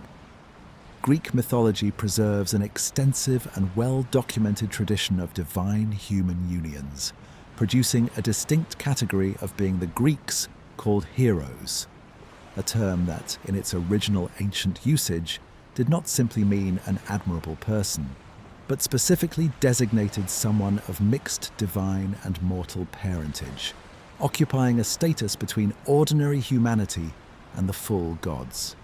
Heracles, the son of Zeus, and the mortal woman Alcmene is the most famous example, but Greek tradition names dozens of such figures. Perseus, also fathered by Zeus. Achilles, son of the sea goddess Thetis and the mortal Peleus. Aeneas, son of the goddess Aphrodite and the mortal Anchises. A whole category of being defined precisely by this mixed parentage, understood by the Greeks themselves to represent an earlier and greater age of the world, when gods and mortals still intermingled directly in a way they no longer did by the time of the Greek authors recording these traditions. It is worth noting how institutionalized this category of being actually was within Greek religious practice, rather than existing merely as literary color in epic poetry. Local hero cults in which specific heroes were venerated with dedicated shrines, sacrifices and festivals distinct from the worship offered to the full Olympian gods were widespread across the Greek world, with archaeological evidence for hero cult practice extending across many centuries and hundreds of individual sites.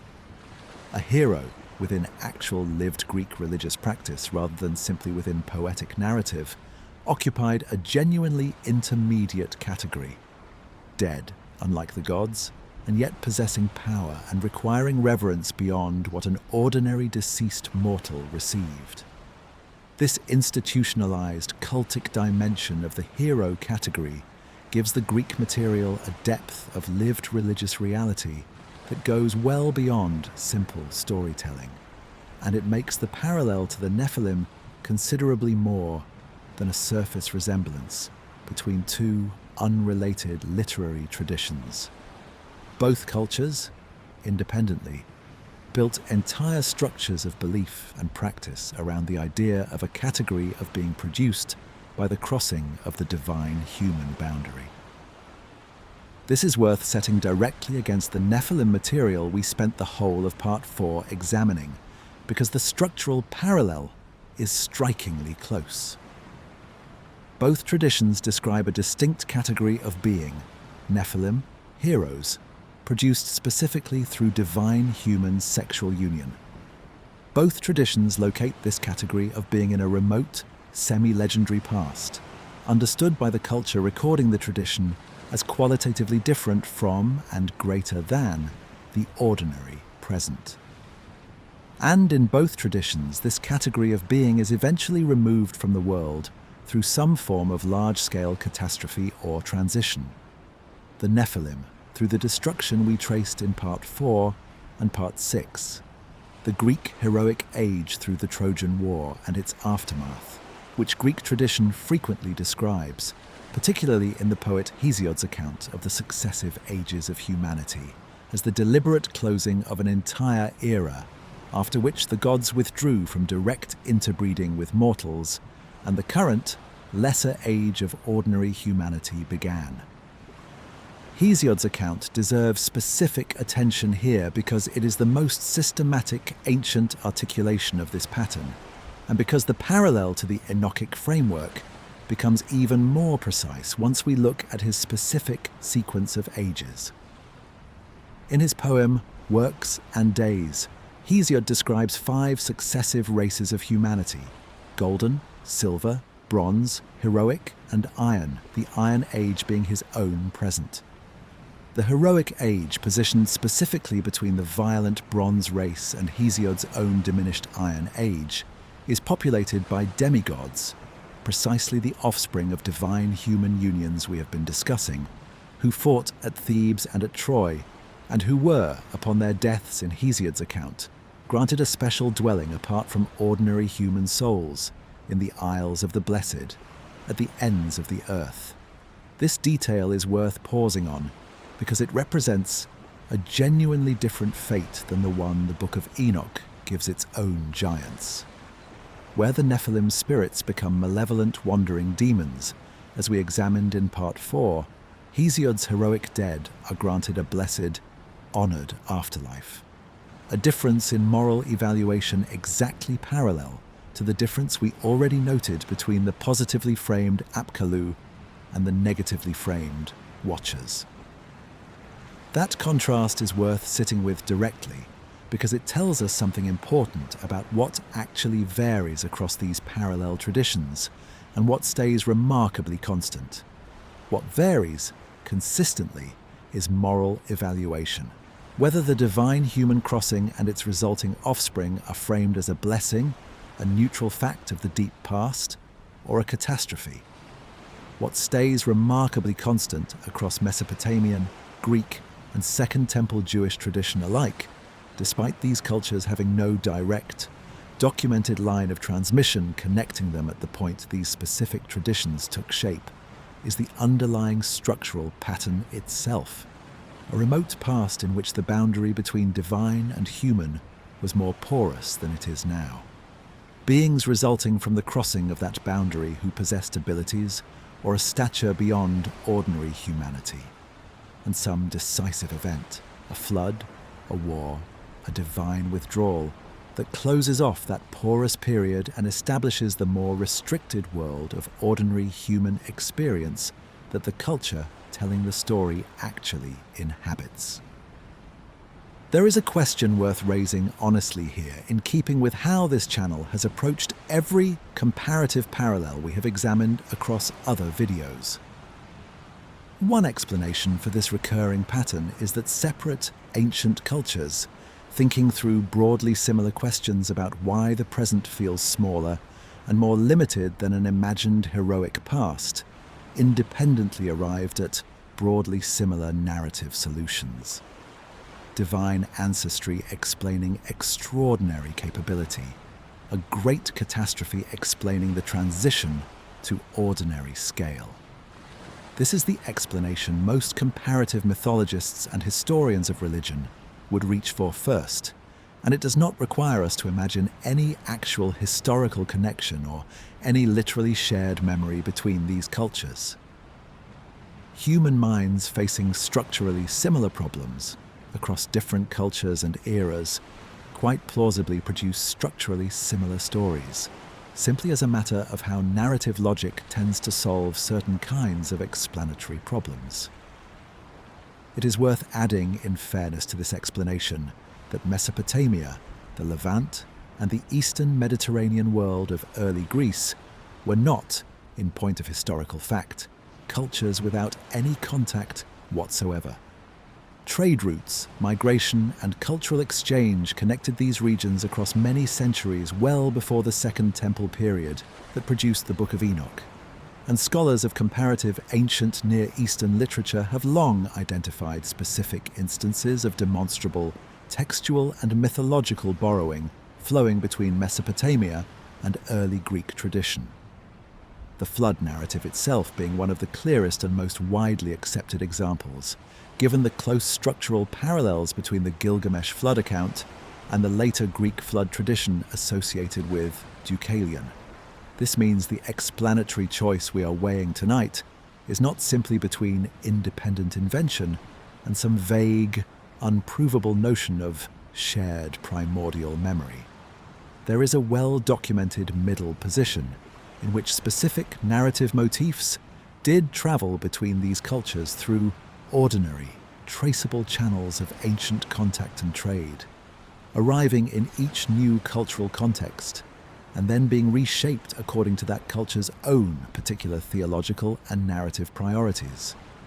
Precisely the kind of transmission and adaptation we already saw demonstrated concretely in Part 12 by the Book of Giants material travelling all the way into Manichaean Central Asia. But it is also worth being honest that this explanation however reasonable, does not fully account for the specific density of shared structural detail across these particular traditions.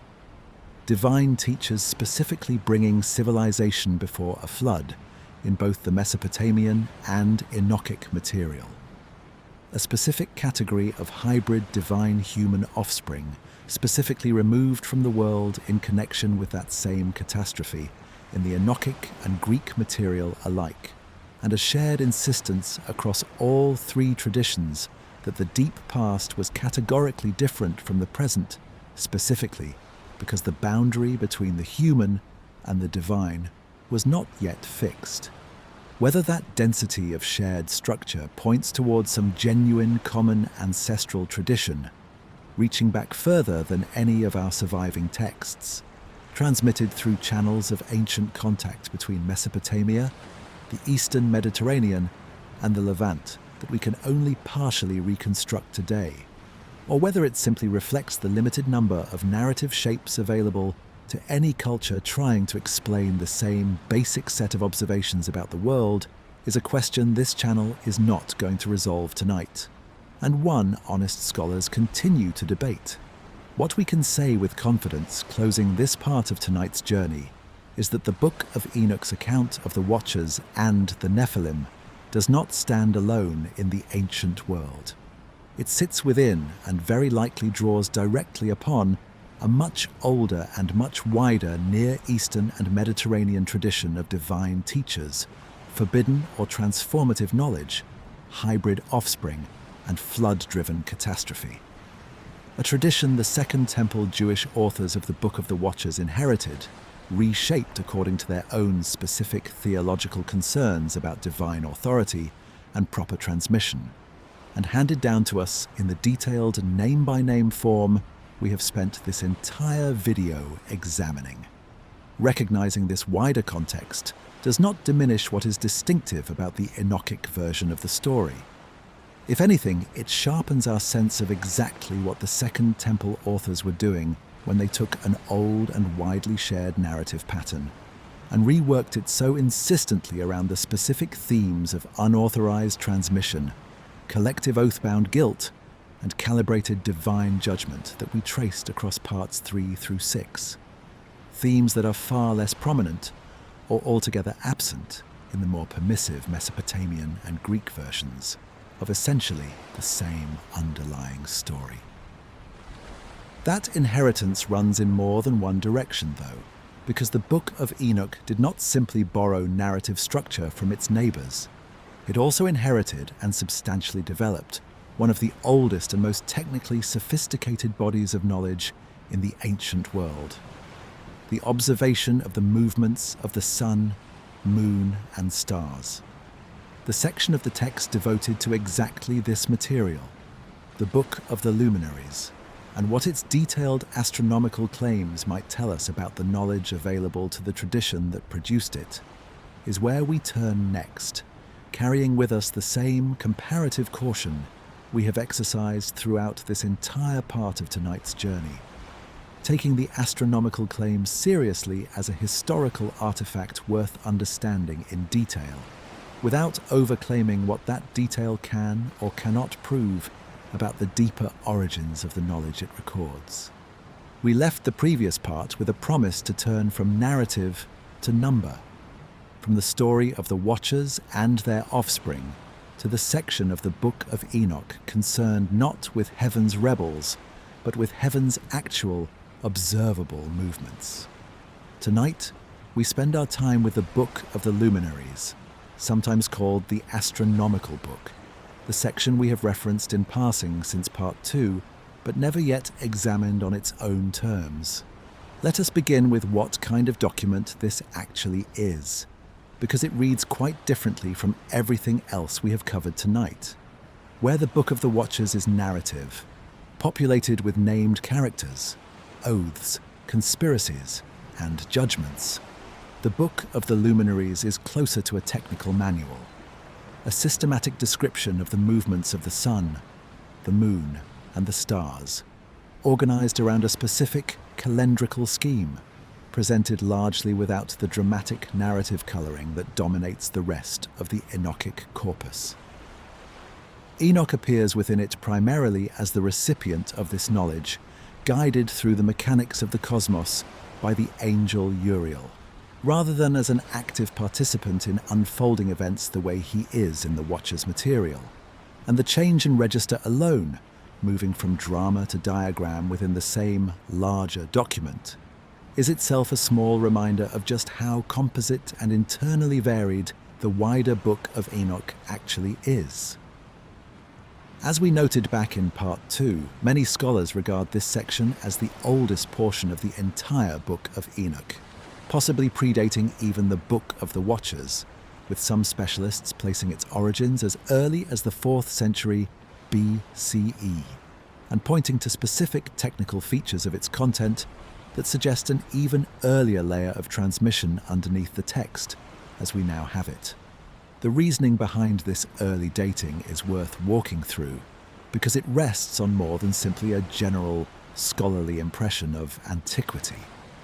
Certain astronomical and calendrical features embedded in the text, the specific way it structures the relationship between solar and lunar cycles, and certain numerical schemes it uses to describe the waxing and waning of the moon, closely resemble computational methods known from Babylonian astronomical texts of a considerably earlier period, suggesting that whoever composed the Book of the Luminaries was working with, or had access to, genuinely ancient Mesopotamian astronomical technique, filtered through whatever channels of transmission connected the Jewish scribal tradition to the much older and more extensively developed astronomical scholarship of Mesopotamia.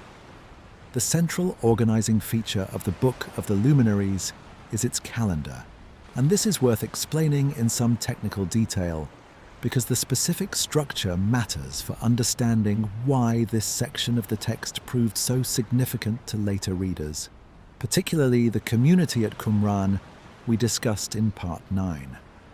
The text describes a solar year of 364 days, divided into 4 equal seasons of exactly 91 days each, with each season further divided into 3 months, 2 of 30 days, and 1 of 31 days, a pattern that repeats consistently across all 4 seasons.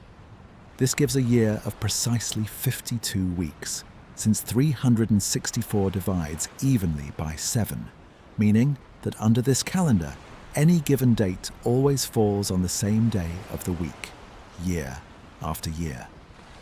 A genuinely elegant computational property that a purely lunar or lunisolar calendar of the kind used at the Jerusalem temple does not share. This elegance comes at a real cost, though, and the text itself does not appear to fully resolve the problem this creates. A true solar year is closer to 365 and a quarter days, meaning the 364-day scheme drifts out of alignment with the actual solar year by roughly 1 and a quarter days annually. A small discrepancy in any single year, but one that accumulates into a significant seasonal drift over decades. The same basic problem that eventually required the Julian and then Gregorian calendar reforms in the Western tradition many centuries later. Scholars debate exactly how the ancient users of this calendar handled that drift, whether some form of periodic intercalation, adding extra days or weeks at intervals to correct the accumulating error, was built into the system as actually practiced, even if the surviving text does not spell out the mechanism in full detail, or whether the community using this calendar simply tolerated the drift as a lesser problem than the perceived deficiencies of the competing lunar system. It is worth noting that this same basic tension between a calendar with elegant, easily calculable numerical properties and a calendar that tracks the physical sky with greater long-term accuracy was not unique to the Enochic tradition or to the ancient world generally. Virtually every civilization that has attempted to reconcile human timekeeping with the actual, stubbornly non-round astronomical cycles of the sun and moon has faced some version of this same trade-off, and the historical record is full of societies choosing, at different points, to prioritize one property over the other. What makes the 364-day Enochic scheme distinctive is not that it faced this trade-off, which was universal, but the particular resolution it chose, sacrificing long-term solar accuracy in favor of a year that divided perfectly into 52 7-day weeks, a choice that tells us the text's authors valued the ritual and liturgical convenience of a fixed, repeating weekly structure highly enough to accept the resulting astronomical imprecision as the price of that convenience. It is worth returning here to the connection we established in Part 9, because the stakes of this calendrical choice were not merely academic. The Qumran community's adoption of this same 364-day solar scheme, in direct tension with the lunar calendar governing worship at the Jerusalem temple, meant that the community's entire annual cycle of festivals, when Passover fell, when the Day of Atonement fell, was calculated on a completely different basis from mainstream Second Temple Jewish practice. A community keeping this calendar would have observed its holy days on dates that, from the perspective of the temple authorities in Jerusalem, were simply wrong, out of step with the calendar the rest of the Jewish world was using. This was not an abstract dispute about astronomical elegance. It was a practical, lived difference that separated the Qumran community's entire religious calendar from the calendar observed everywhere else in contemporary Jewish practice, rooted specifically in the authority this text carried for that community. Beyond the solar calendar itself, the Book of the Luminaries describes in considerable technical detail the movement of the sun through what the text calls gates, 12 openings in the eastern and western horizon through which the sun is described as rising and setting at different points across the year, 6 gates on each side with the sun's passage through different gates at different times of year, accounting for the changing length of days across the seasons. The text describes a similar gate system governing the moon's movements, and it works through, in painstaking and repetitive detail across many chapters, the changing relationship between solar and lunar positions across the days of the month and the months of the year. Material that reads, frankly, more like an ancient astronomical textbook than anything resembling the narrative material we have spent most of tonight examining. It is worth walking through the gate system in a little more detail, because the underlying observational insight it encodes is genuinely sound, whatever we make of the specific numerology the text wraps around it. The sun's rising and setting points on the horizon do, in physical reality, shift gradually across the course of a year, moving toward one extreme at the summer solstice, the opposite extreme at the winter solstice, and returning to the midpoint at the 2 equinoxes. A real, observable astronomical phenomenon that any culture engaged in careful, sustained horizon observation over multiple years would eventually notice and could, in principle, systematize into exactly this kind of numbered gate scheme. The number 12 gates, 6 on each horizon, maps this continuous physical phenomenon onto a discrete numerical structure convenient for calendrical calculation, dividing the year's changing sunrise positions into a fixed number of stages, rather than treating the shift as a smooth, ungraduated continuum. This is a genuinely sophisticated way of translating a continuous natural phenomenon into a workable calendrical tool, and it reflects real, sustained observational effort rather than pure invention. This technical, repetitive quality is worth addressing directly, because it explains something about how this section of the text has typically been received compared to the more dramatic Watchers material. The Book of the Luminaries has never attracted anything like the popular attention given to the Watchers and the Nephilim, precisely because it lacks the narrative drama that makes the earlier chapters of the Book of Enoch so compelling to read even without specialist astronomical training.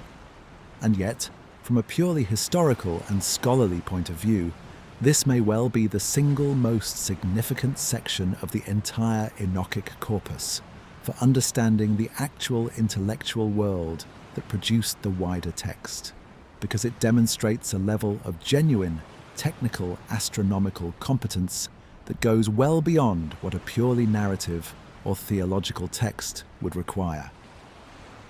There is a question worth raising here about what this technical competence actually implies, and it is worth approaching carefully rather than reaching immediately for the most dramatic possible conclusion.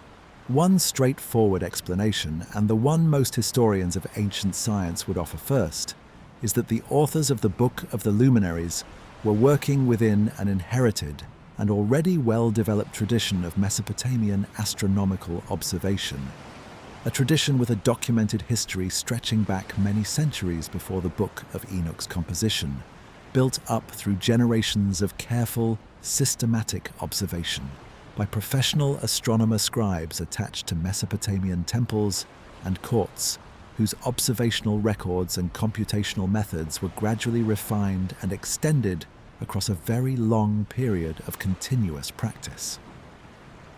On this view, the Book of the Luminaries represents a genuinely impressive but entirely explicable inheritance and adaptation of existing ancient Near Eastern astronomical science, transmitted into a Jewish scribal context through the same kinds of cultural contact and exchange we discussed in Part 13 regarding the Apkallu and Greek heroic traditions. A different and more speculative line of thought, occasionally raised in more alternative circles interested in this material, asks whether the specific attribution of this astronomical knowledge to a period before the flood, knowledge revealed to Enoch himself, according to the text's own narrative framing, by the angel Uriel in the deep antediluvian past, the whole Book of Enoch is set within, might reflect a genuine tradition of sophisticated pre-flood astronomical observation, later transmitted forward and eventually written down in the form we now have. This channel is not going to endorse that reading as historically established, because the evidence available to us, the paleographic dating of the actual manuscripts, the clear technical dependence on documented Mesopotamian methods with a known, traceable developmental history of their own, supports the more conventional explanation considerably better than the more speculative one. But it is worth noting honestly that the text's own internal claim is specifically and repeatedly that this is antediluvian knowledge, revealed directly by an angel rather than developed through ordinary human observational effort over generations, and that this specific framing is itself a genuinely interesting feature of how the tradition understood the origin of astronomical science, regardless of what modern historical methods can or cannot verify about it. It is worth being precise about exactly where the honest uncertainty in this question actually lies, because it would be easy to overstate it in either direction. We can say with real confidence, based on the manuscript and comparative evidence, that the text as we have it was composed sometime in the mid to late 1st millennium BCE, drawing on astronomical technique with a documented Mesopotamian pedigree.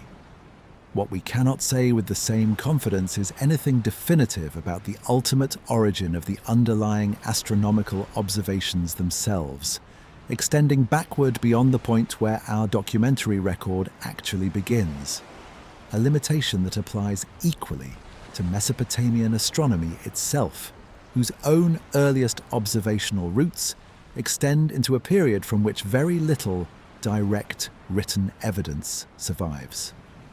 The honest position, consistent with how this channel has approached every claim of ancient or lost knowledge across previous videos, is that the text gives us solid ground for dating its composition and its immediate cultural inheritance, and considerably softer ground for making any confident claim about how far back the underlying observational tradition itself ultimately reaches. There is a further detail here worth setting directly against the Watcher's material we spent parts 3 through 6 examining, because it creates a genuinely interesting internal tension within the Book of Enoch as a whole. Recall from part 5 that several Watchers, Kokabiel, Barakijal, and others, are specifically condemned for teaching astrology and the reading of the stars, treated as part of the catalogue of forbidden knowledge that corrupted the earth and helped bring on the flood. And yet here, in the Book of the Luminaries, Enoch himself receives an extensive education in the movements of the sun, moon, and stars from the angel Uriel, presented throughout in entirely positive terms, with no hint of condemnation or corruption attached to it whatsoever.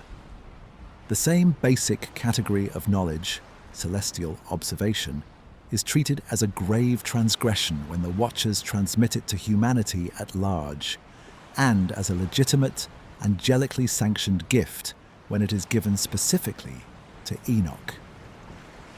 This tension is worth sitting with rather than smoothing over, because it tells us something important about how the text actually organizes its moral universe.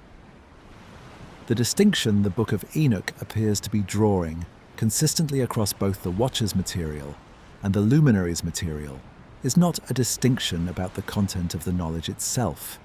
Astronomy is astronomy whether a Watcher or an angel teaches it, but about the channel and the authorization of its transmission.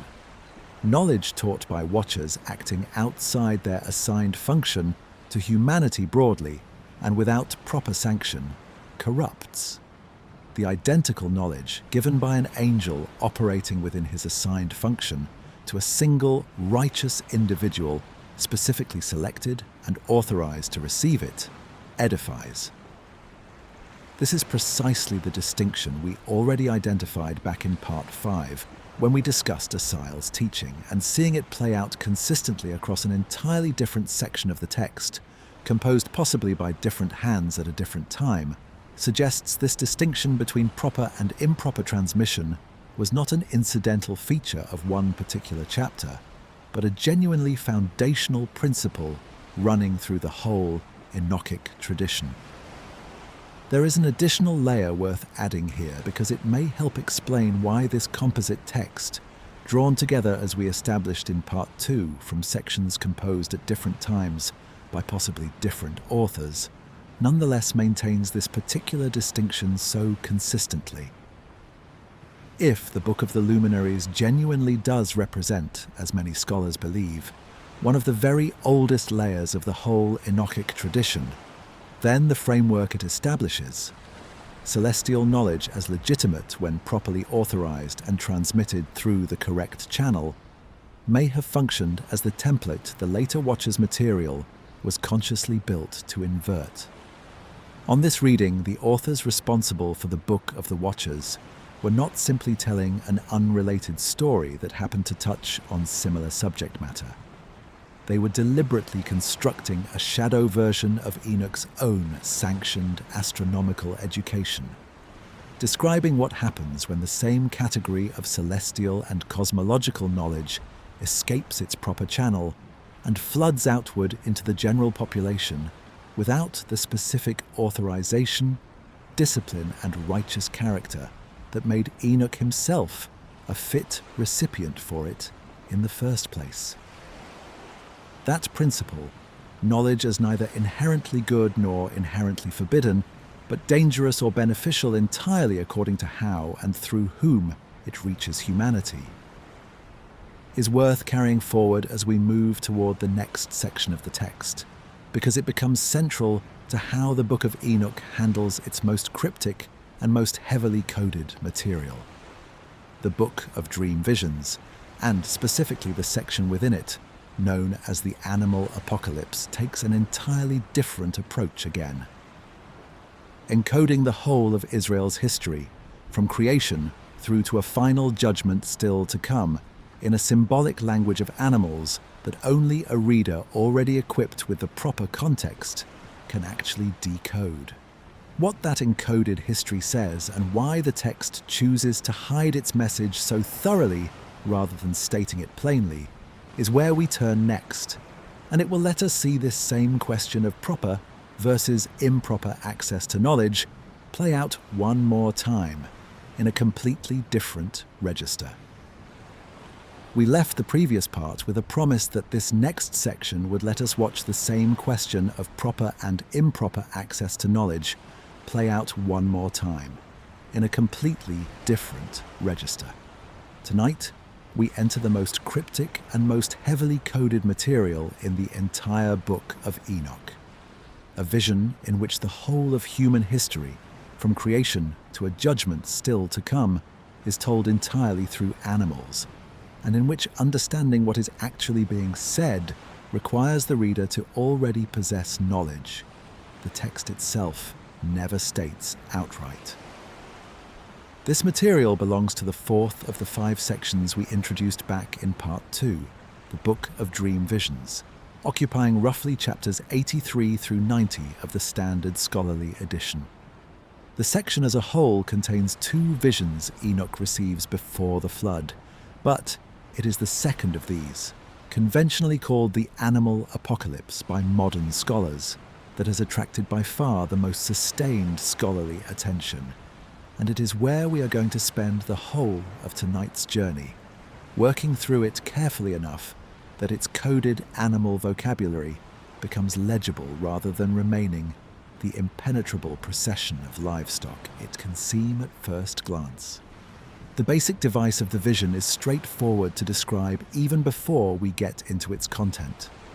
The entire sweep of biblical and post-biblical history, as this text's authors understood it, is presented as a procession of animals, with different species representing different groups of people, and colour, size, and specific animal type, all carrying deliberate symbolic weight. Adam appears at the very beginning of the vision as a white bull. Eve follows as a heifer. The righteous line running through Seth and eventually to Noah continues to be represented by cattle, while other, less favoured lines of humanity appear as different and generally less favourably regarded animals. It is worth noting how carefully calibrated this symbolic system is, because the choice of colour in particular carries a consistency that rewards close attention. White, throughout the vision, is reserved specifically for the righteous line. Adam, Seth, and eventually the patriarchs and figures the text regards as faithful to the covenant. Black and other darker colourings tend to mark lines of humanity the text regards less favourably, including notably the offspring of Cain, who appears in the vision as a black calf, killing his brother Abel, represented as a red calf, in an act of violence rendered symbolically through colour alone, without the text needing to narrate the murder in explicit prose. This is a genuinely sophisticated visual and symbolic grammar, sustained consistently across a narrative spanning the entire history of the world as the text's authors understood it, and it rewards a reader willing to track colour and species patiently across many chapters, rather than skimming past the animal descriptions as incidental decoration. The Watchers themselves appear in this vision not as angelic figures in any humanoid or recognizably angelic form, but as stars, a detail we flagged back in Part 7 when we discussed Enoch's vision of a burning prison prepared for fallen stars at the edge of the world, and one that connects directly to a wider pattern of celestial symbolism running through the whole Enochic corpus.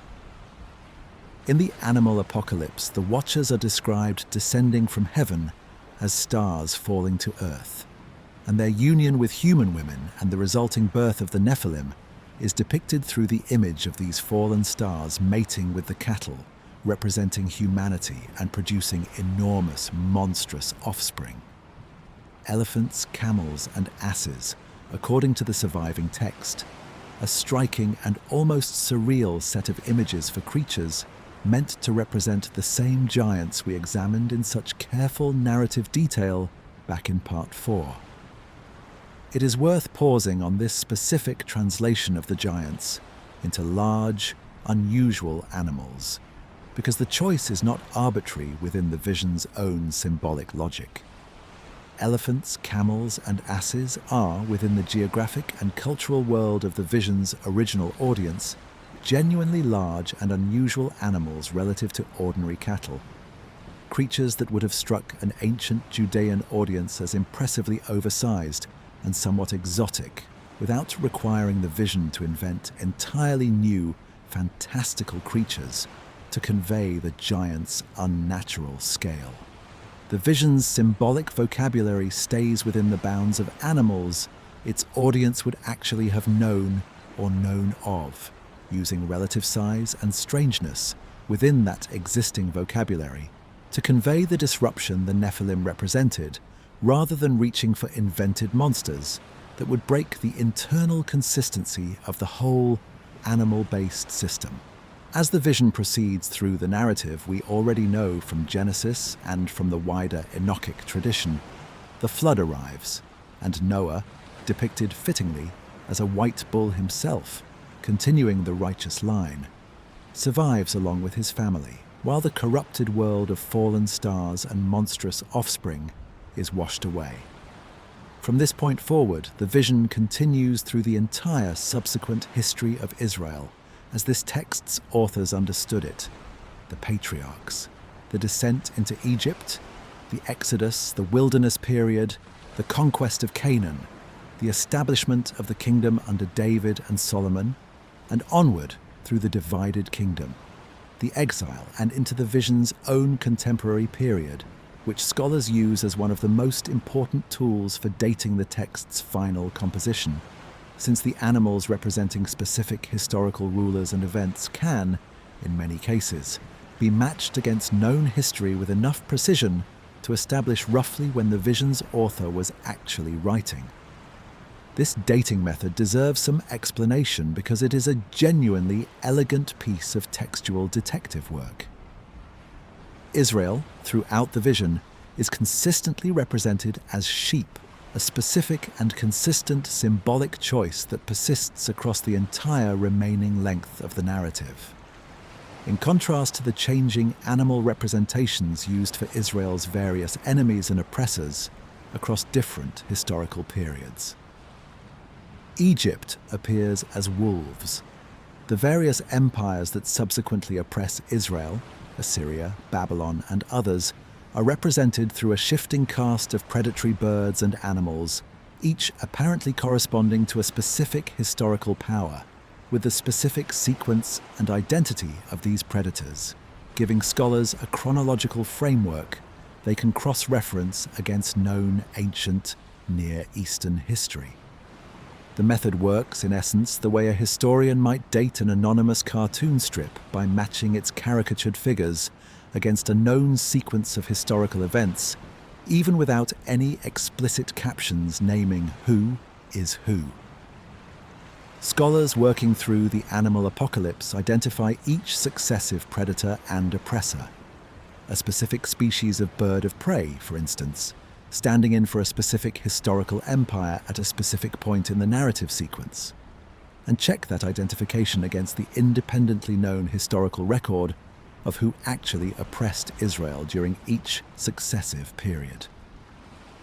When enough of these identifications line up consistently and in the correct chronological order, confidence in the overall dating scheme increases substantially, because the alternative explanation that a series of unrelated animal symbols simply happens by coincidence to match a real historical sequence in the correct order becomes increasingly implausible the more individual identifications accumulate and confirm each other. The vision becomes especially significant for dating purposes in its treatment of events closer to what appears to be the author's own lifetime.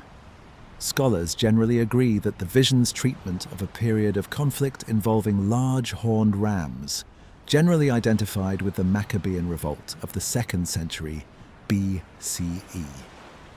The Jewish uprising against the Seleucid Greek Empire that we have referenced only briefly in earlier parts of tonight's journey, but that represents one of the most significant events in Second Temple Jewish history, provides the clearest anchor point for dating this section of the text. The specific ram most scholars identify with Judas Maccabeus, the military leader of the revolt, appears to be treated favorably in the vision, described growing a large horn and successfully leading Israel's sheep against their oppressors, which suggests the vision was composed by an author sympathetic to and probably contemporary with the Maccabean cause, placing the final composition of this section of the Book of Enoch in the mid-2nd century BCE. Considerably later than the Book of the Watchers, we spent parts 3 through 7 examining. Though still well within the range of dates, the Qumran manuscript evidence we discussed in part 9 can accommodate. This identification carries real interpretive weight beyond simply pinning down a date, because it tells us something about the community that produced and valued this particular vision. A text written by, or at least sympathetic to, supporters of the Maccabean revolt places the animal apocalypse within a specific and identifiable strand of Second Temple Jewish religious and political life. A strand invested in the idea that righteous, divinely sanctioned military resistance against a foreign oppressor could succeed, and that such success formed part of a larger divine pattern extending all the way back to the flood and forward to a final, universal judgment still to come. This gives the vision's encoded history a genuinely propagandistic as well as theological function, presenting recent and contemporary political events as the latest chapter in a divinely orchestrated narrative stretching back to Adam, in a manner clearly intended to encourage and legitimate continued resistance among its original audience. There is a specific reason this text chooses to encode its history this way, rather than simply narrating events directly, and it is worth taking seriously as a genuine literary and theological choice, rather than simply an eccentric stylistic decision. Apocalyptic literature of this period, and the animal apocalypse, is one of the clearest examples of the genre in the whole Enochic corpus, frequently uses this kind of symbolic encoding specifically because it allows the text to comment on contemporary political and religious circumstances, including circumstances involving considerable danger, to speak about directly, while maintaining a layer of protective ambiguity. A text describing the current ruling power as a specific, named predatory bird carries different risks than a text explicitly naming and condemning that same power by its actual historical name, even though a knowledgeable contemporary reader would have had little difficulty decoding which power was actually being described. This protective function of symbolic encoding connects to something worth drawing out explicitly, because it echoes a theme we have returned to repeatedly across tonight's journey. Just as the Book of the Watchers draws a sharp distinction between properly and improperly authorized transmission of knowledge, and just as the Book of the Luminaries reserves its astronomical instruction for a single righteous, specifically chosen recipient, the animal apocalypse encodes its most politically sensitive material in a form that requires the reader to already possess the interpretive key, familiarity with the specific historical events and figures the vision describes, before its full meaning becomes accessible. Knowledge, once again, is not simply given freely to any reader who happens to pick up the text. It requires the right preparation, the right context, and in this specific case, the right degree of insider familiarity with recent Jewish history, before the vision yields its actual meaning, rather than remaining an opaque procession of animals. The vision's conclusion is worth describing in some detail, because it moves beyond simply recounting past and recent history into an explicit vision of final judgment and restoration. And this is where the Watcher's material we have spent so much of tonight's journey tracing receives its clearest and most explicit resolution within the Enochic corpus as a whole. The vision describes a final judgment scene in which the fallen stars, the Watchers, along with the shepherds who had been given temporary authority over Israel throughout the preceding history, apparently representing angelic overseers who had exceeded or abused their delegated authority in ways the text does not fully specify, are cast into an abyss of fire in language that closely echoes the punishment scenes we examined in detail back in Part 6. The introduction of these shepherds is itself a genuinely interesting addition to the wider Enochic picture of angelic wrongdoing, because it appears to describe a second, entirely separate category of angelic failure beyond the original Watchers narrative. Where the Watchers of parts 3 through 6 transgress by descending and interbreeding, these shepherds appear to represent angelic beings assigned specifically to oversee and protect Israel across the successive periods of oppression the vision recounts, who are judged, in the vision's final reckoning, to have permitted greater harm to befall the sheep under their care than had actually been authorized or intended. This suggests the wider Enochic tradition, by the time this later section was composed, had developed its picture of angelic moral failure well beyond the single original transgression on Mount Hermon, extending the same basic logic of delegated authority and accountability we traced through the Watchers and the Book of the Luminaries alike to an entirely separate class of heavenly overseers, each held to account for how faithfully they discharged the specific task they had been given. Following this judgment, the vision describes a new house being built for the righteous sheep, larger and more magnificent than what came before, and a remarkable final image in which the surviving white sheep, along with representatives of what appear to be the nations of the world previously depicted through other animal species, are transformed. In the vision's own striking language, a white bull is born among the transformed community, and eventually all the remaining animals are themselves transformed into white bulls like it.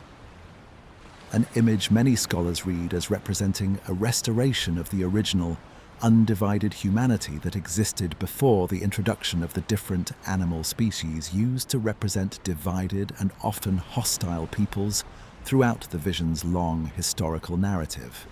A kind of return to the singular, undifferentiated humanity of Adam himself, who opened the entire vision as the very first white bull.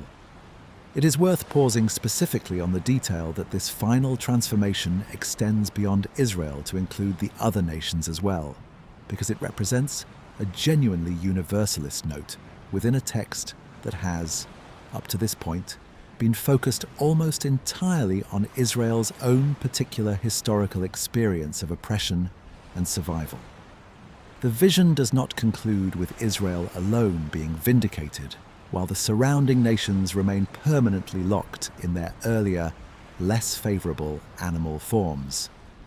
It concludes with everyone, apparently, being drawn into the same final transformation, suggesting that the vision's authors understood the ultimate resolution of history not as Israel's triumph over its enemies in any narrow, exclusive sense, but as a restoration extending outward to encompass the whole of humanity.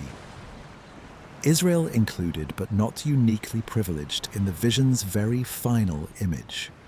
That final image is worth sitting with as we close this part, because of what it tells us about how this specific text understands the ultimate trajectory of history. The vision does not end simply with judgment against the wicked and reward for the righteous, in the manner of many other ancient apocalyptic texts. It ends with a vision of restored unity. The various divided, often warring categories of animal humanity established across the vision's long historical sweep, collapsing back into a single, undivided species, echoing and, in some sense, reversing the original crossing of boundaries that the Watcher's narrative describes at the very beginning of the whole Enochic tradition. Where the Watchers crossed a boundary that should not have been crossed, and thereby introduced division, corruption, and monstrous hybridity into the world, the animal apocalypse's closing vision imagines history's ultimate resolution as the healing of division altogether, a world restored to the singular unified state it possessed before any of the boundary crossing this entire video has been examining ever took place. That vision of final judgment and restoration is not confined to the animal apocalypse alone. It recurs in different language and with different specific imagery across other sections of the wider Enochic corpus, and it connects directly to material we touched on only briefly back in Part 1. The specific language the Book of Enoch uses to describe the fate of the Watchers, held in chains and awaiting a day of judgment still to come. Language that later authors of the New Testament would draw on directly and by name.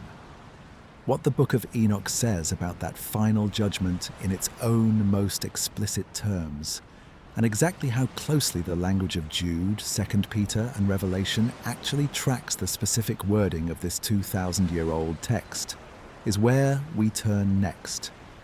And it will let us finally close the loop on a claim this entire video has been building toward since its opening minutes, that a text formerly outside the canon nonetheless left its fingerprints directly on the words of Scripture that Christians read every day. We left the previous part with a promise to close the loop on a claim this whole video has been building toward since its opening minutes, that a text excluded from the canon nonetheless left direct, traceable fingerprints on the words of texts that remained inside it. Tonight, we look at that claim in the closest possible detail, because it is not a vague resemblance or a shared general atmosphere. In at least one case, it is a named quotation.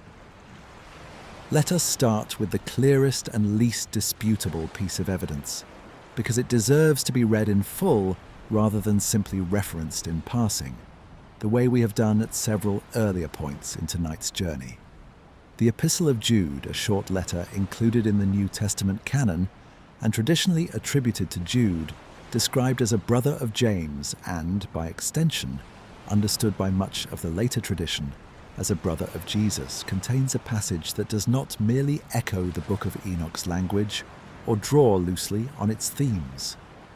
It names Enoch directly, and it quotes him in a manner unmistakable enough that no amount of later theological discomfort could ever fully erase it from the canonical record.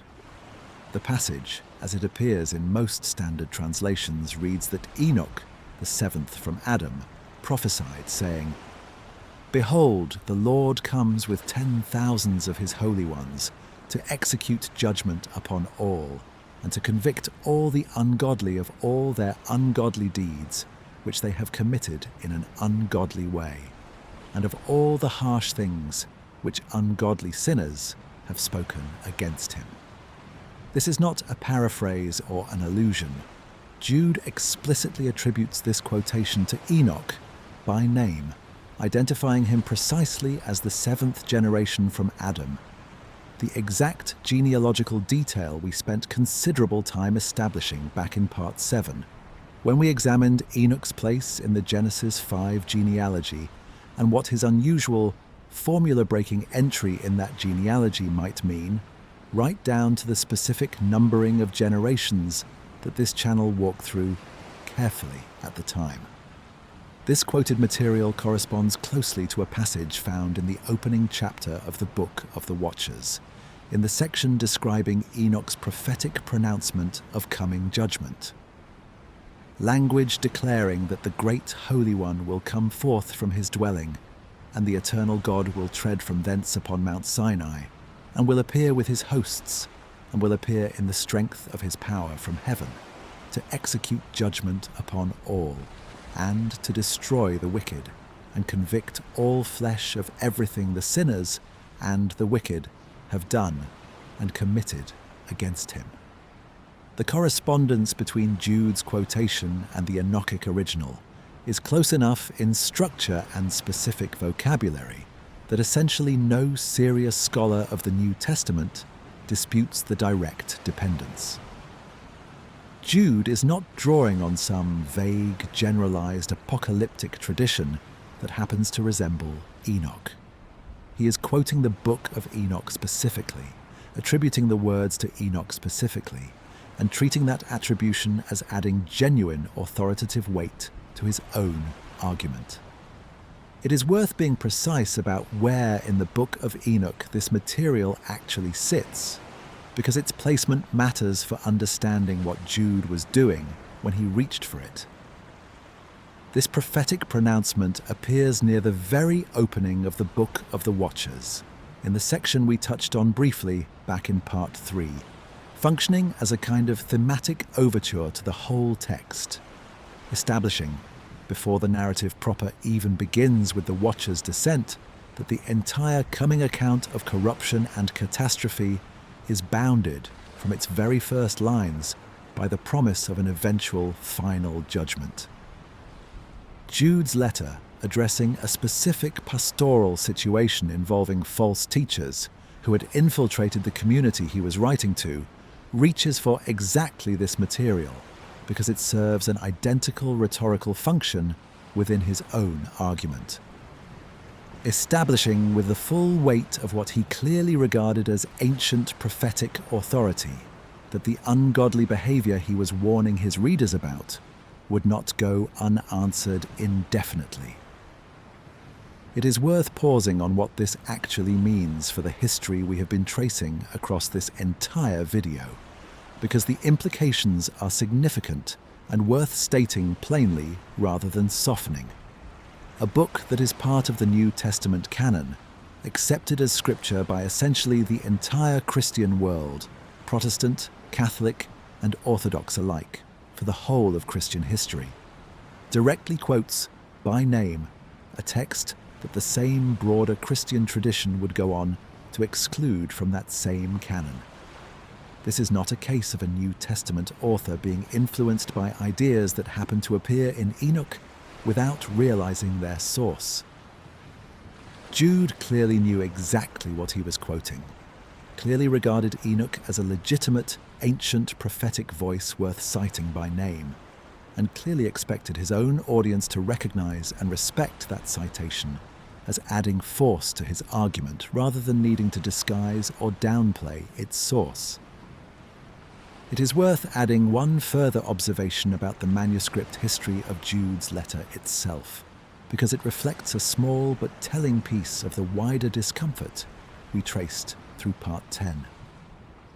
Some later Christian commentators, in the centuries following the composition of Jude's letter, expressed real unease specifically about the letter's inclusion of this Enoch citation. And this unease is part of the reason Jude's own status within the developing New Testament canon was, for a period, somewhat more contested than that of many other New Testament books. Not because of doubts about the letter's core content or authorship in general, but specifically because its explicit reliance on a text that was itself becoming increasingly suspect created a kind of secondary anxiety, one canonical text's authority becoming entangled with the shifting status of another text it happened to cite by name.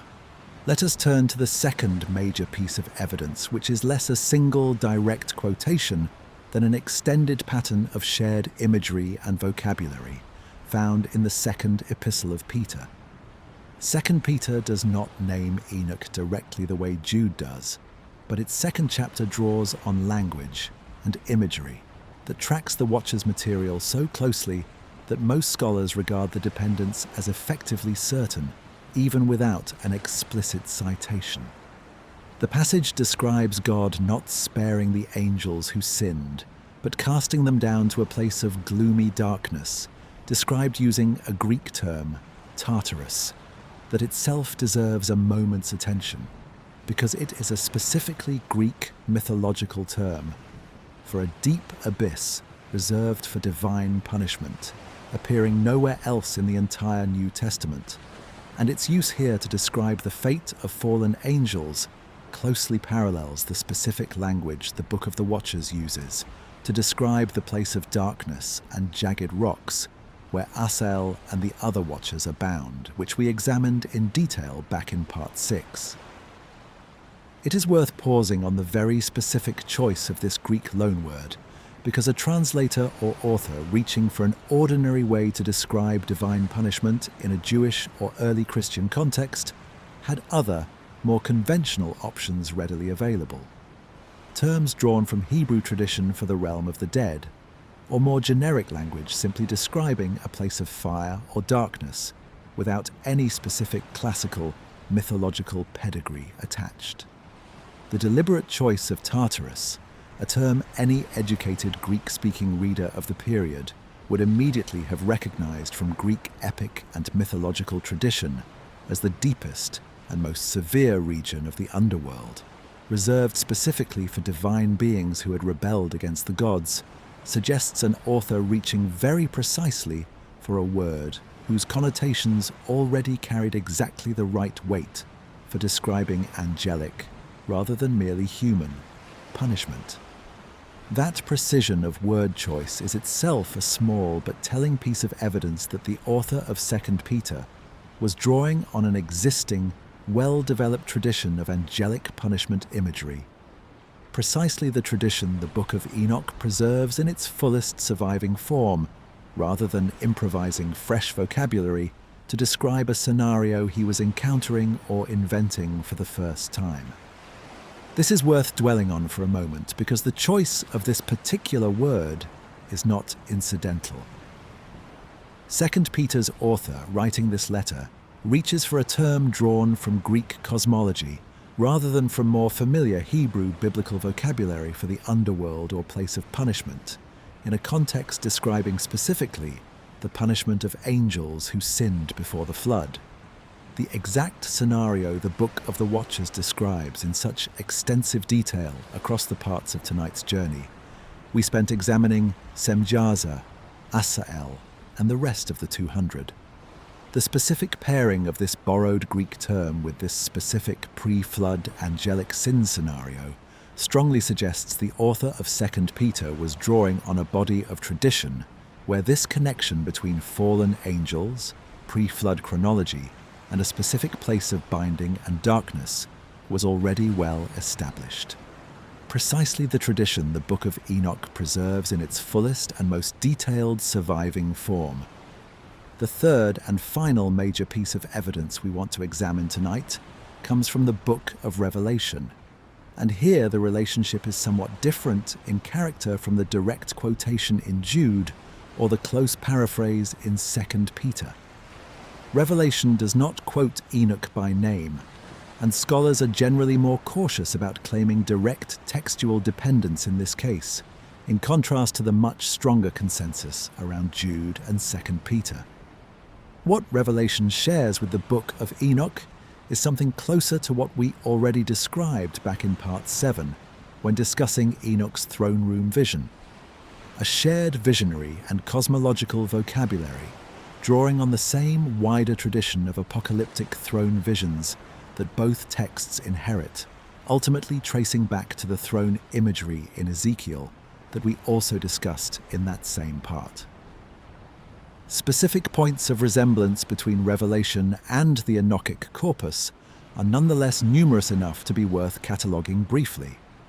Revelation's imagery of stars falling from heaven, discussed in its 6th and 9th chapters, echoes the star symbolism for fallen angelic beings that we traced through the animal apocalypse in Part 15. Revelation's description of a great chain used to bind a specific fallen angelic figure for 1,000 years closely parallels the specific language of binding we examined in Part 6, when Michael was instructed to bind Semjaza and the Watchers for 70 generations until the final judgment. And Revelation's overall structure, a sweeping vision of cosmic history moving through successive stages of judgment toward a final, decisive reckoning and a subsequent restoration, shares a basic architecture with the animal apocalypse's own movement from creation through successive historical judgments toward the final transformation we examined at the close of the previous part. There is a further, more specific point of resemblance worth adding, because it involves a detail this channel has not yet had occasion to mention. Revelation's 9th chapter describes a star that falls from heaven and is given the key to a bottomless pit, from which locust-like creatures with the power to torment humanity for 5 months are released. An image that combines several elements we have now encountered separately across this entire video. Fallen stars as a symbol for fallen angelic beings, a specific pit or abyss functioning as a place of angelic confinement, and a key or mechanism controlling access to that confinement, a detail that echoes, in a general structural sense, the specific angelic assignments and named locations of binding we traced through Michael, Raphael, and the other archangels back in part 6. Scholars remain divided on how directly this specific image depends on Enochic material, as opposed to drawing more generally on a wider shared apocalyptic vocabulary that both texts inherit from earlier Jewish tradition, but the density of shared structural elements is, at minimum, difficult to dismiss as pure coincidence.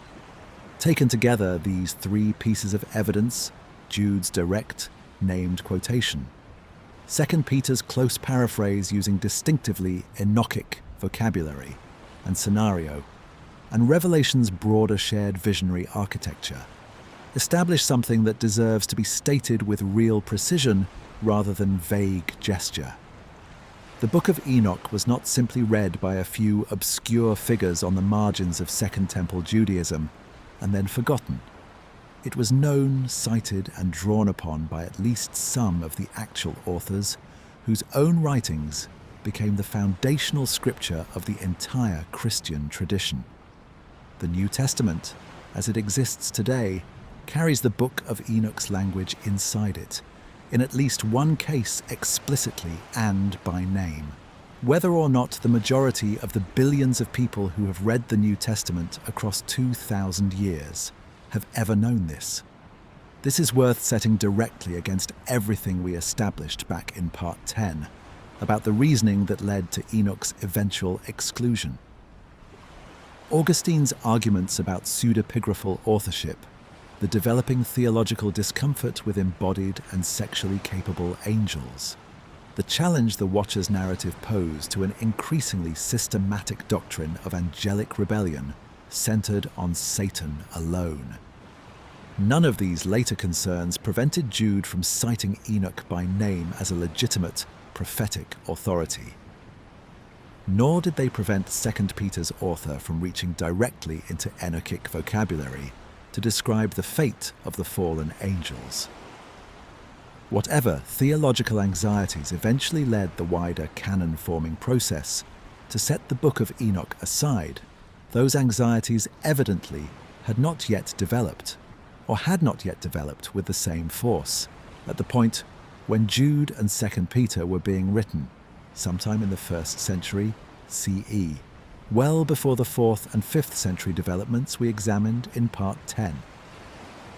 That gap between a 1st century Christian world comfortable enough with Enoch to quote him by name in what would become scripture, and a 4th and 5th century Christian world increasingly uncomfortable enough with the same material to exclude the whole text from the same scripture, is one of the most genuinely striking features of this entire 2,000-year story. It means the exclusion we traced through Part 10 was not simply a continuation of an attitude that had always existed toward this material.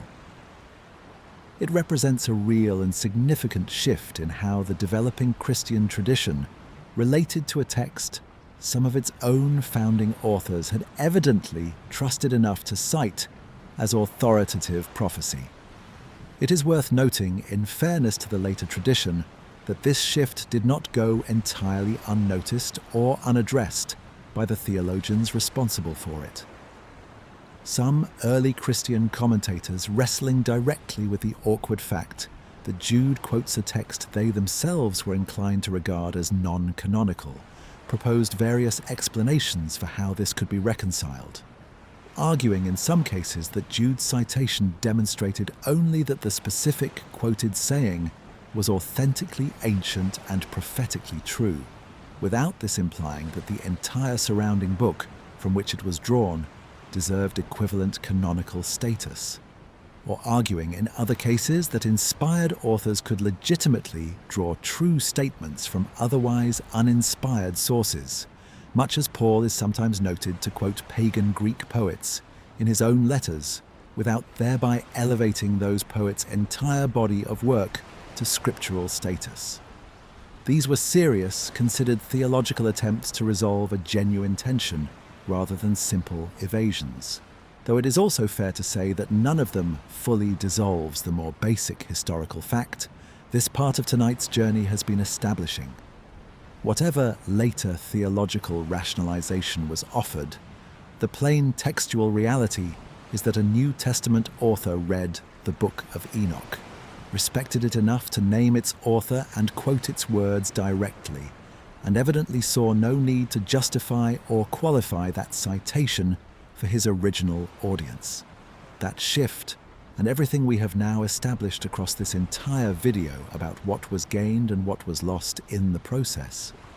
A text this old, this influential, this directly embedded in the language of Scripture that survived, and yet excluded from the canon its own influence helped shape, brings us to the question this whole journey has been building toward from its very first minutes. If the Book of Enoch is simply false, invented pseudepigraphal literature with no genuine claim to authority, why does the New Testament quote it by name as legitimate prophecy? And if there is something to it worth taking seriously, what does that mean for how we should actually understand the pre-flood world it describes? That honest reckoning, what this text actually is and is not, and what the whole story of its removal and rediscovery should leave us thinking, is where we turn next, in the second to last part of tonight's long journey through this remarkable and remarkably resilient book.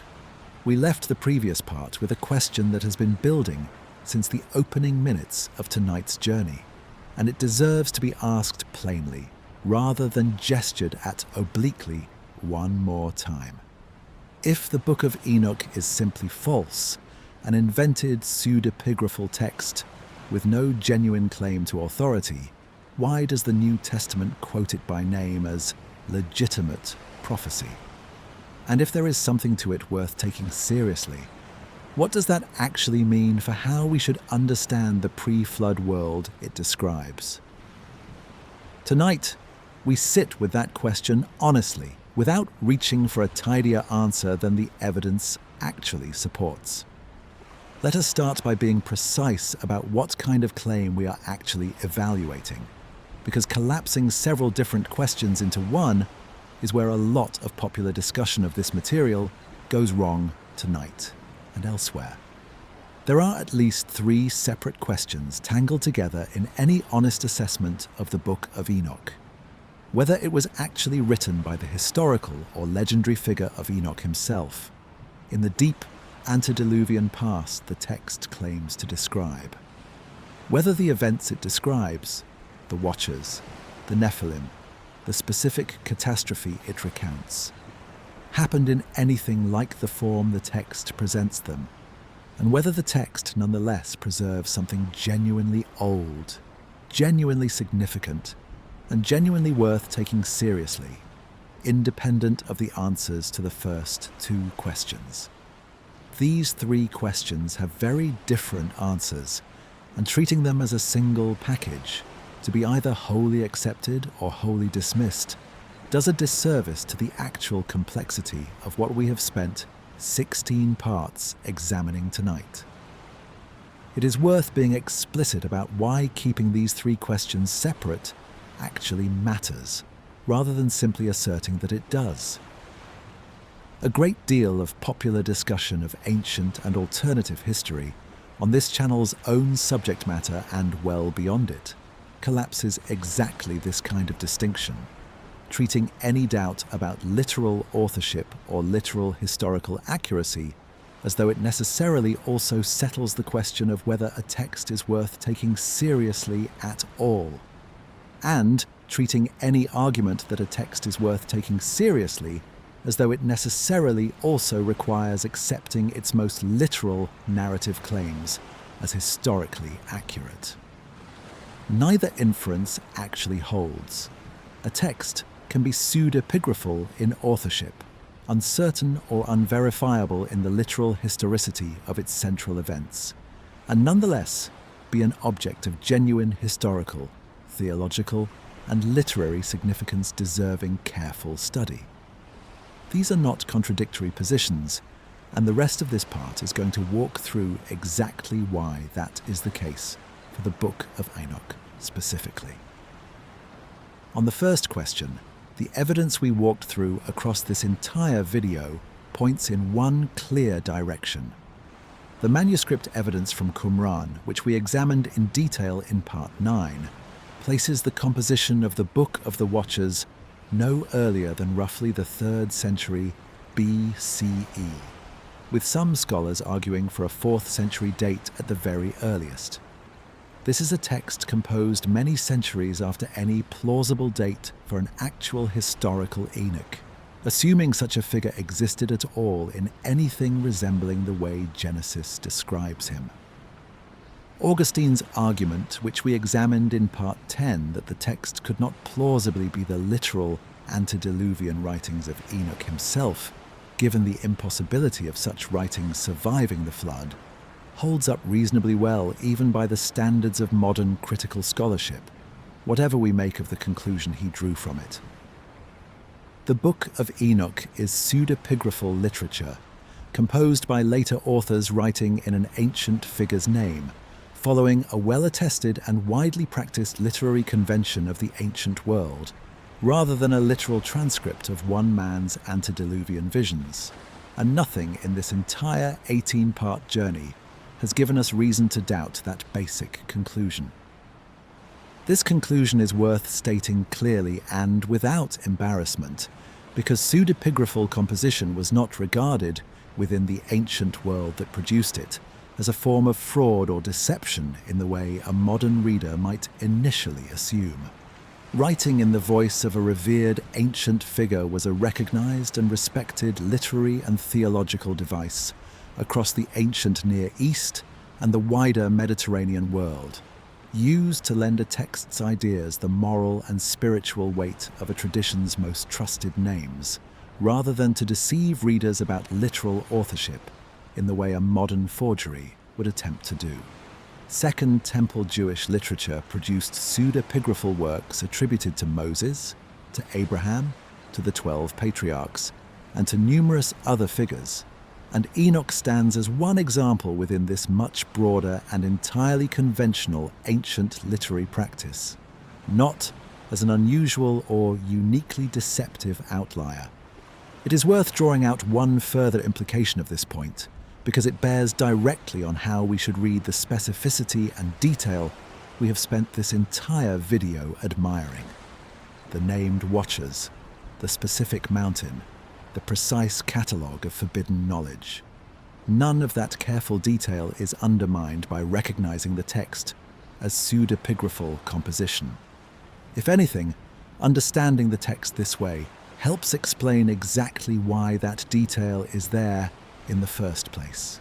An author writing centuries after Enoch's supposed lifetime, working to lend his own theological and cosmological ideas the authority of the most revered pre-flood figure available to him, had every reason to construct his account with precisely this kind of careful, name-by-name, place-by-place specificity, because specificity is exactly what makes a claimed ancient revelation feel authoritative and trustworthy to its intended audience, rather than feeling like the vague, unverifiable gesture a less carefully constructed pseudepigraphal text might have settled for instead. On the second question, whether the specific events the text describes happened in anything like the form it presents them, the honest answer requires us to distinguish between different kinds of claims embedded within the text, because they do not all carry the same evidential weight or invite the same kind of assessment. The specific claim that 200 named angelic beings descended to a specific mountain and interbred with human women is, on any reasonable historical or scientific standard, not a claim this channel can verify, and it sits outside what historical or archaeological method is equipped to assess one way or the other. This channel has consistently taken the position across every video we have made touching on ancient mysteries and alternative history that claims of this kind deserve to be held with genuine epistemic humility, rather than either confident affirmation or confident dismissal. And that position applies here with exactly the same force it has applied everywhere else, regardless of how much detail and internal consistency the narrative itself displays. But it is worth separating that specific narrative claim from a different and more tractable question: whether the text preserves a genuine memory, however transformed and reshaped by centuries of retelling, of some real ancient event or set of events. Here the picture becomes considerably more interesting because of everything we established across parts 4, 6, and 13 of tonight's journey. The recurring cross-cultural pattern of flood narratives, divine teachers, and hybrid or exceptional pre-flood beings that we traced through the Mesopotamian and Greek material suggests that whatever underlies these stories, whether an actual shared catastrophic event in the deep human past, a shared set of psychological and narrative pressures that different cultures independently resolved in similar ways, or some combination of both. The Book of Enoch's account is not an isolated invention with no connection to anything beyond its own immediate Second Temple Jewish context. It sits within and very likely draws upon something considerably older and more widely distributed than the specific text we have spent this entire video examining, whatever that older layer ultimately turns out to be. On the third question, whether the text is worth taking seriously independent of questions about literal authorship and literal historical accuracy, the answer this entire 18-part journey has been building toward is an unambiguous yes, though it is worth being precise about exactly what kind of seriousness that yes actually calls for. The Book of Enoch is worth taking seriously as a window into the actual intellectual and theological world of Second Temple Judaism, a period whose full diversity and complexity is badly flattened if we only ever look at the texts that happened to survive into the later, narrower canonical traditions. It is worth taking seriously as a text that demonstrably shaped the New Testament, in at least one case by direct, named Quotation, meaning any serious attempt to understand the theological world the earliest Christians actually inhabited requires reckoning with this material, rather than setting it aside as an irrelevant curiosity. And it is worth taking seriously as a genuinely sophisticated piece of ancient literature and ancient thought in its own right.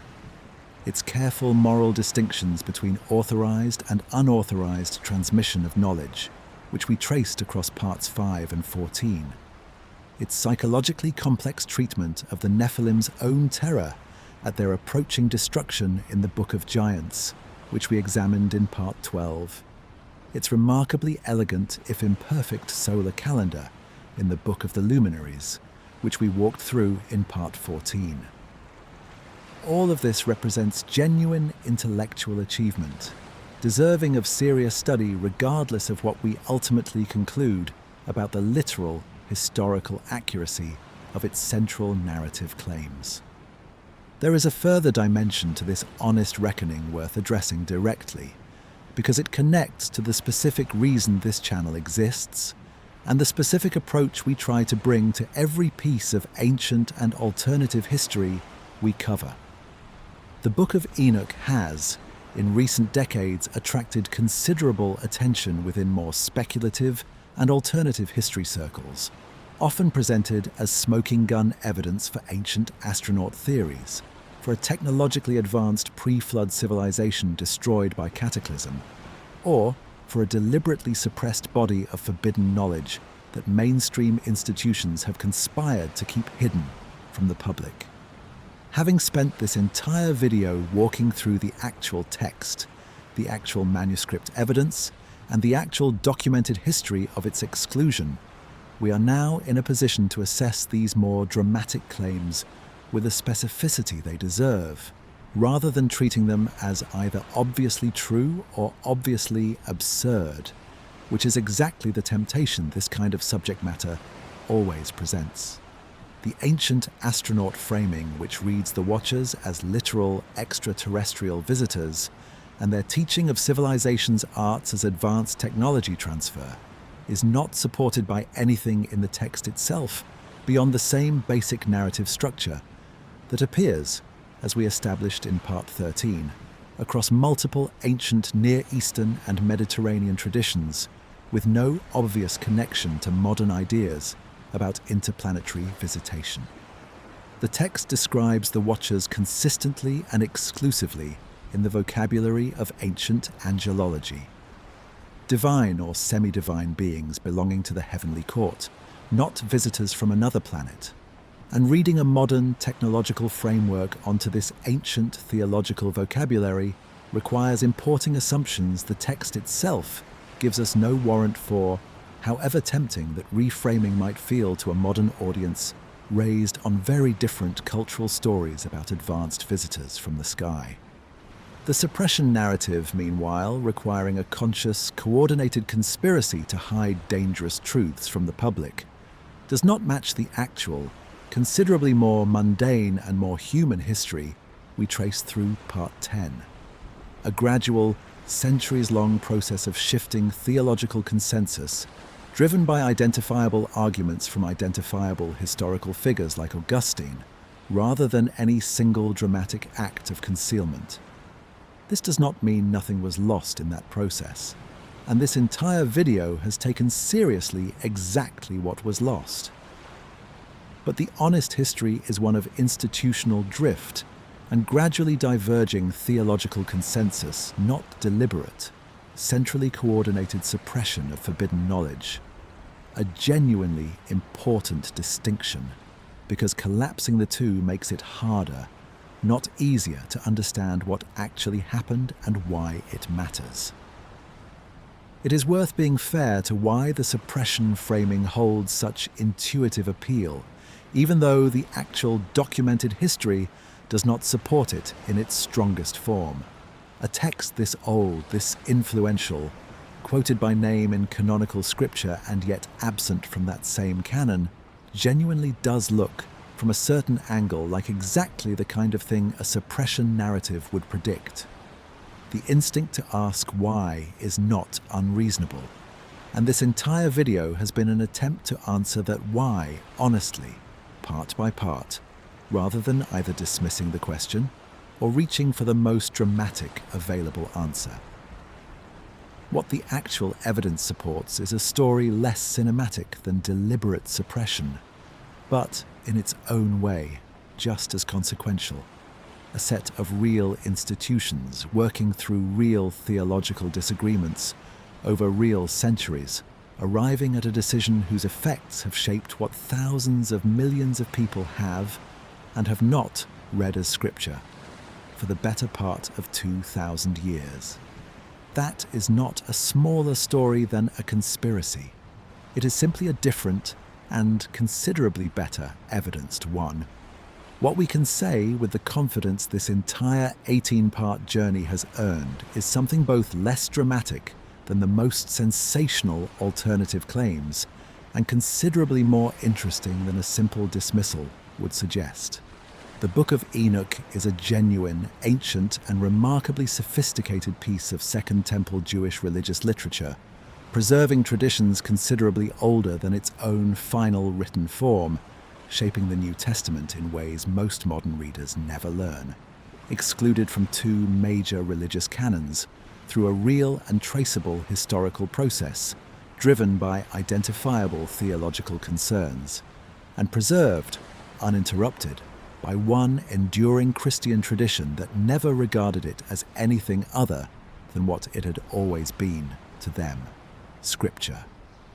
It asks us to take seriously a version of the deep past, in which the boundary between the human and the divine was not always where later tradition insisted it had always been.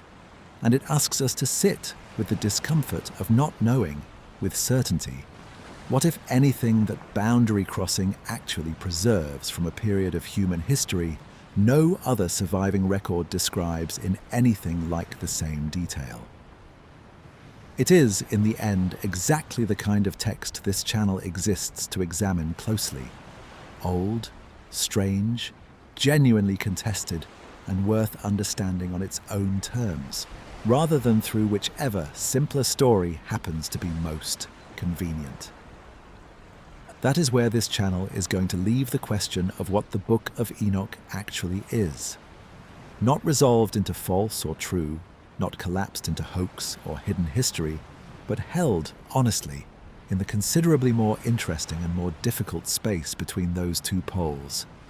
A text old enough, strange enough, and influential enough to deserve exactly the kind of patient, careful attention we have tried to give it across this entire journey, without pretending to a certainty that the evidence does not actually support. It is worth acknowledging, as we close this part, that holding a question open in this way can feel less satisfying than arriving at a firm conclusion, and that this channel's consistent preference for this kind of measured uncertainty over dramatic certainty in either direction is itself a choice worth naming rather than assuming everyone shares. We could have ended this video insisting the Book of Enoch preserves literal historical memory of an actual pre-flood civilization and actual angelic visitors, which would make for a more dramatic conclusion, but would outrun what the evidence we have actually walked through can support. We could equally have ended by dismissing the entire text as a curious but ultimately unimportant literary artifact, which would be tidy but would badly undersell everything we established about its influence on the New Testament, its unbroken living use in an entire Christian tradition, and its genuine sophistication as a piece of ancient religious thought. The honest position sits between those two easier conclusions, and this channel would rather leave you with that harder, more accurate position than with a neater story that the evidence does not actually earn. We have one part left tonight. We began this journey with a cold night and a question. What if one of the oldest texts ever written was deliberately excluded from Scripture? And what if the reason was what it says about the world before ours? We have spent 17 parts answering that question as fully and as honestly as the evidence allows. What remains is simply to come back to where we started, with the question still genuinely open, the text still circulating after 2,000 years of official exclusion, still being read tonight in Ethiopian churches exactly as it always has been, and still waiting, quietly, at the edges of a tradition that once knew it by heart. We began this journey on a cold night with a question. What if one of the oldest texts ever written was deliberately excluded from Scripture? And what if the reason was what it says about the world before ours? We have spent 17 parts with that question now, turning it over slowly, the way you might turn over a stone found on a long walk, looking at it from every angle before finally setting it down. Let us return now to where we started, and let the question rest. We have walked a long way tonight, through a mountain and an oath, through giants and their hunger, through an angel's throne room and a text quoted by name 2,000 years later, in a letter most people have never read past its opening line. We have gone as far as Central Asia, following a story about giants that somehow found its way into the hands of people who had never heard of Judea, and as far back as Mesopotamia, listening for echoes of the same basic shape in a much older set of stories about sages sent to teach a young, and unfinished world. It is a lot to have carried across a single evening, and if you are tired now, that is exactly as it should be. Picture, if you will, the world this whole text imagines, in the quiet way you might picture a landscape just before sleep takes you. A mountain in the north, its peak lost in low cloud, snow lying on it even in summer, the way Hermon still does today, for anyone who travels to that part of the world and looks up. Beneath the mountain, in the long years before any flood came, a world of cities and fields and rivers, ordinary human lives being lived in the ordinary way lives are always lived, unaware that anything above them was watching or waiting or beginning, in that particular season, to change its mind about the distance it was supposed to keep. Imagine the ordinary texture of those days before any of this began. A field being ploughed somewhere at the foot of that mountain. Smoke rising from a fire built for the evening meal. Children falling asleep the way children always have, without any sense that the sky above them held anything other than stars, and quiet, and whatever gods their parents had taught them to trust. That ordinariness is worth holding on to for a moment, because so much of what makes this ancient story affecting is not the drama of what eventually happened, but the peacefulness of what came immediately before it. A world that did not know yet that anything was about to change, living out its days the way any of us live out ours, one unremarkable evening at a time. There is something quietly moving, if you let yourself sit with it, in the thought that runs underneath this entire text. The idea that heaven itself, in this old imagining, was not simply a fixed and untroubled place, but somewhere beings could look down long enough that longing eventually became something else, something they knew, even as they did it, they should not do. Whatever we make of the literal truth of that story, and we have spent tonight being honest about how much of it we can and cannot verify. There is something almost tender in a tradition old enough to imagine its own angels as capable of wanting, capable of fear, capable of making the wrong choice together rather than alone, because the wrong choice felt more bearable shared. That is, in the end, a very human way to imagine the divine. Not distant and untouchable, but caught the way we are all sometimes caught, between what is asked of us and what we want. Somewhere in the world tonight, in a church in the Ethiopian highlands, in a language most of the world has never heard spoken, someone may be reading these same words we have spent this whole evening examining. Not as a curiosity, not as something rediscovered or reclaimed or brought back from exclusion. Simply as scripture the way it has always been read there, in an unbroken line running back through 15 centuries of monks and scribes and ordinary worshippers, none of whom ever needed anyone else's permission to keep believing what they had always believed. There is something worth carrying into sleep in that thought, that even the things we describe in our own part of the world as lost or forgotten or removed are very often simply somewhere else, held carefully by people we will never meet, in a form we may never see, exactly where they have always been. Picture that church if it helps you settle tonight. Candlelight rather than electric light, an old language spoken in a low, steady voice. Worshippers who have heard these same words read aloud every year of their lives, the way you might have heard a favorite story read to you as a child, familiar enough by now that the words themselves have become a kind of rest. That is happening somewhere right now, while you are here, listening to this. Two very different rooms, on two very different sides of the world, both quietly attending to the same very old story, each in its own way, at exactly the same moment. Enoch himself in the world this text imagines is taken up before he ever has to die, walked with God and was not, for God took him. There is a particular kind of mercy in that image, whatever we make of its history.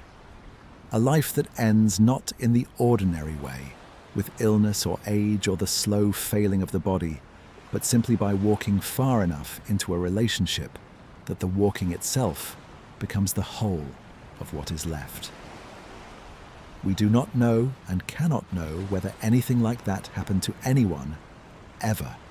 But it is worth noticing how many old traditions reach, independently, for some version of the same comfort.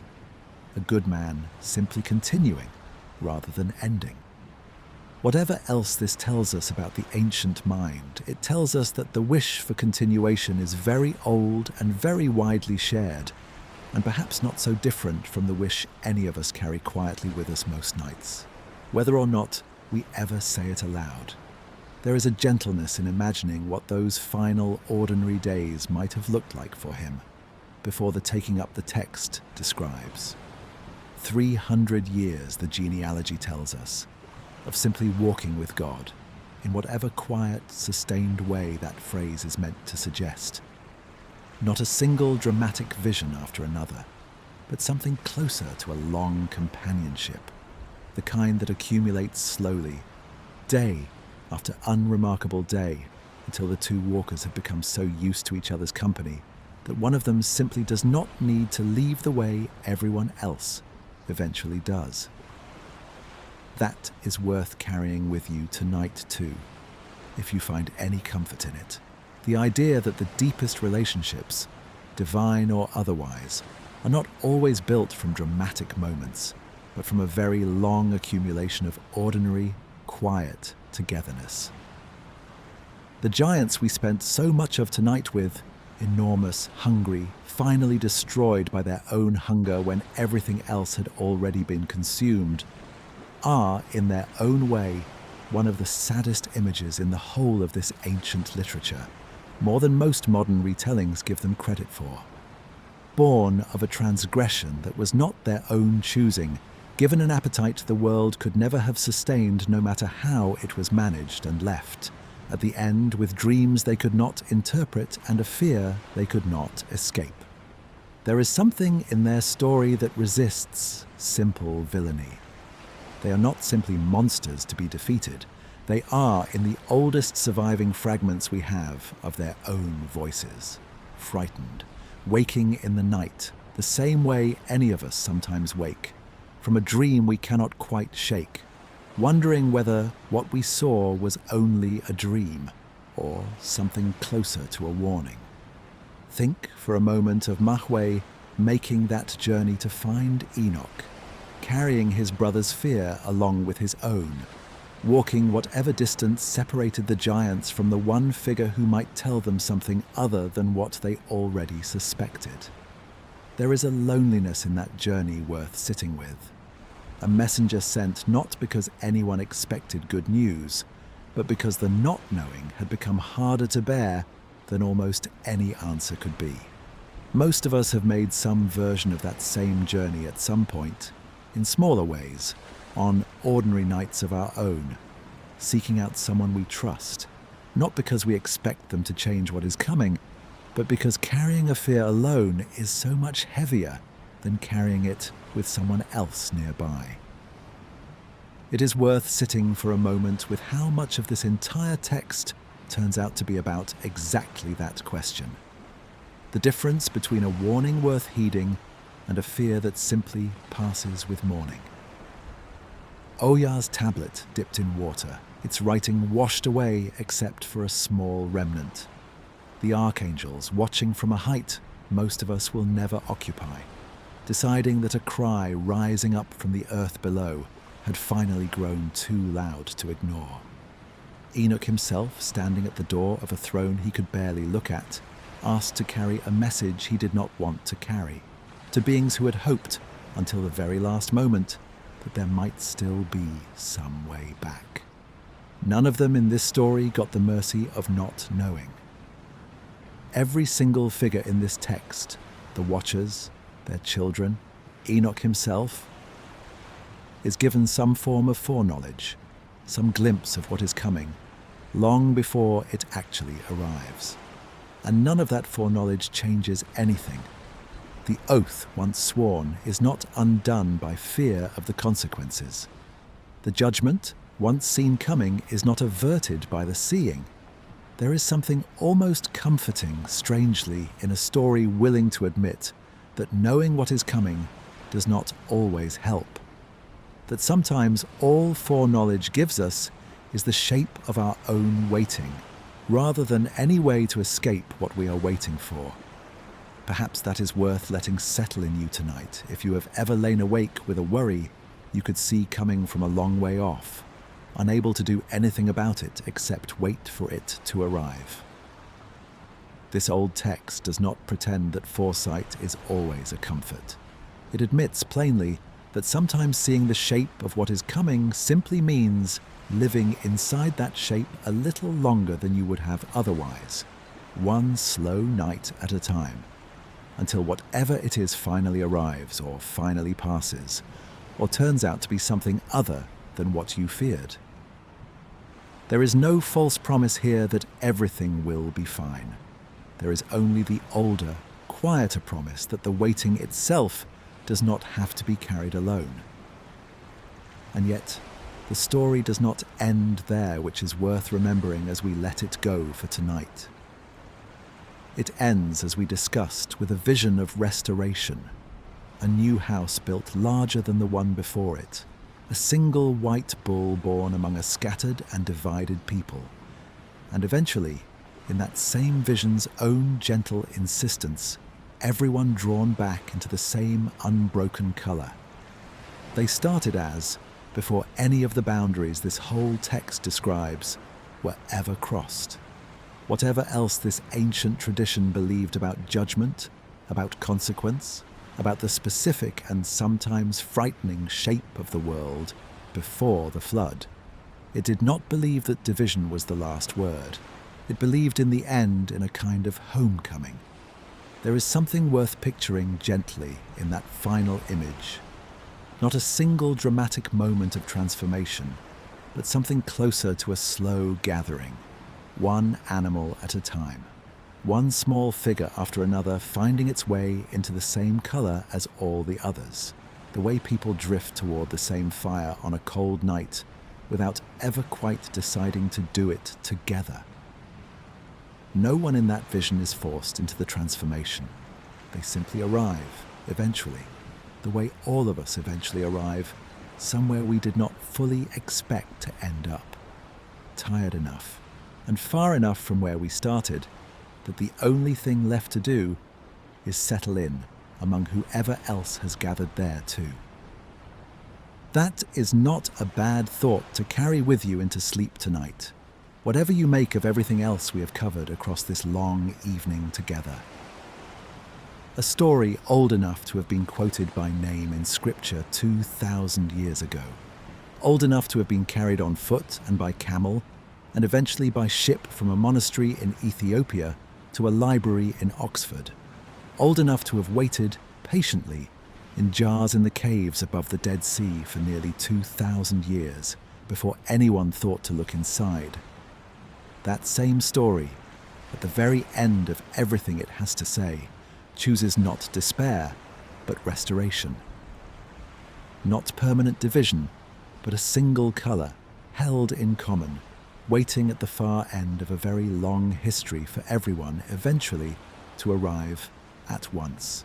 Think of that manuscript, sealed in its jar, sitting quietly in the dark for 2,000 years, through empires rising and falling, through wars fought and forgotten, through the entire span of human history most of us learned about in school, compressed into the space of a single, undisturbed silence. Nothing happened to it. No one opened it. No one read it. And yet, it was still there, waiting, exactly as faithfully as it had been left, the day someone finally lifted the lid and found it exactly as it always had been. There is a kind of patience in that image worth borrowing for your own rest tonight. The patience of something simply waiting, undisturbed for as long as it takes, trusting that eventually someone will come looking. We do not know what really happened in the deep past this text describes. We have been honest about that tonight and always, because that honesty is worth more than the comfort of a false certainty in either direction. But we know the text itself survived. We know it was loved enough by enough people across enough centuries and enough languages to be copied by hand, generation after generation, long after it stopped being fashionable, long after it stopped being canonical anywhere except in one quiet corner of a very old church, tucked into the hills of a country that never stopped believing it had always been scripture in the first place. Perhaps that is the real ending worth taking with you tonight, more than any single claim about angels or giants or ancient astronomical knowledge. Not everything that gets excluded disappears. Not everything that gets quietly set aside by one tradition stays lost to every tradition. Somewhere, always, someone is still reading the thing you were told had vanished. Somewhere, a small remnant survives the water the tablet was dipped in, exactly the way Ohia's dream promised it would, even if he never lived to see what that remnant would eventually become. There is a comfort in that image worth taking with you specifically tonight. Whatever else has been on your mind these past few days, things you have lost, or feared lost, or assumed were gone for good, are sometimes simply elsewhere, held by hands you cannot see, waiting for a moment you cannot yet predict. Not everything that goes quiet has ended. Sometimes it is only resting, the way this whole ancient story has been resting, in one place or another for the entire span of recorded history, patient enough to wait as long as it needed to be found again. Let the mountain fade now, the way mountains do at the edge of sleep. Hermon's peak losing its shape in the low cloud, the cities below it going quiet one lamp at a time, the giants finally still, the watchers finally bound, the long wait for judgment settling at last into something closer to rest. Somewhere an old text is still being read aloud in a language most of us will never learn, by people who never needed to be told it mattered. Let that be the last thought you carry tonight. Sleep well.